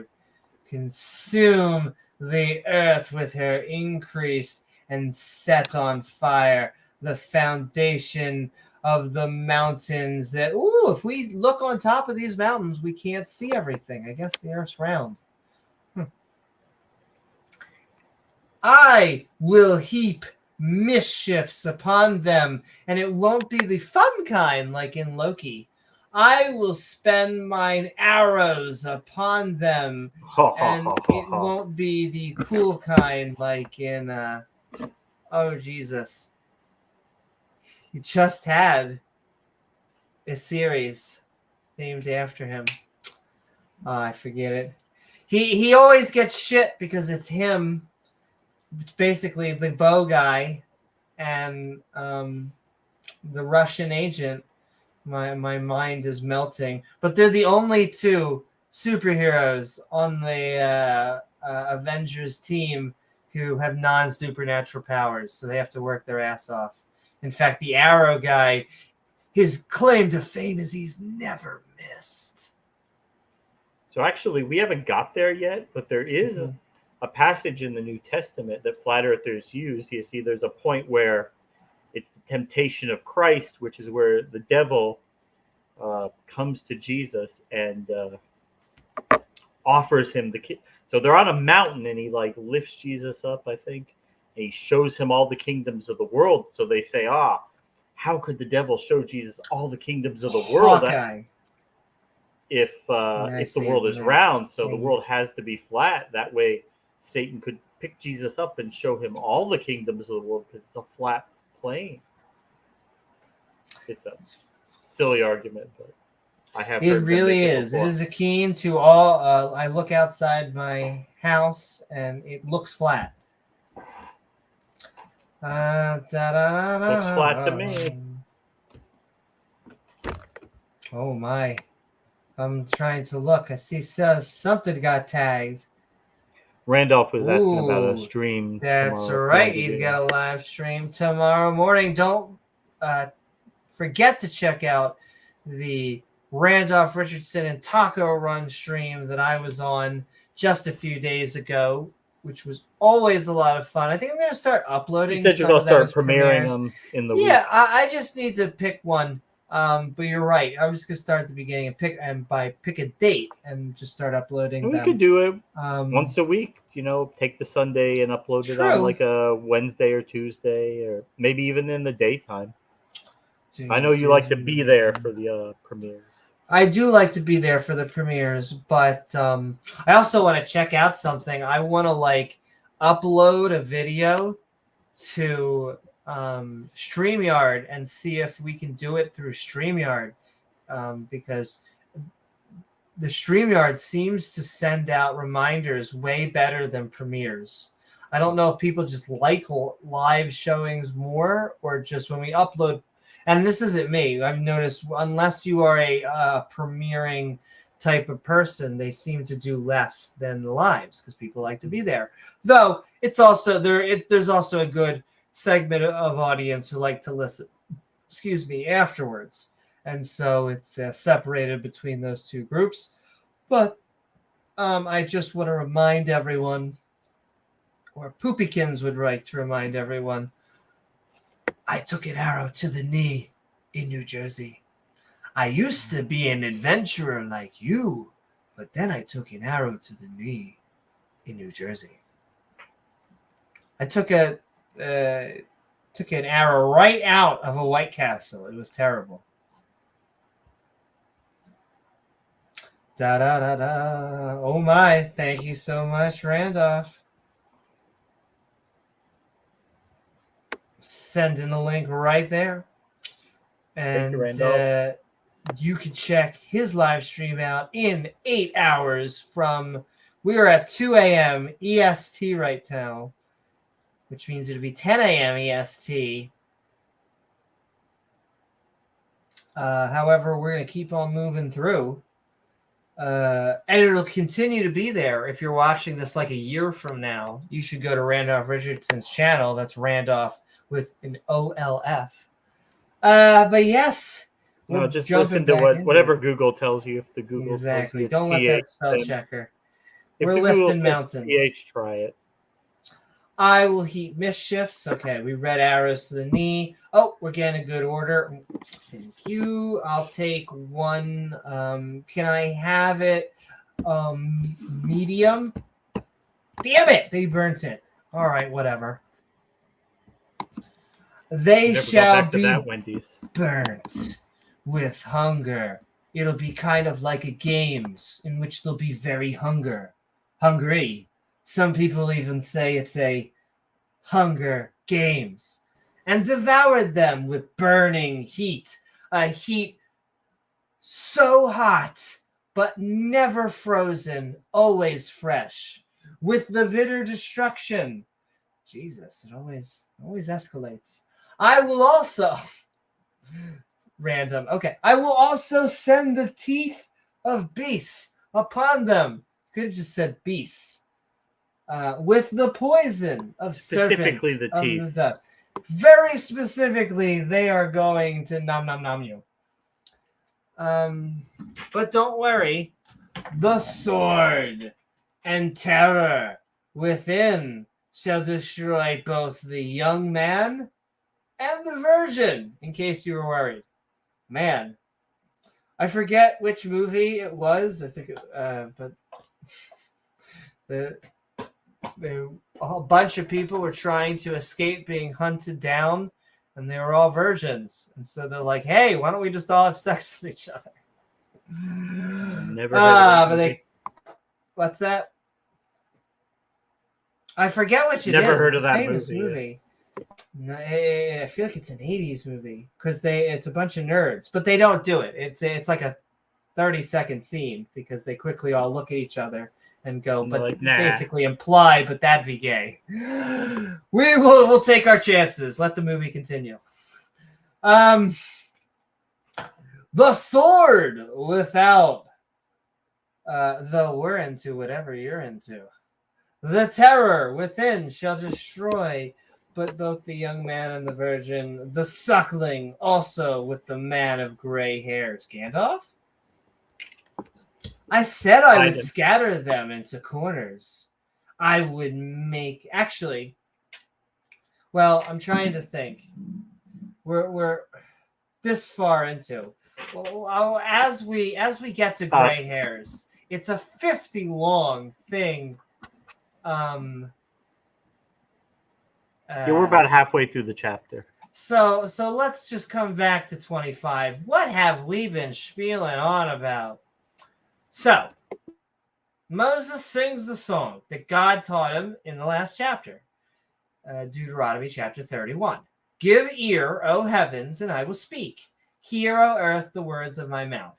My doctrine will drop like rain. These beats will be so fat. My speech will distill like dew, like rain upon the herb and showers on the grass, because I will publish God's name and say that he's great. This is the song, like a meta. You're going to say he's great in the song, saying he's great. That's cool. He's the rock and roll. His word is perfect. His ways are judgment. He is a God of truth without inequity. They have corrupted themselves. Their spot isn't his children's spot. This is jamming. God is jamming. I know, right here. They are perverse and a crooked generation. You foolish people. Isn't God the Father that brought you? Didn't he make and establish you? Remember the good old days? Ask your father. He'll tell you. Wow, we've never heard this before. Literally, like the older I get, James, the more like I'm just starting to realize that we've been doing the same thing over and over and over again. Seeing Like we some all patterns. Like we all come into this world thinking we are the most special, most amazing, unique butterfly. And of course we are. But we basically do the same thing day in, day out. And we go. And then I love you, but the same things happen. I know that history may not repeat, but it sure does rhyme, I guess is what I'm saying. There are patterns. And some things do stay the same. I just feel a lot of get off my lawn from this chapter. But whatever. Remember the good old days? I mean, it feels like this is the 1950s message for the past. We're not even in the New Testament. This is 3,000 plus years ago. Remember the 1870s when they're talking about, the good old days of slavery. Yeah. The only people who defend slavery tend to be religious people these days. But yes, let's get back to jamming really quickly. God divided the nations into Jacob and everyone else. He gave his inheritance to Jacob. Like an eagle who carries like the band, who carries her young on her wings. God led Jacob. So beautiful. There was no strange God with him. He made him ride the high places and suck honey out of a rock, because that's science. It just makes me want biscuits and butter, but that's just another story. Yeah. You had lots of butter, milk, and fat. No, that's Bob Evans or Denny's. And you drank pure blood from the grape. What? Now you're covered with fatness. No, we're just Americans. But he rejected God and the rock of his salvation. They made God really, really jealous and angry with strange gods and abominations. They sacrificed to devils, not to God. Also, notice it's devils, not the devil, because the snake is not Satan. To new gods they didn't know. You've forgotten the rock that begat you. Sometimes they'll call demons devils, but exactly. No, they're lesser devils because they haven't been promoted. They haven't retconned that shit yet. And the God that formed you, when God saw it, he abhorred it. He was like, "Oh my me," and said, "I will hide my face from them.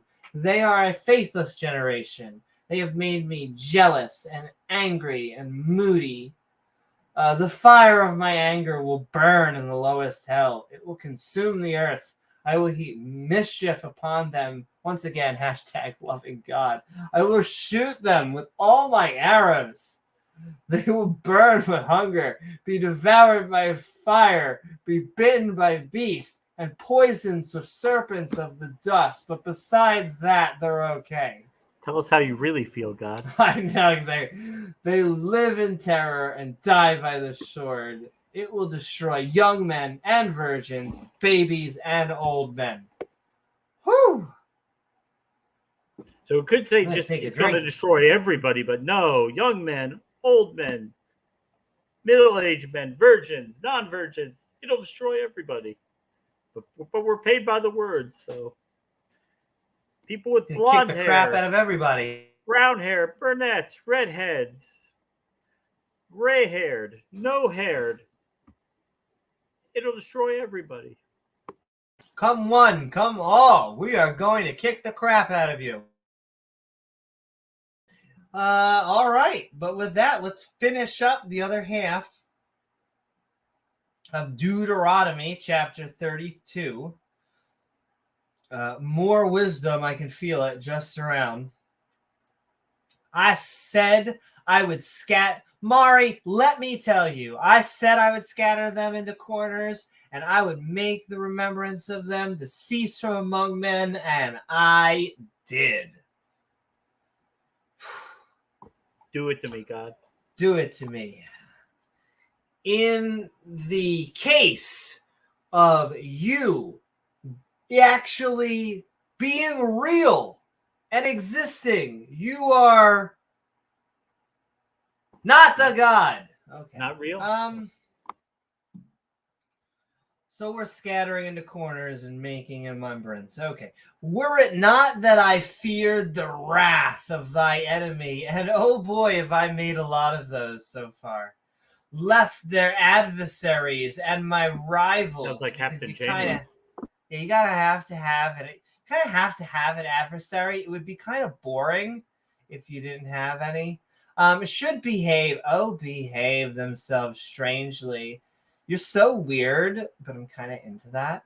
"Unless they should say, our hand is high." Not low, high. "And the Lord Bob have not done all this." Totally not done all this. Whoop. Thank you, Windows. Thank you, Windows. Again, ×2. What is up, Nick? Sent in love to see you. Nick. A man who I imagine has been extremely busy the last 7 months for no reason at all.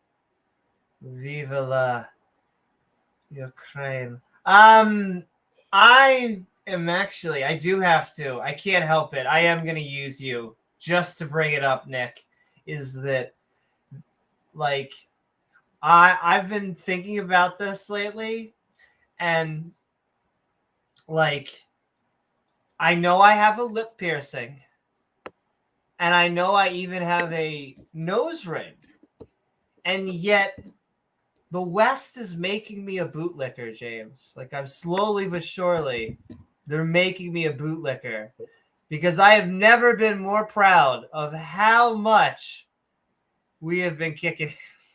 If there is one thing that we can do right and we can export, let me tell you, ladies and gentlemen, it's war, and we do it right. I'm sorry. That's a loaded. There's a lot in there. That's a loaded topic. There's a lot in there. Obviously, you want to. It worked out for us.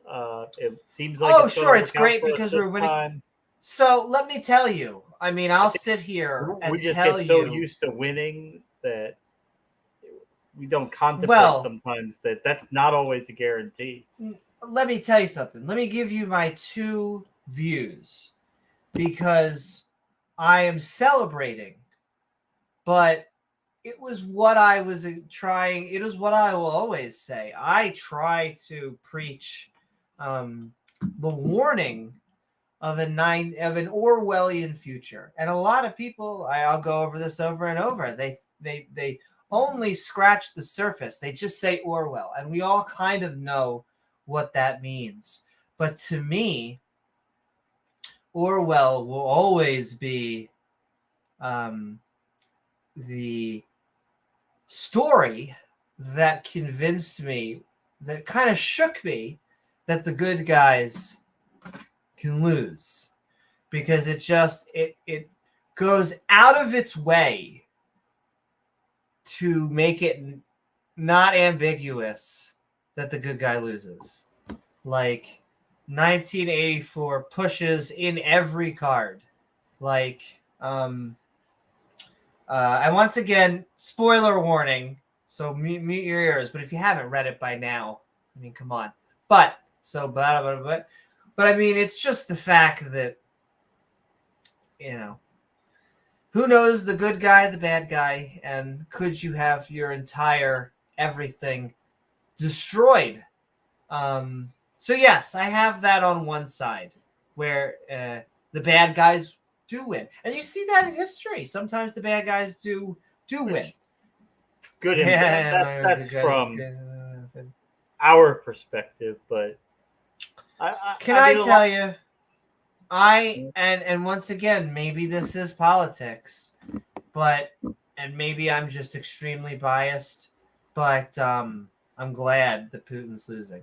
I'm glad that we have a strong military. I'm glad that we teach leadership at all levels throughout our military, instead of, like, I am seeing the collapse of what we used to view as the Russian military. And so, and maybe I'm just a Western shill, espousing Western propaganda. However, I think there's a lot of people in the West that kind of assumed that Russia was going to steamroll, that they were just going to just take over. And I think what we're seeing is that their type of thinking that is still, I hate to say old world, I'm trying to say, I mean, stuck in the 90s. Like, they are still in an era. A lot of their systems did not work. A lot of their, when their leaders got killed, they were not able to replace them with effective. Not only replace them, but what happens is, because it's top down, all you need to do is take out a general, and then all of the people under them don't know what to do, because they're very good at taking orders, but they're not very good at giving them. And once again, I'm just espousing what I've learned from other experts, is that you want the ability to be a leader at all levels. You want the ability to take command and action and get shit done. That's one reason why the Roman army was so effective, because their centurions from the top down had greater degrees of autonomy, like to make split-second changes on the battle, to be able to take advantage of things on the battlefield as opportunities arise. You don't always have time to ask the general, can we do this? It looks like they're faltering here, but by the time you get orders, It may already be too late. Your opportunity could be gone. I think in a lot of ways in a way, Upside Down guy, he does have a point there. Like if this was like total war, I disagree. if this was total war, I think the results could have been a lot different. Well, if they had mobilized earlier, think the here's the results thing: they different. went in really soft initially because I don't think they expected the resistance and they weren't ready for that. But by the time they did get their butts in gear and try to do a more forceful mobilization, it was like the West. We were already sending help. The writing was already on the wall, and it was a huge strategic blunder. There were many of them in the thing, and I mean, obviously, it's probably for the best. But the good guy winning, I don't think, is always guaranteed. And, no, I mean, we are insulated a lot from the cost of that. Like, sure. But there's numerous factors why I think they're winning. Why? How much did we spend to make Putin look like an idiot? And how much? What are we not doing here? I mean, I don't know. I guess maybe I'm more of an isolationist, maybe more of a non-interventionalist. But I honestly, I would love to see where they move forward with this. I would like to see, a lot of people were saying they were getting military equipment from Russia. Who wants to buy Anyone want to buy Russian military equipment? Anybody? Yeah. Do they look like they were rocking with the AK-74s with the iron sights, and that's just not effective in a modern. A lot of their stuff broke down. A lot of their stuff is now in control of. Their battle rifle, their main battle rifles from the 1970s. Most of their MiG-29, baby. Most of their aircraft is from the late 80s, early 90s, and that's like their most advanced stuff. They don't really have much newer than that. And I think they're gonna get, once again, this is just maybe me being overly optimistic. I think they're gonna get it all back. I think they're gonna get Crimea back as well. Maybe I will be wrong. Be unfortunate. I always say I have a very strict definition of what a border is. Very strict. And that is the line by which your troops can defend. If your troops can defend a line, that's your border. If someone else's troops push your troops off and they say that's their border, it's their border. You could say it's not, but good luck.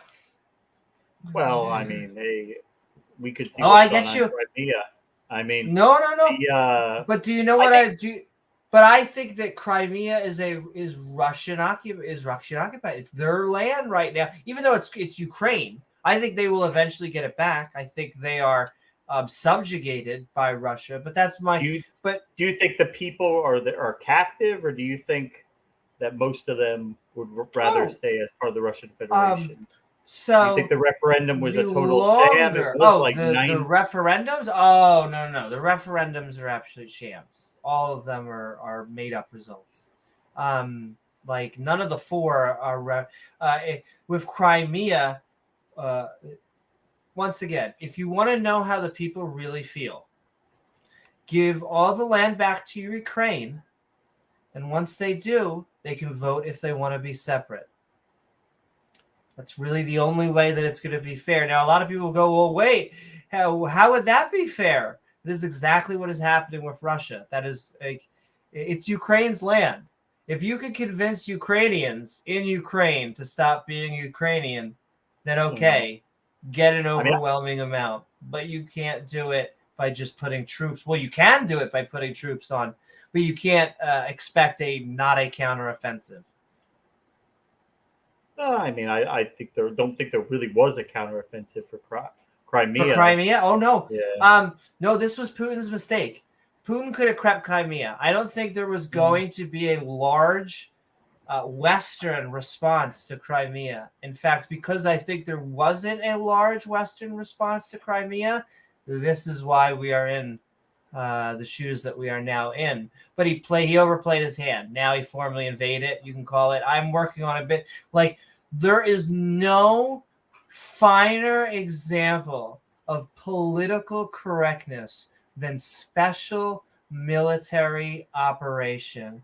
The killing has just been squeezed out of it. Are we at war? Are we killing people?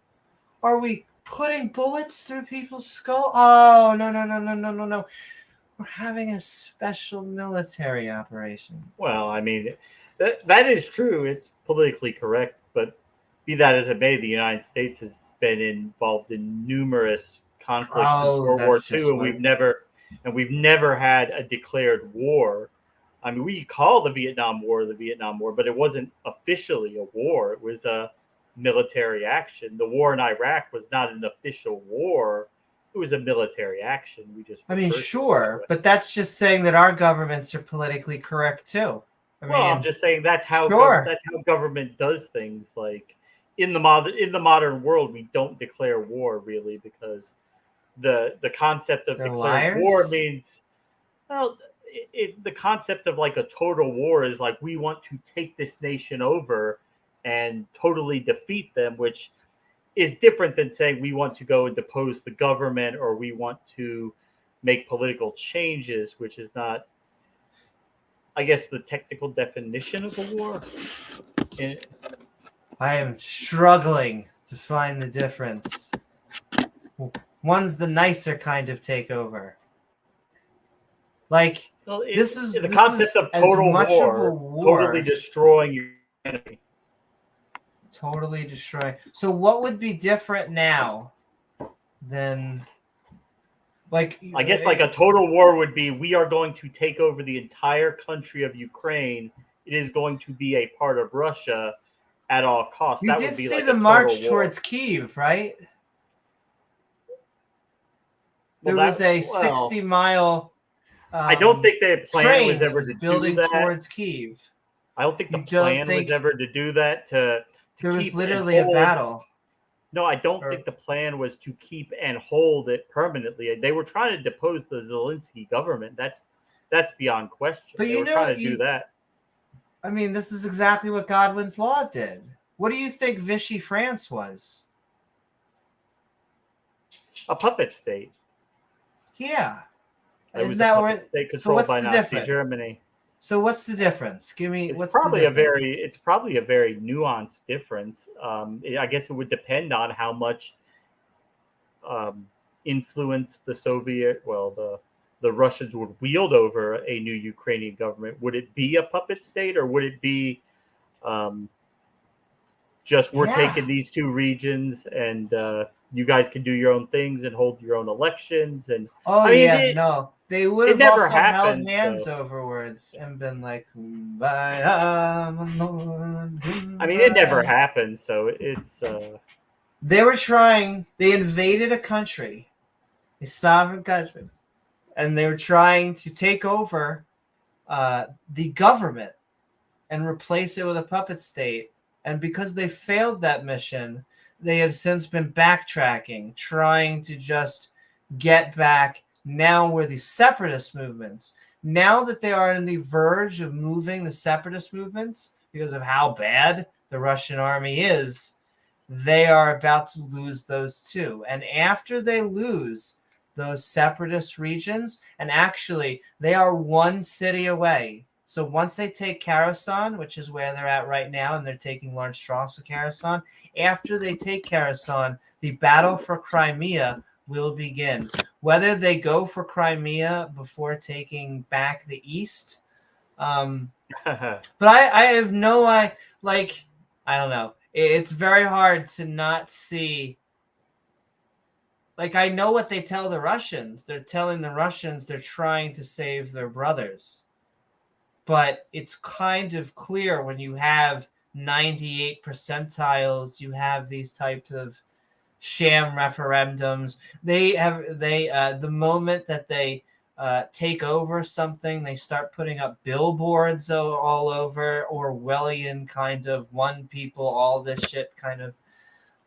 Well, it is an authoritarian state. I'm not arguing that. I mean, but I mean, I just, it was a war from the moment that troops crossed the border. I guess in the colloquial sense, the way we use it, I would just say maybe not in the hyper-technical sense. If Mexican troops went on our border and decided that New Mexico was no longer ours, do you think that would be the beginning of a war?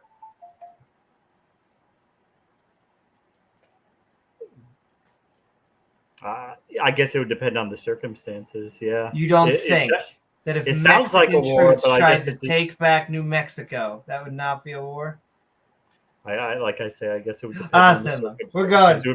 It'd be a special military action. It'd be a special military operation. There you go. See. Let's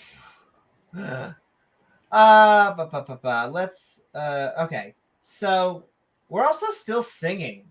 Can we also take for granted how long this chapter is and it's an entire song? Anyway, yeah. Everyone's shouting Texas in chat. Texas, that too. Yeah. But yes, I'm still sending love. I know politics is always spicy. I guess I didn't think it would be, but I guess that's still the political. No, it's no spice. It's just different ways of looking at things. I'm not like a pro-Putin guy. I'm not happy or I'm not sad that he lost. I'm just trying to look at it from a more. I always try to look at both sides of something. I don't think he thinks he's like an evil monster. I think he really does think what he's doing is good. I disagree. You think he thinks he's an evil monster? Not that he thinks he's an evil monster, but he's doing this to increase Russia's sphere of influence, to bring back a quasi USSR that he's trying to bring back a type of thing that does not exist, a lifestyle and a. But he thinks that's good. Like he thinks that would be for the better good. I guess that you could say that when you're writing a story, you always want to say that even your supervillains, you want them to think that, or at least believe, that they are the bad or the good guy, that they are actually the hero of the story. However, I struggle beyond like what he would say are talking point. Well, I would say are talking points like a denazification, which does not exist. Like he's denazifying Ukraine from a country that's run by a Jewish president. Now there are nationalists in Ukraine, and there are nationalists in Russia, and I'm not really a big fan of nationalists, but they use that generally to, as far as I can tell, grab land. Like I don't know why the referendums happened right before they knew that the referendum was going to be, or their land was going to be lost.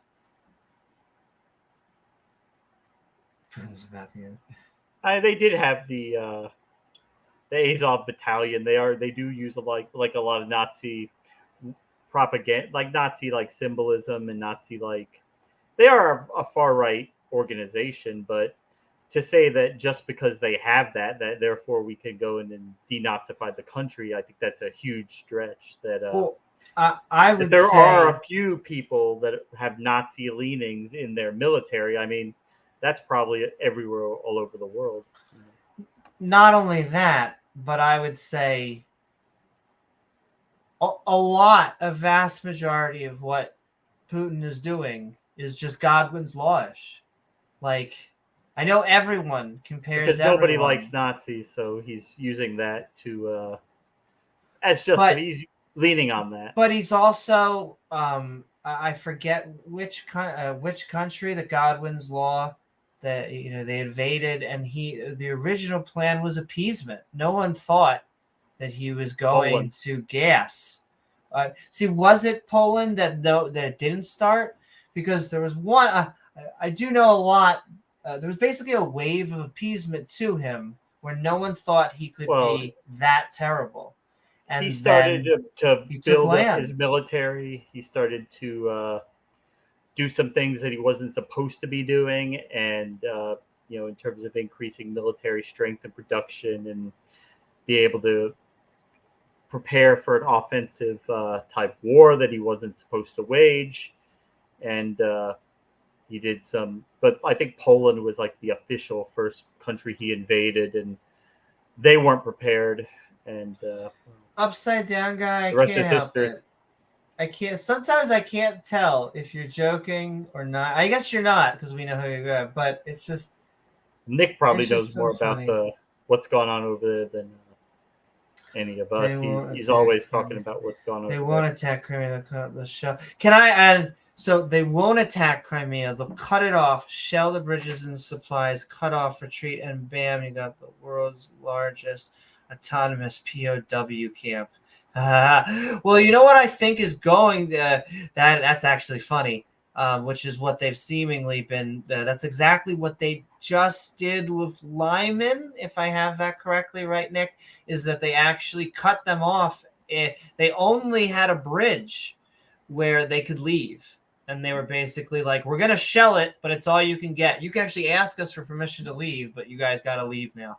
But I think they've been doing this weird thing where every time, like the news media, the Western media gets a hold of which way that they're going, Ukraine seems to do this like bait and switch. I feel like everyone thought they were going to be pushing south first towards Crimea, but what that land grab that everyone's been talking about in the past few weeks was mostly from the east, because what had happened was Russia thought that they were going to be pushing everything towards Crimea. And so they moved the vast majority of their troops down there. And so what happened is, well, they ran right over their troops during the top. And now that they ran troops over the top, they just are now attacking Kherson. And so it's almost like the Russians are like, oh, shit, we need to go north. And they sent the troops up there, and now they came down and attacked the south. And so I think after Kherson, they may actually just wait and then re-attack the north or something. Who knows? I think they did. A lot of it was just bleeding Russia dry for a while, because it was kind of stalemated for a while, bleeding them dry, men, resources, lowering their morale, and just waiting for them to be demoralized and not be able to defend their positions. And it was probably because if they had thrown everything they had at them months ago, it might have gone a different way. But slowly bleed them dry, person by person, vehicle by vehicle, and then they got nothing left. And the other thing, just to shout out one more, to continue being biased, but Zelensky goes to his front lines, and that is moralizing for your troops. To when you stay back and all your elites and oligarchs aren't anywhere to be seen except for getting fat back home in Moscow and St. Petersburg. It just doesn't make all your troops feel that awesome and willing to die for you. What's up, computer? Welcome, welcome. In fact, assalamu alaikum. I've once been told that's half the shahada. I don't think I do know that I like greeting Muslims, especially with hijabs in the West, because I think it's the more people are comfortable actually here, the better it is. I hate when people are prejudiced, even though we're going to keep on making fun of the religion right here. Well, not their religion, though we will eventually get to the Quran. All right. Enough politics. We are going into the Bible. Yeah. Exactly. On borrowed time here.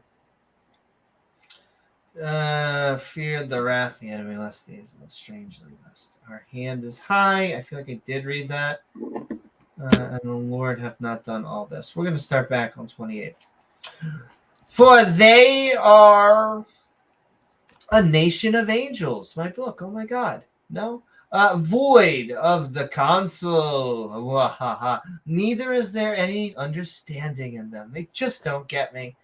Oh, that they were wise. Doesn't get it. Witsit doesn't get it. That they understood this. That they would consider this their latter end. Their buttocks. God is just jamming up here. How should one chase 1,000 and two put 10,000 to flight, except their Dwayne the Rock Johnson has sold them, and the Lord Bob had shut them up. Shut them up, girl. STFU, God. STFU. For their rock is not as our Dwayne the Rock Johnson. I never has a more profound statement has for their rock is not our rock.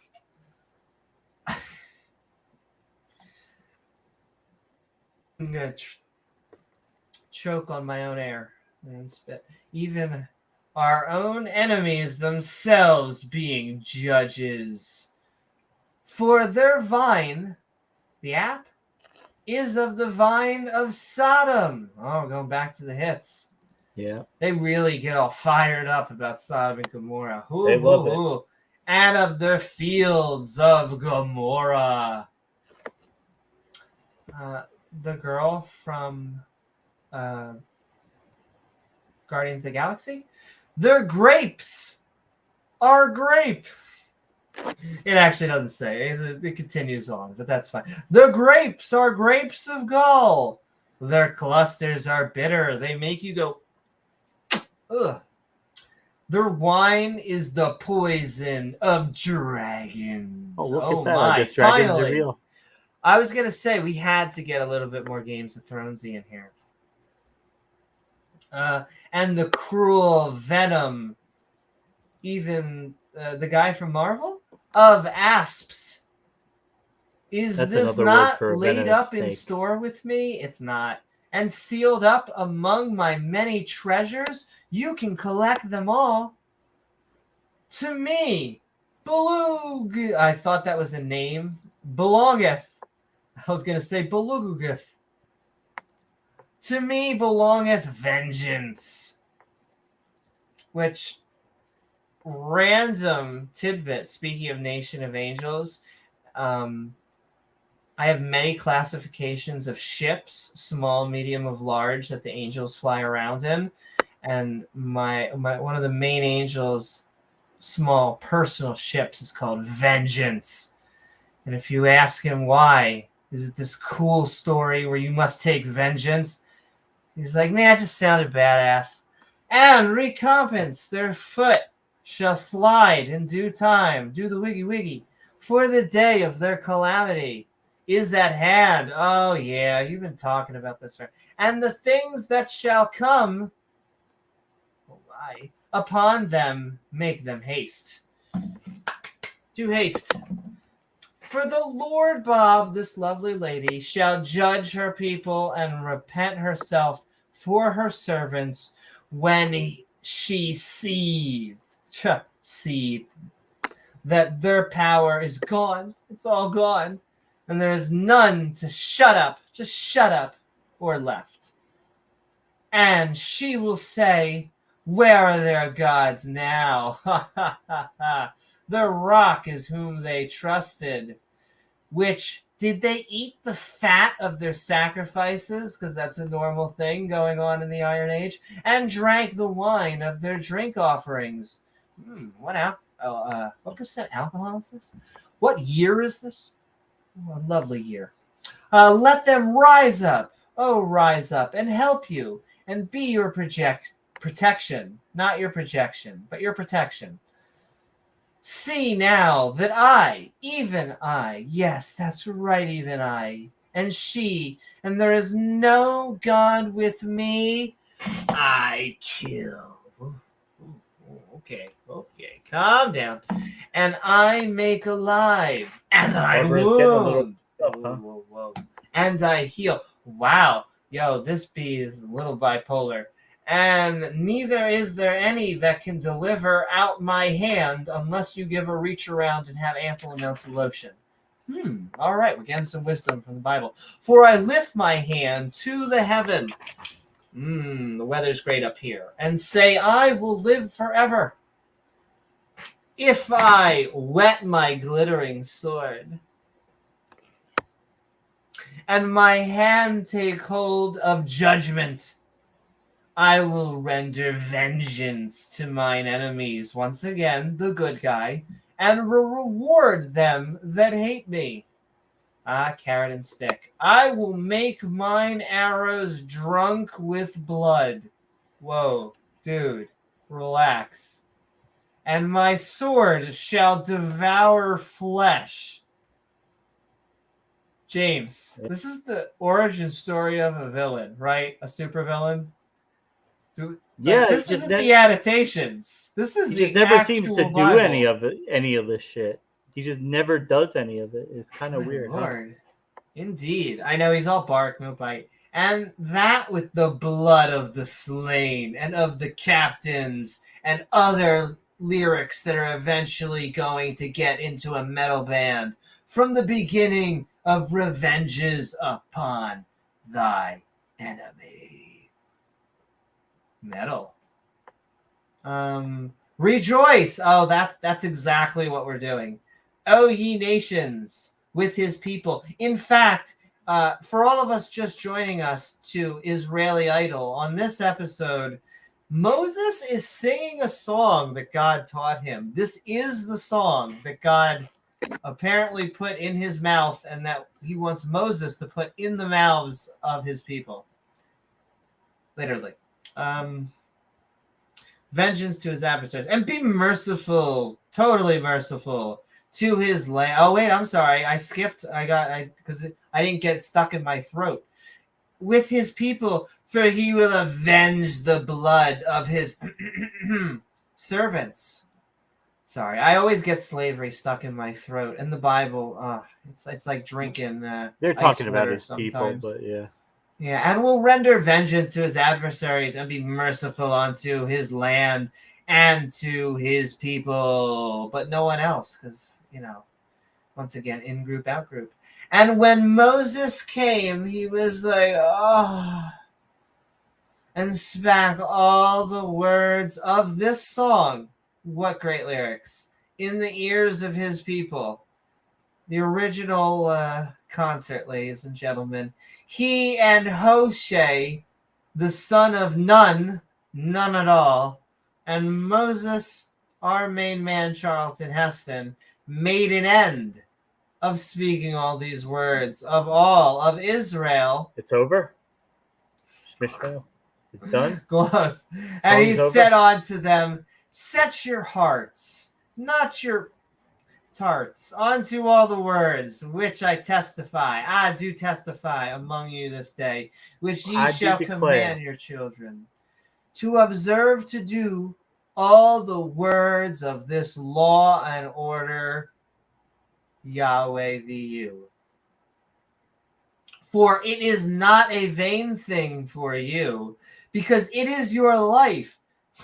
No, it's vain for you. You're making people worship you. And through this thing ye shall prolong your days in the land whither ye go over Jordan Peterson possessed body. And oh my, I think we actually have a break. We'll just continue and then we'll read that. God tells Moses to climb Mount Nebo and die. This is the last, the finisher. And it's been just packed full of wisdom. That was a great song. Yahweh was jamming out. All right, Moses, the song's over, but I'm going to need you to die. Yeah, that was a wonderful song, and I hate to do this at all, but could you die? I mean, you're not busy or anything, are you? I hate to be a drag, but could die. But yes, God tells Moses to climb Mount Nebo and die. Which, of course, just one helping of judgmentalism. We can just feel God being a moral ambassador here. Because this guy has basically done everything for God. And so it's time to shut up and die. A short retirement. A short retirement. Oh my. And with that, and the Lord Bob, this lovely lady, spat all over onto Charlton Heston. Oh my. Same day, the very same day. Very saying, same day. Get thee up. I don't Get care. your ass What up, is it? Moses. I don't do it for you? Is it the years? Is it because I have to spend hours cooking for you all day? Is that why? I'm sorry. Actually, yeah. That's a big part of it. Oh, that's fine. No, that's fine. And you'll look so wonderful yourself. Maury. Get thee up and into this mountain, Abram, onto Mount Nacho. I think that's what it says. Which the land of Moab, the Loheb, that is over against Jericho, the movie. And behold, the land of Chris Jericho, the wrestler. Exactly, Chris Jericho, the wrestler, which I give unto the children of Israel The corn, Shmishmael. for a possession, and die. I just love how straightforward the Bible. It's not prose or metaphor. It's like, dude, go up there and die. Would you just die already? I mean, it says it right there. The mount whither thou goest up be gathered unto thy people, as Aaron Ra thy brother died in Mount Hor. It's a great place to die at least, and was gathered unto his people. You've already got your grave marker printed. That's picked right, out, baby. right? It does. It said, ye tried to sin, and ye sin they did, because ye trespassed against me among the children of the corn. I didn't see a no trespassing sign. Yeah, I didn't see a no trespassing. I'm sorry. Of Israel. The corn, Shmishmael. At the Wooders, a great place. I think it's a bar. The spa. Of a bar and spa. Of Merib Kadesh, in the wilderness of RuneScape of Zin. Also a great place. You get your Zin on to sin. Because ye sanctified me not in the midst of the children of Israel. The corn, Shmishmael. Yet thou shalt see the land cards before thee, but thou shalt not go thither unto the land, no, which I have given the children of the corn of Israel. The corn. Exactly, and oh my lordy, what the did we just read? Well, I will scatter them into the corners, and no one will remember them. I will block them. I will spit in their food. I will key their car. The Rock isn't our rock, not like our Dwayne the Rock. Their vine is the vine of Sodom and Gomorrah. Their grapes are grapes of gall. Their clusters are bitter. Their wine is the poison of dragons. Vengeance is mine. Yes, what every good guy says. The day of their calamity is at hand. God will judge his people and repent. And he will say, where are their God? Where is your God now? Once again, the good guy. The Rock in whom they be trusted, who ate the fat of their sacrifices and drank of the wine and their offerings. Let them help you. Help me help you. Be your protection. I am he. There is no God with me. I kill. I wound. But I also heal. Stockholm Syndrome. I lift up my hand and say, I live forever. I will render vengeance unto my enemies and reward those who hate me. I will make my arrows drunk with blood. My sword will devour their flesh. Fairly sure that's the first actual supervillain power we've seen so far. Rejoice, because God will render vengeance to his adversaries. Confirm. There we go. I was looking for it. And will be merciful to his people. Moses and Joshua sang. Oh, did they? Both drunk. This song in the ears of all the people. Then Moses quit speaking. Shh, shh, shh. And Moses says, command your children to obey this law. God said to Moses, climb up Mount Nebo and look at the land of Canaan, which I am giving the land of Israelites. Once again, I'm sure nothing bad will ever happen when you just give people... Look at the land and die. It's yours. Take it. And die, because you trespassed against me at the waters of Meribah Kadesh in the wilderness of Zin. You still weren't good enough for me. You will see the promised land, but you won't go there. Damn. What a nice person. Nice God. Hashtag.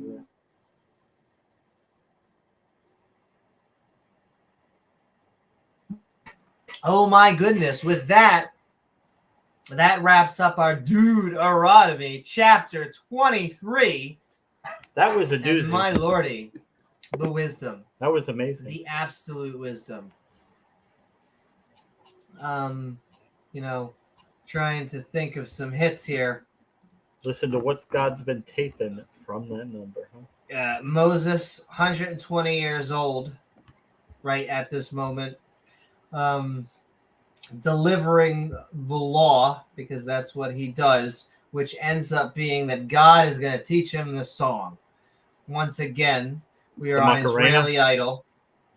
So Moses wrote down a song. The Macarena. What else are you going to do? You don't want God to kill you. Oh, right. He talks about being pissed. God's really pissed. He's so pissed. He's not gonna write you a love song because you asked for it because you need one. No, he wouldn't do that. But he is actually. He did.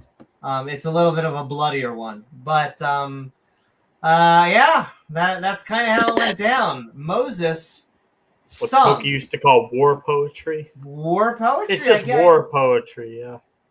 An entire chapter.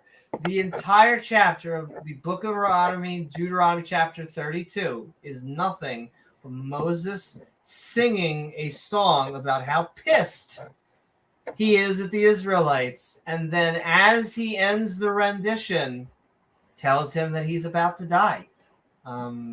Cool. What a great chapter. Heartwarming. For the whole family, folks. Can't you just die already? Well, not on this chapter, ladies and gentlemen, but at least we got through a fantastic Yahweh rendition, a Yahweh created and prophet rendition on this episode of Israeli Idol.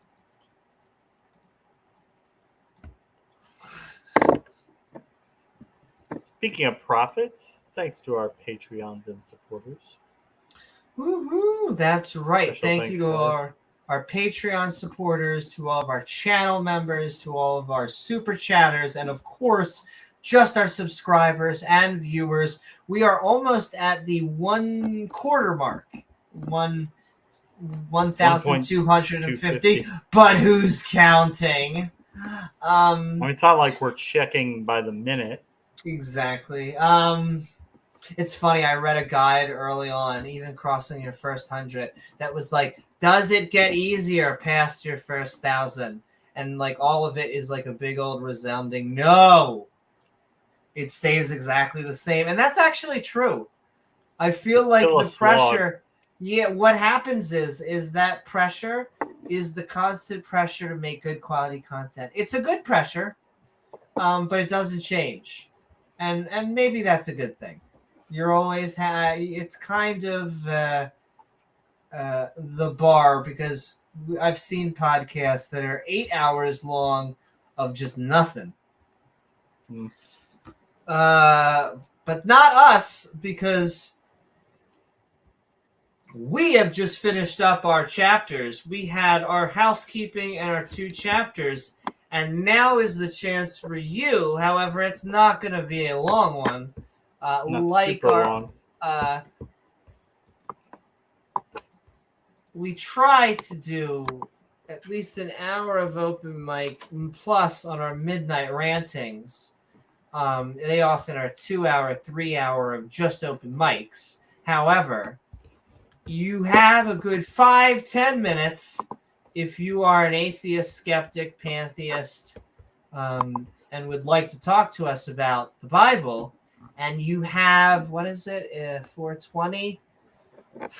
I guess we'll give you another 4 or 5 hours if you're a theist and you decide to. Yeah, it could be. It could turn into that. Oh my God! Conversation. Because it is. We can't help ourselves. We are addicted to good conversation. We try to suck that honey out of that rock. Out of those rocks. I'm going to. I do have it pinned. If you're up in chat, I am just one more last reminder to go check out Pat's class. I am posting the StreamYard. So it's now linked and on screen. So this is your chance. Though if we got tomorrow, you have 8 minutes to join, ladies and gentlemen. So if we get to 4:30, we are packing our bags. But it has been fun. Has been fun. What do you think for the rest of the week, Amy? We should probably take tonight off. We did a few days in a row, but we did. Well, I feel bad because we've actually been streaming. We've been doing a little rounds. I've been on Randolph Richardson's stream 2 days ago. And then yesterday, you were on Standing for Truth's channel for a Ken Hovind debate, followed both of us being on Atheist Junior's channel for an after show. So I'll make it up to everybody with some lovely, soon-to-be uploaded premieres, which I've been going over. I do. I have the actual. I have all the gear. I'm about to get Beamsy. I'll show you the stuff I bring. The bondage gear. Bondage gear. The beat Ray Comfort into submission. I keep I've been taking. This is my from back. First of all, like my Amazon days. But it's a great because also this is great for concerts. You ever want a clear bag, and so like your go bag, your bug out bag. Exactly. I have my GoPro in here as well as another camera, as well as sound equipment and all sorts of fun stuff. Because we're making shows. I want to produce lots of fun content. In fact, I actually would like to make. And I'll make this for any offer for any non-believer or skeptic that that gets our stamp of approval. But I would like to not only start producing content. If you would like if you are someone who is looking for a producer, Gizmo and myself are looking to produce more non-believer skeptical content. So if you are either to create a channel of your own and you're looking for someone to help you make one, or if you are a skeptic, non-believer, a believer that is a skeptic, if you are under our tent, an umbrella, and your team science, and you have a good idea where you would like to run a show on this channel, tell me. And Gizmo, James, and myself could possibly produce you on here as well. And so, because what I want is more content. I want more non-believers. I want skeptics. I want more people being able to feel like they're part of the community, reach their audience. And that is enough of my PSAing for that, because we got Beamsy and Nick, and we are going to get them on. We're still probably, because of that, I'm still setting the hard cap at 5. We're setting that cap at 5. So, because you guys are just going to be too sane and rational and logical. So, we are going to get them in, however, because we are having fun. Woo! We are. Yes. Listen, flattery will get you nowhere. Wait. Nope. It actually gets you everywhere. It actually gets you up next. Which is... Come on, Newman. We are Skeptic Bible Study. He's about to jump. You can... Did you have second thoughts? You heard something outside. I should open her. I should give her cat TV. Well, what's the weather? Is it a decent? I'm sorry for the clickety clack. What's the weather? It's 49. All right. 73 outside. So exactly. All right. Let's see if she wants her cat TV. She has so many options. And with that, ladies and gentlemen, we're sending love. Keep on tagging James W. and myself in chat. We'll try and at least, sometimes it gets hard to read them when other people are talking, but we'll at least show them on screen if you keep on doing so. And we're going to get these two skeptics in for the last half hour of the show. And we are Skeptic Bible studying on Israeli Idol. It has been a fantastic episode, and we're rolling into our open mic.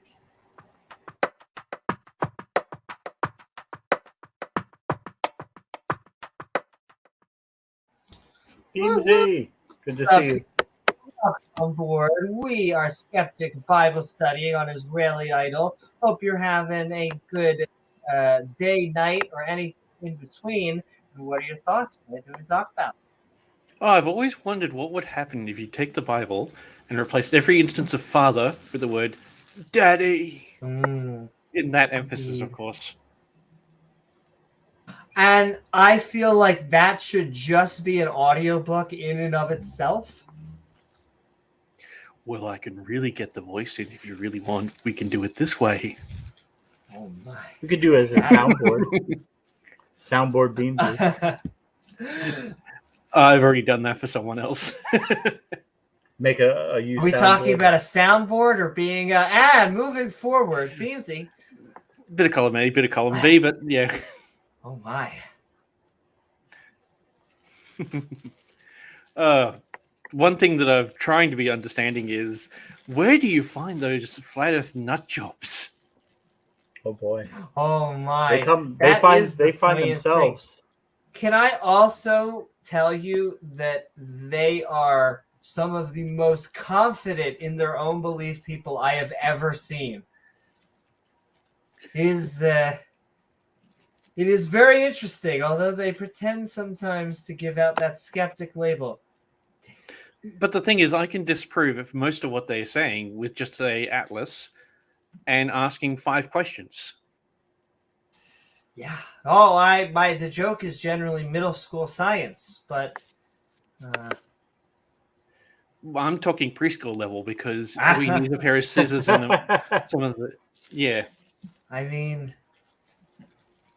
but yes, the uptake has been. Can I tell you why? And I think it's because we are in the information age, but we're like on the beginning side of the information age. We're like in the Wild West.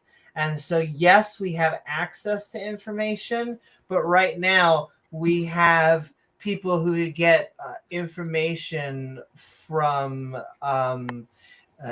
nevada.edu, or this is definitely science.blogspot.com, and they kind of have a little bit hard. I mean, they both look so amazing.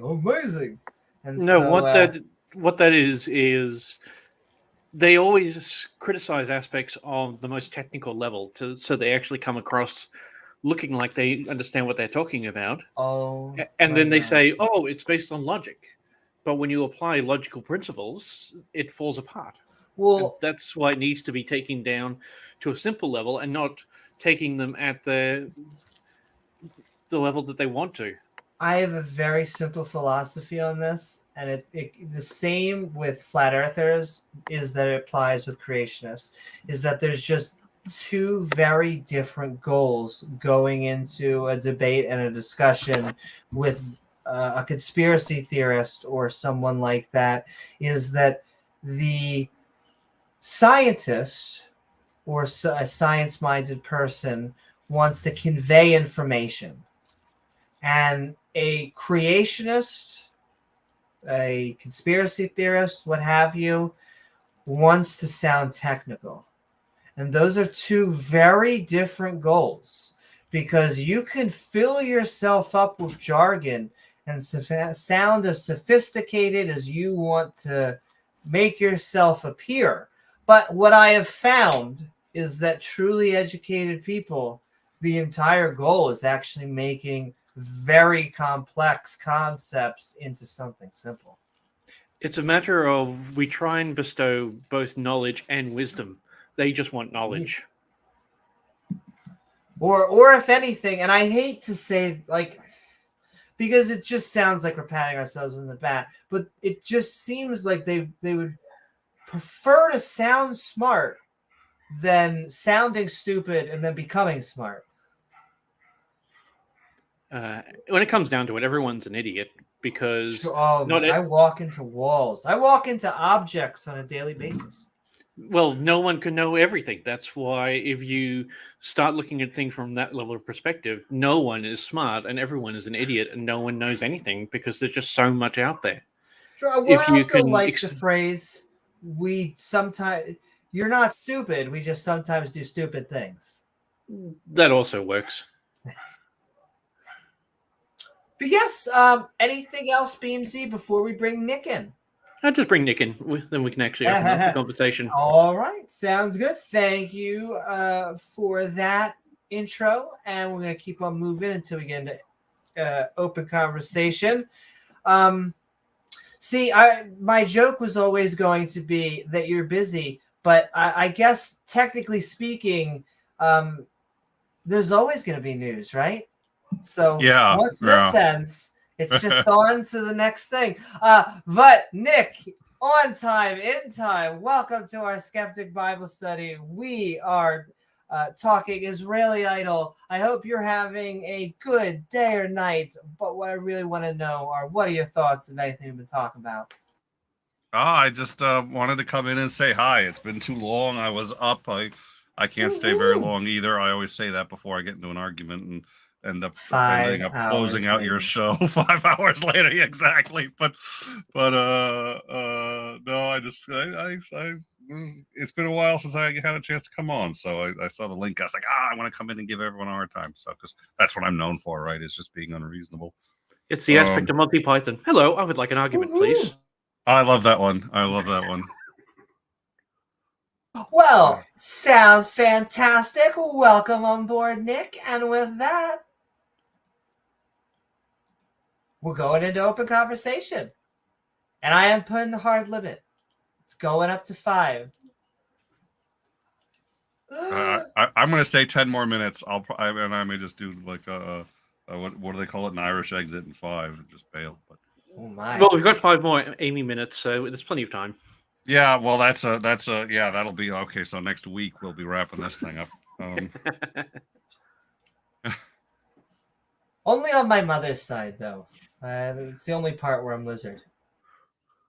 Yeah, I used to love debating flat earthers just because I think it's actually it teaches you how to argue with genuinely unhinged people who and most of them, in my experience, 90% of them don't actually believe it. They just love the idea that any kind of reducto makes most knowledge claims untenable. And really, do you think that most of them are posed? They kind of just debating? Oh, yeah. Can I tell you? I want to believe that. I want to believe it. I'm hoping. They were so... The challenge MC Toon put out about the flights, like a $10,000 challenge to flat earthers to prove that flights in the southern hemisphere aren't real. No, we had the same thing. I had a $10,000 challenge to anyone who could prove the Earth was flat, and what I did was I inverted it. So I said, okay, look, this was done through the codex. I said, here's what we're going to do. I'd very much like to know the truth. I'm skeptical. I think maybe it's flat, so we want an expert who can prove it's flat. We'll $10,000 to anyone who can prove it. And what we could do is we have to develop an experiment, and we had physicists working with us, and we said, look, we'll develop an experiment. We had a couple. The one that we almost did was firing a rifle in all four of the cardinal directions with two separate targets. When you're firing north and south, you have the main target, and then 2 inches to the left we had another target. If the Earth was flat, you should hit the target dead ahead. If the Earth was a sphere shooting north or south, you're gonna hit a target 2 inches to the left at whatever distance we had calculated. Then it's 2 inches up when you're shooting to the east, 2 inches down when you're shooting to the west. And the reason is because of the Coriolis effect in all four cases, and you can't account for that any other way. But what we do is it would be all expenses paid. We had a contract. We had 20% in escrow. This was a huge formal thing, and I got into it with professional. There was a scientist buddy of mine who said, listen, there's this guy who's going to all our conferences and giving us a hard time. Mind talking to him? I said, sure. He was a flat earther, and we were working with him. We get to about 80% on the contract, and I said, here's what we're going to do. We're going to send our guys with cameras. You bring your guys with cameras. We publish the results, yada, yada, yada. He gets the contract, and he looks at it, and he says, wait a minute. If I lose, I have to pay. Yeah, I have to pay all the expenses. I was like, well, yeah, of course. We're looking for someone who's going to prove this. You say you're an expert. You're going to prove it. We'll How confident are you? Yeah, and was like, well, I can't afford it. I said, well, that's why. And I had a script that I would run up until it's saying, like, are you sure? Do you know that this is going to work? There's a lot of money we're putting down and all this other stuff. Like, oh yeah, I know it's going to work. And then when they realize they're going to have to pay all the plane tickets for all of us to go to Texas to do this thing, we're paying for him to come from Australia to Texas. We did the same thing with Aussie Jesus. Aussie Jesus. Nick, that's where you went wrong. You didn't know that people from Australia are actually shills. They're all NASA shills. So you were working with the wrong guy to begin with. Well, we did. It was Flat Earth Aussie Jesus. The other one was from New Mexico. But at any rate, I've done this. I used to do this on Twitter. Would do 2 or 3 a month, and we almost got to contract on like 3 or 4 of them over a year, but they all bail once they find out they're going to have to pay. Nick, if they have a challenger, here we go. He's coming. We're ready. He's doing a flatter. It's almost like James Randi was almost about. If James Randi hadn't died, I swear the next one he was going to find a paranormal. Snipers and real guns don't account for Coriolis. I know people in the Navy, they have to account for Coriolis all the time when they're firing guns, but it doesn't matter. It's a real simple. Listen, yeah, we can do the challenge. That's not a problem. All expenses paid. You're going to be on the hook if it turns out that if there's no Coriolis effect, if the Earth is flat, we know which target's going to get hit at what range. There's a website for exactly. I feel like you and him should at least share the Nobel Peace Prize, but yes. Just put your money where your mouth is. Yeah, and none of them. There was only one guy, and the entire time I did this for 2 years. Over 24 people, only one ever really looked like it was going to go to contract, and I stopped the guy because I realized he really does think it's probably round, and I was like, "You're going to lose this. You're going to lose this, and you can't afford it." We're still are you sending sure? love Like, to yes, you, I'm upside sure. down guy. Little bit sure. I feel bad. I'm doxing someone maybe 30 years later. I used to have a friend called Jason Shore, and every person, he would always say his name, and they'd be like, are you sure? Are you Jason? Oh, God. Oh, you think you're so clever. I listen. Can I tell you, as someone who was raised in the 90s with the last name Newman, okay? Day in, day out. It is all I got. I had never even seen it. Don't. Do you know how many times I'd be in school and somebody would start singing the Nickelodeon song? It'd be Nick, Nickelodeon. Give me a break. Yeah, I should not have told you that one. Oh, that my. was a mistake. I feel like we're going to have to get a rendition of that in a much fancier suit. I don't even know what you're talking about. I am sending so much love. But yes, it's weird. Like we find people in the weirdest thing. So like I got a whole bunch, just to take it in a weird direction. I used to go on a lot of more Dawa streams, and a whole bunch of nationalists joined. You would think a whole bunch of Muslims would join, and yet for whatever reason, I got these waves. Political extremists. And they all tell you, they're all like, "Hey, I knew you from the Dawa." It's like, hey. They're like, "Hey, remember when we wanted to put your ancestors in ovens? It were the times." Yes, lovely. Sending love. Oh my God. That's almost as bad as when we got invaded by the Jiu-Jitsu dojo. What? When we had all those people trolling the channel from Amy's Jiu-Jitsu dojo. Oh, dear Lord. Oh, right. I have a legitimate... It's like 2 years ago. A year and a half ago. I should hit this guy up and just, like, make... shouldn't be saying who he is, but to make Rachel and I have a threesome. But the Jiu-Jitsu master, the guy who owns the dojo, is like this real rural guy who he goes out of his way to tell us that he runs a Bible study in his dojo once a week.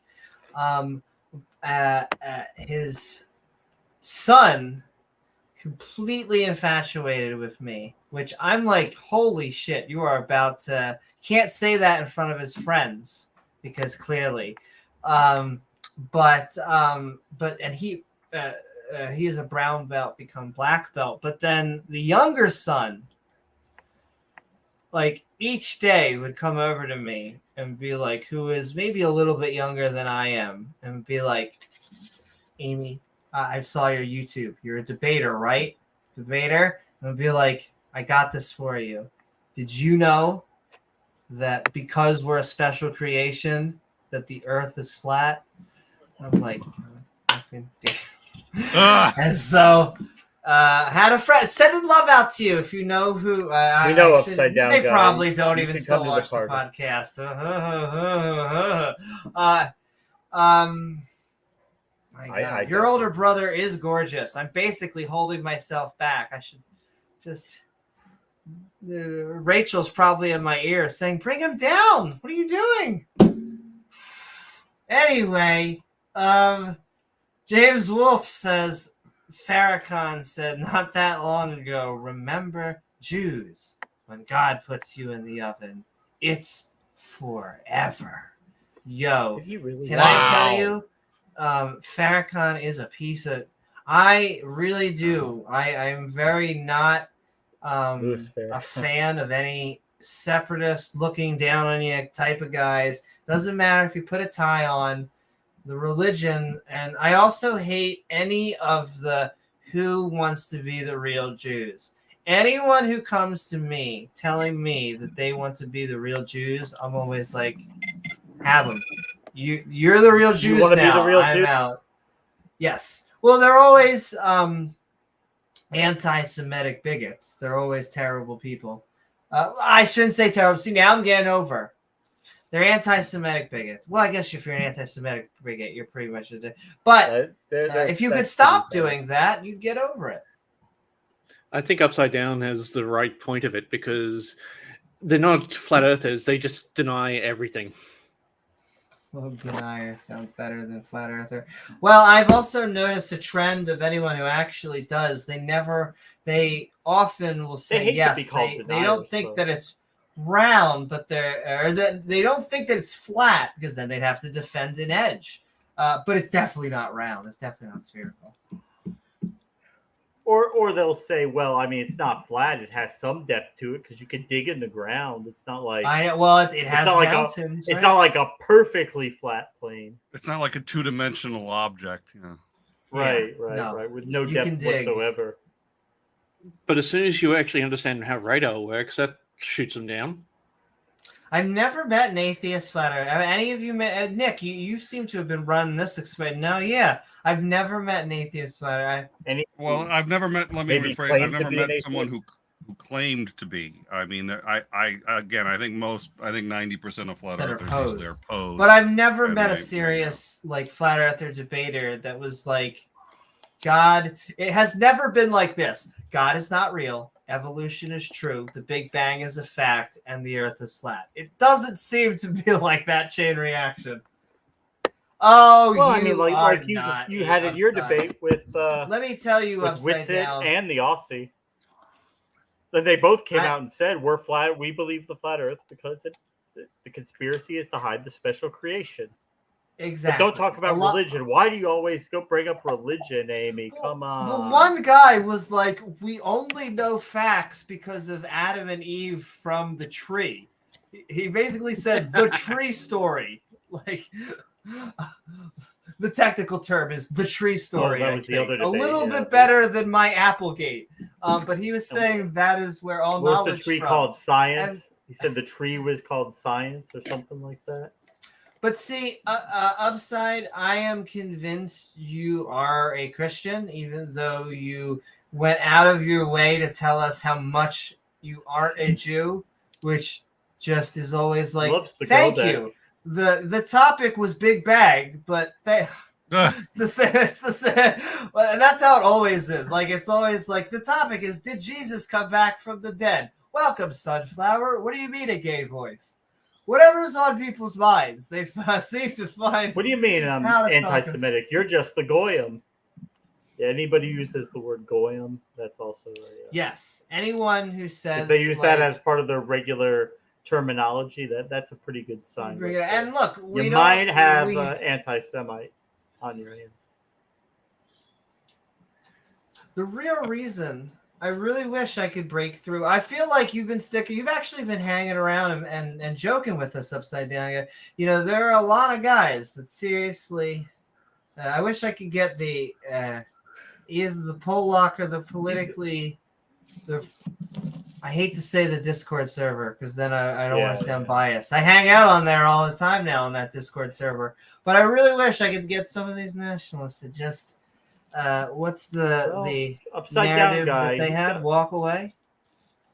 He's got balls of solid rock. I mean, as much as we kick him in the nuts, but I don't think he could withstand a full out kick from Amy. That would cost him. The people who disagree with us, I always appreciate. I am going to say we have less than 15 minutes now. If you want to join us, I got to bail. So, but thanks. Good to see you guys. Have a. You're about to meet Christian Bale. That's amazing. Oh, dear. And I was. You know what? I was going to sit here and make a joke about you being a master debater, but you know what? Now I think. Oh my. Yeah. No, I was gonna. No, never mind. All right. Have a good Nick's night. in casual mode right now. He didn't even put the suit. I know. on. I didn't even wear the. Well, yep. You just have to ask nicely for that. Oh my. If you want more Nick, more In Time on Time, you should be checking out that link on the screen at youtube.com/intimeshow right now. Yeah, What happens if we want less on Nick? I'm sorry, what? What if we want less on Nick? Less on Nick. Yeah, but no, you don't have an option. I'm notified whenever like Amy and others stream, and I just hop in whether I'm invited or not. That's right. It's included with the service package, whether you like it or not. I said less on, not less of. But subscribe to the Dawa. Yes, now you get go on EA Dawa. They would love to hear from you. I've dropped in there every now and then. I was like, yeah, not my crowd. I swear he's questioning things because I've never seen a theist run that many. Please challenge me streams. Please, for the love of God, challenge me streams. He was EA, right? He was the empathetic atheist, and then I knew him that for a single month. Yeah, me too. About the same. All right, night all. Good night, Nick. Woo-hoo. I'll be checking more on him as Russia continues to play chess in Ukraine, as Russia plays checkers and Ukraine plays chess. Haters gonna hate. What can I say? I'm biased. But James? send the love to Nick. What's that, Beamsy? James, next time you offer against that carnival clown, either start calling him darling or sweetie. Oh, sweetie. Oh, Ken Hovind, darling or sweetie, yeah. Did you get to see the debate, Beamsy? No, I was actually in a lecture, so I missed it. Oh, I'm sorry, man. Oh, it was spur of the moment, but I wish we could have had you there. You know how much you trigger Kent. oh, that's AJ's job. He does a far better job than I do. He does do a good job triggering Kent. We had Kent pretty triggered yesterday. Actually, I always make it a point to mention Atheist Junior because that by itself is a triggering factor for Kent. It's because he actually was the first to interview his former punching bag. I'm That also is, someone big sent part of out it. a lot of love. I need to. Someone was watching our Cindy Lincoln stream and thanked us. Said thank you not only for showing us Cindy, but also including her channel in the description. So that is right. And so I will continue to shout out that Cindy Lincoln has a YouTube channel. You should go find it so I can send it into the link. But we need to get her more subscribers as well. Did you see the video that Kent posted of the supposed reenactment of the incident? Not in only question? like that shit is so fucking degenerate. Like that means that she's doing a good job though, right? That means she's really getting under his skin.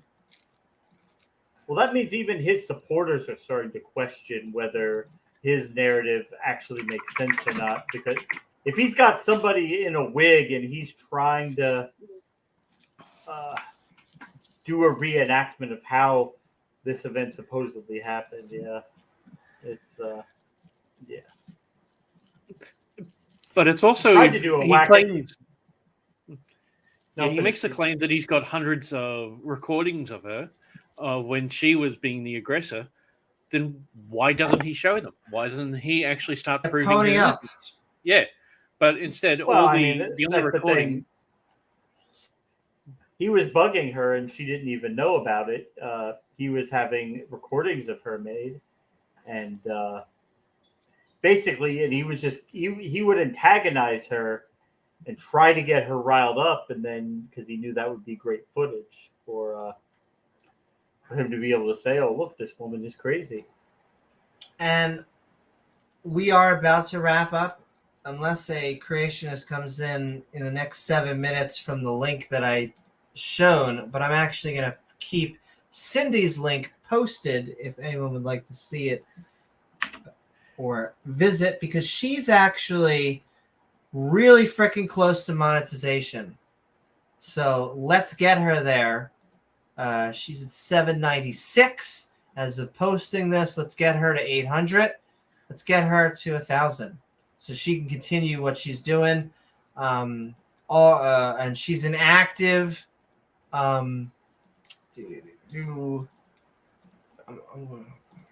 Cannot honestly show her off enough. Channel is not only out there on the YouTubes, but active. You can see a month. Yeah, she posts stuff pretty regularly. 3 weeks, 2 weeks, 2 weeks, 6 days. She is posting things active. She's posting at least every week about, yeah. And so please, let's get her monetized, because she is someone definitely worthy of everyone's attention and a louder voice. Also, Coenhoven. Oh, I'm just kidding, Kent. James just had a debate with him. I'm about to debate with him. I'm going to try and be cordial, because I now realize when you go in there trying to eviscerate, like you want to, quote unquote, win, whatever. It is a debate. It's not just a conversation. However, when you go in trying to eviscerate people, you just look like a douche. Like, there's no other way to say it. That's where most people fail. Strategize. Go ahead, Beamsy. What were you saying? That's where most people fail when they take him on, because he is so persistent with his charisma. He is actually a very charismatic person. Absolutely. To put it on. He's a good speaker. Like, oh well, he does know how to speak, and he is good at persuasion. Like he we're used counter car apologists. salesman He is an apologist, and he does his shtick over and over and over. In a used and car because he salesman does his kinda way. shtick over and over, he can also maneuver while he's debating. He can make jokes. He can add levity. He can go in different directions, and he also has his mock sources because he can always rely on his slides from 1970 that, because it's a PowerPoint, kind of almost look official, even though they aren't, nonsense. But we'll have to strategize on the debate. Night, James. Yeah.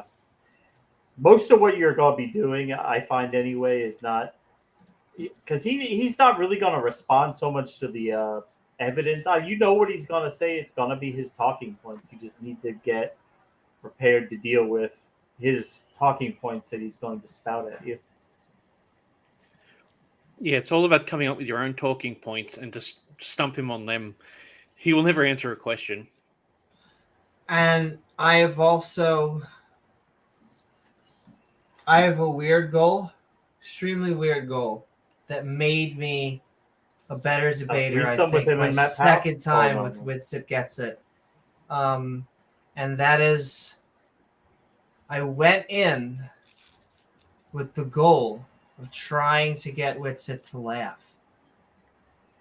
Now, I did not think I accomplished that goal. However, it was like a rewiring of my brain.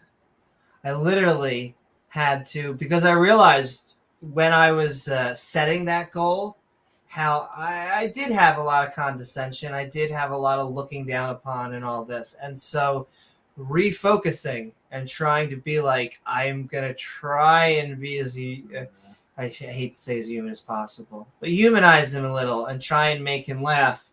And I think it worked. I came, in my opinion, from the comments, it seemed like I had a more of an open mind. I had good comments on my one Ken Hovind debate that seemed like I was coming in open-minded. Basically, like, this girl sure is wrong, but she's but what a gal. And they probably won't pronoun. I wouldn't worry about, but more or less. I wouldn't worry about trying to appease the flirts, but it's important to find your own style of debating. So it's not about appeasement, because I do want to quote unquote win or whatever. I want our skeptic science-based beliefs to win over what I view as superstition. But the way you do that is through is through a long war, not a single battle. And so you have to give science and be able to defend your beliefs, especially when you're dealing with things like a round Earth or the Big Bang or evolution. But then you have to be able to bat away their silliness while also, at the same time, not trying to come off like an asshole. I think the biggest issue is a lot of people think that they need to approach it like a formal debate. Sure. But the YouTube debate sphere, I find, if you can be more entertaining, yeah. Can I tell you what it's like? This is the way it always is. Is that the science teacher always comes in there like the British. Very formal debate. We're going to do this, and we're going to reload, and we're going to do this. But the conspiracy theorist comes in more with guerrilla warfare and just goes all over the place. And when the more formal person says, hey, you can't do that, they're like, I'm just going to throw it all over anyway. Yeah, in a formal debate, it's got a very, very different structure to what people are used to seeing on YouTube. More rigid format. Yes. James, on your say you're good. I don't think with topics like flat Earth, I don't think you have to approach them as serious people. I don't think you have to give them the respect that they hold a reasonable, respectable position. I think you have to have a little bit of condescension just to appropriately put it, because they're not reasonable. But see, here's what they're saying I'll disagree and agree with you at the same time. Because what I think is you shouldn't come in with that mindset, but I think they say such stupid things that you should continue. You should tease them in real time or roast them or whatever, because when you hear something stupid, there's no better way to call it out than by making a joke or making fun of it. Like that really is. That's part of the arsenal in a conversational discourse. If that makes sense. So I don't think you should be completely condescending, but yes, we shouldn't also treat them like they're geniuses. We do need to call out their absolute nonsense. I guess a balance. Their position is not, it's not a reasonable position. There are debates about reasonable things that reasonable positions that people can disagree on, but they are just beyond the pale. They really don't deserve the platforms that they get. This is where I approach it differently to that. I've had a couple of formal debates with both flood geologists and flat earthers on a formal stage.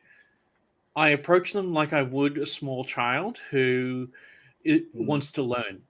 And that's how I aim for the discussions and the points that I'll be bringing across.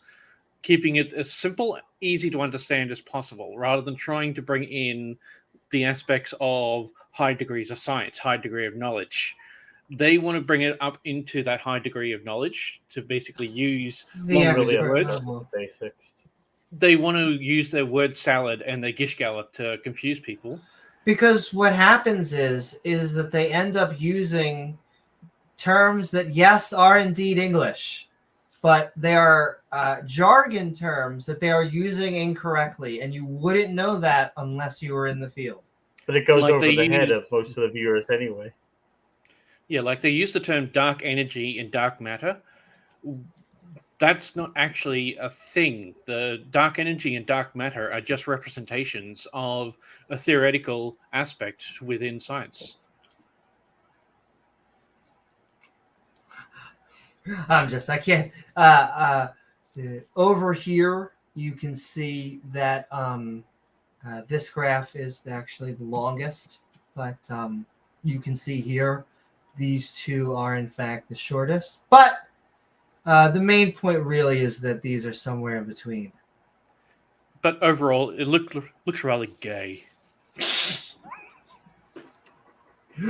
Overall, it does look like someone is about to. It is in the right order, right? Get down their knees. Yeah, it is the rainbow order. No, that is exactly. Thank you. Basically, exactly. It kind of got upside down. Enough science for one night. Little intrigued. Yeah, so I saw that. Come over to the round Earth.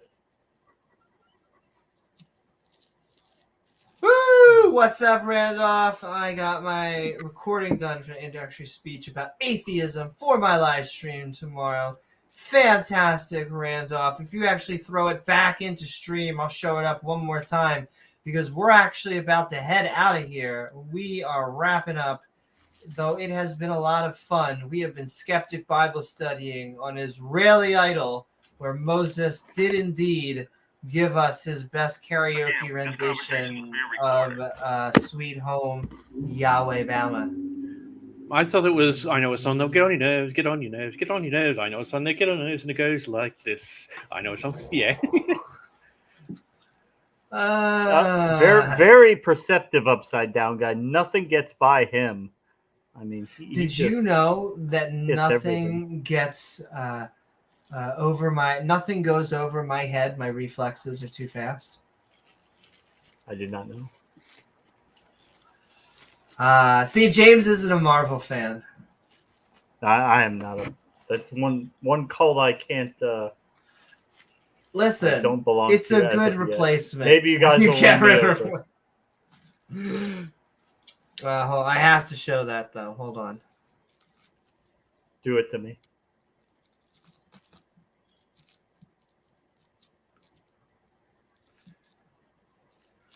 And Jason, it's not the Lamb Chops theme song. It's actually the song that doesn't end.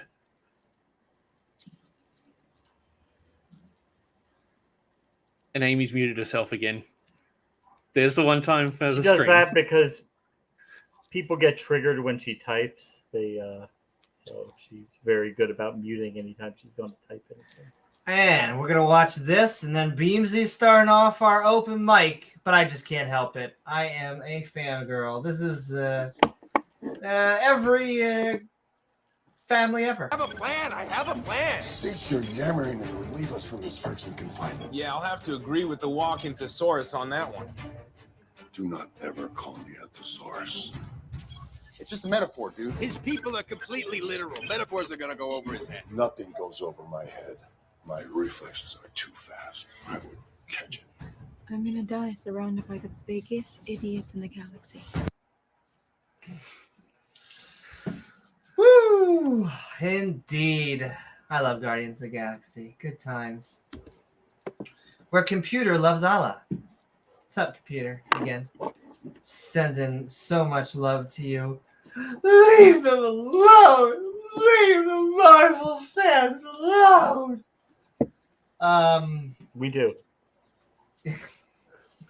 You know, she is a girl now. I knew it. Like, it looked like a girl in that video. I forget who that person actually is, but the meme, the leave Britney alone person, they looked feminine for a reason. They were a gay man. They are not a gay man anymore. They are a woman. I've always wanted to try homosexuality, but then in the end, it's just a pain in the ass. Woo! You know what? Beamsy's been playing that one all night. Ladies and gentlemen, he's been waiting for that one. With that, we are going to bring up Beamsy, and we are about to head out of town because we have been having a Skeptic Bible Study. 5 hours of fun. Beamsy, 5 hours of Bible. I would normally say you are the first, but you would be going the second. But Back in Black, we are going midnight ranting, and we have been having fun. It's time for our midnight ranting Bible study. Skeptic Bible Study outros.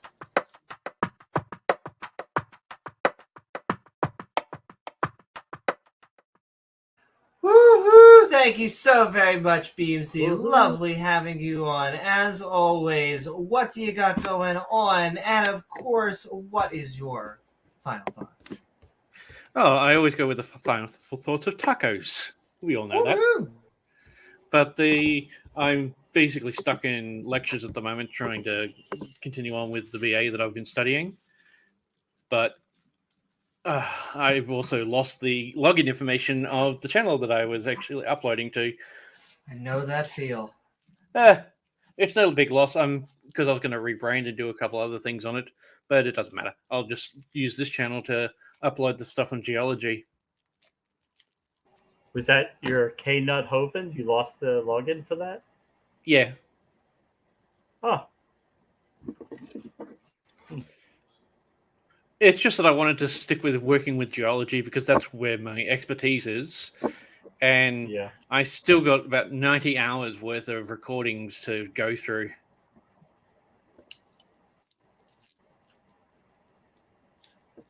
Just painful. Can't wait to see stuff on your channel. Woohoo! That's right. Send it so much. No longer Uthoven, right? No longer, but that was just a bit of fun. Oh, a fun at his expense, I think, is worth a click or two. Sending so much, Beamsy, and that's right. We will always shill, even if the names are spicy. We would love to send out because you do the thing once again that creationists are afraid of. It's called Rissler.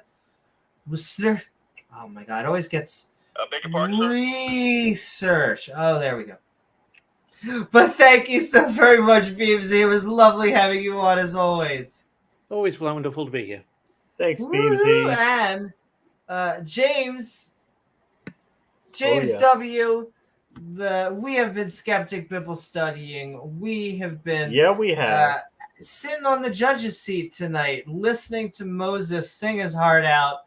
What are your thoughts? Well, I think it's time to put the kibosh on Israeli Idol. I don't think it's gonna work anyway. Yeah. Thanks, guys, for being with us. It's almost 4 a.m. We are gonna head out, but it was a great Bible study. We had fun last night. We had fun tonight. Probably be off tonight, but check us out later in the week. We'll be back, and we love you guys. Woo-hoo! Thank you so very much, James. Gizmo's working hard back there. Gizmo's working hard for the catnip. Yeah. But also, see, someone's saying not trans. I'm looking. I'm being TMZ. Maybe they changed because I looked it up because I thought when I saw that in chat that maybe I was wrong. But I think they are trans. Maybe not. I mean, I'd be good with a thick. I like bears. I'm bisexual. I like them no matter. Legal and consenting. Those are the 2 benchmarks. And I guess the approval of Rachel. Amy can handle. Those are the nice 3 bear. benchmarks. Yeah. That was many a threesome. But yes. With that, I hope that you all had a fun time on this Skeptic Bible Study. Israeli Idol, where Moses finished his speech with the Israelites so that he may learn a song straight from God, though we concluded with a drunken rendition of said song from the prophet himself, as we sat down in the judge's seat for the book of Deuteronomy chapters 31 and 32. However, I do want to thank my co-host James W. along with tonight's guest Nick and Beamsy. Woo! It was opposite order. Beamsy and Nick, both of them. We love them. Woo! Sir. Along with our awesome mods who make this stream so great. The lovely people in chat. Amazing mods. And viewers like you. If you enjoy the show, please don't forget to like, follow if you're on YouTube, or subscribe also on YouTube. Oh, wait, did I say that backwards? Like, follow if you're on Twitch, and subscribe on YouTube. Because then you gain access to that bell icon, which when hit to all, will send you reminders to see our premieres or join our live streams. Woo! Like this right here. Or, hey, why not leave a comment once the video's done? You can also leave a super thanks, and we will send you thanks as thanks on the next episode.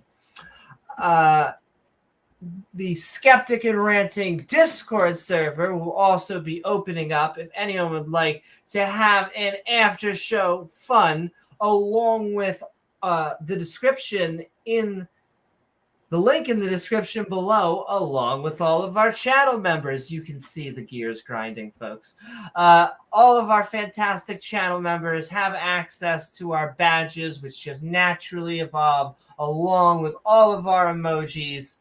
And the best way, if you would like to help support the Skeptic and Ranting community, is to go out to our Patreon at patreon.com/Amy Newman and become a supporter. I am Amy Newman, and we will see you all on the next episode of Skeptic Ball Z.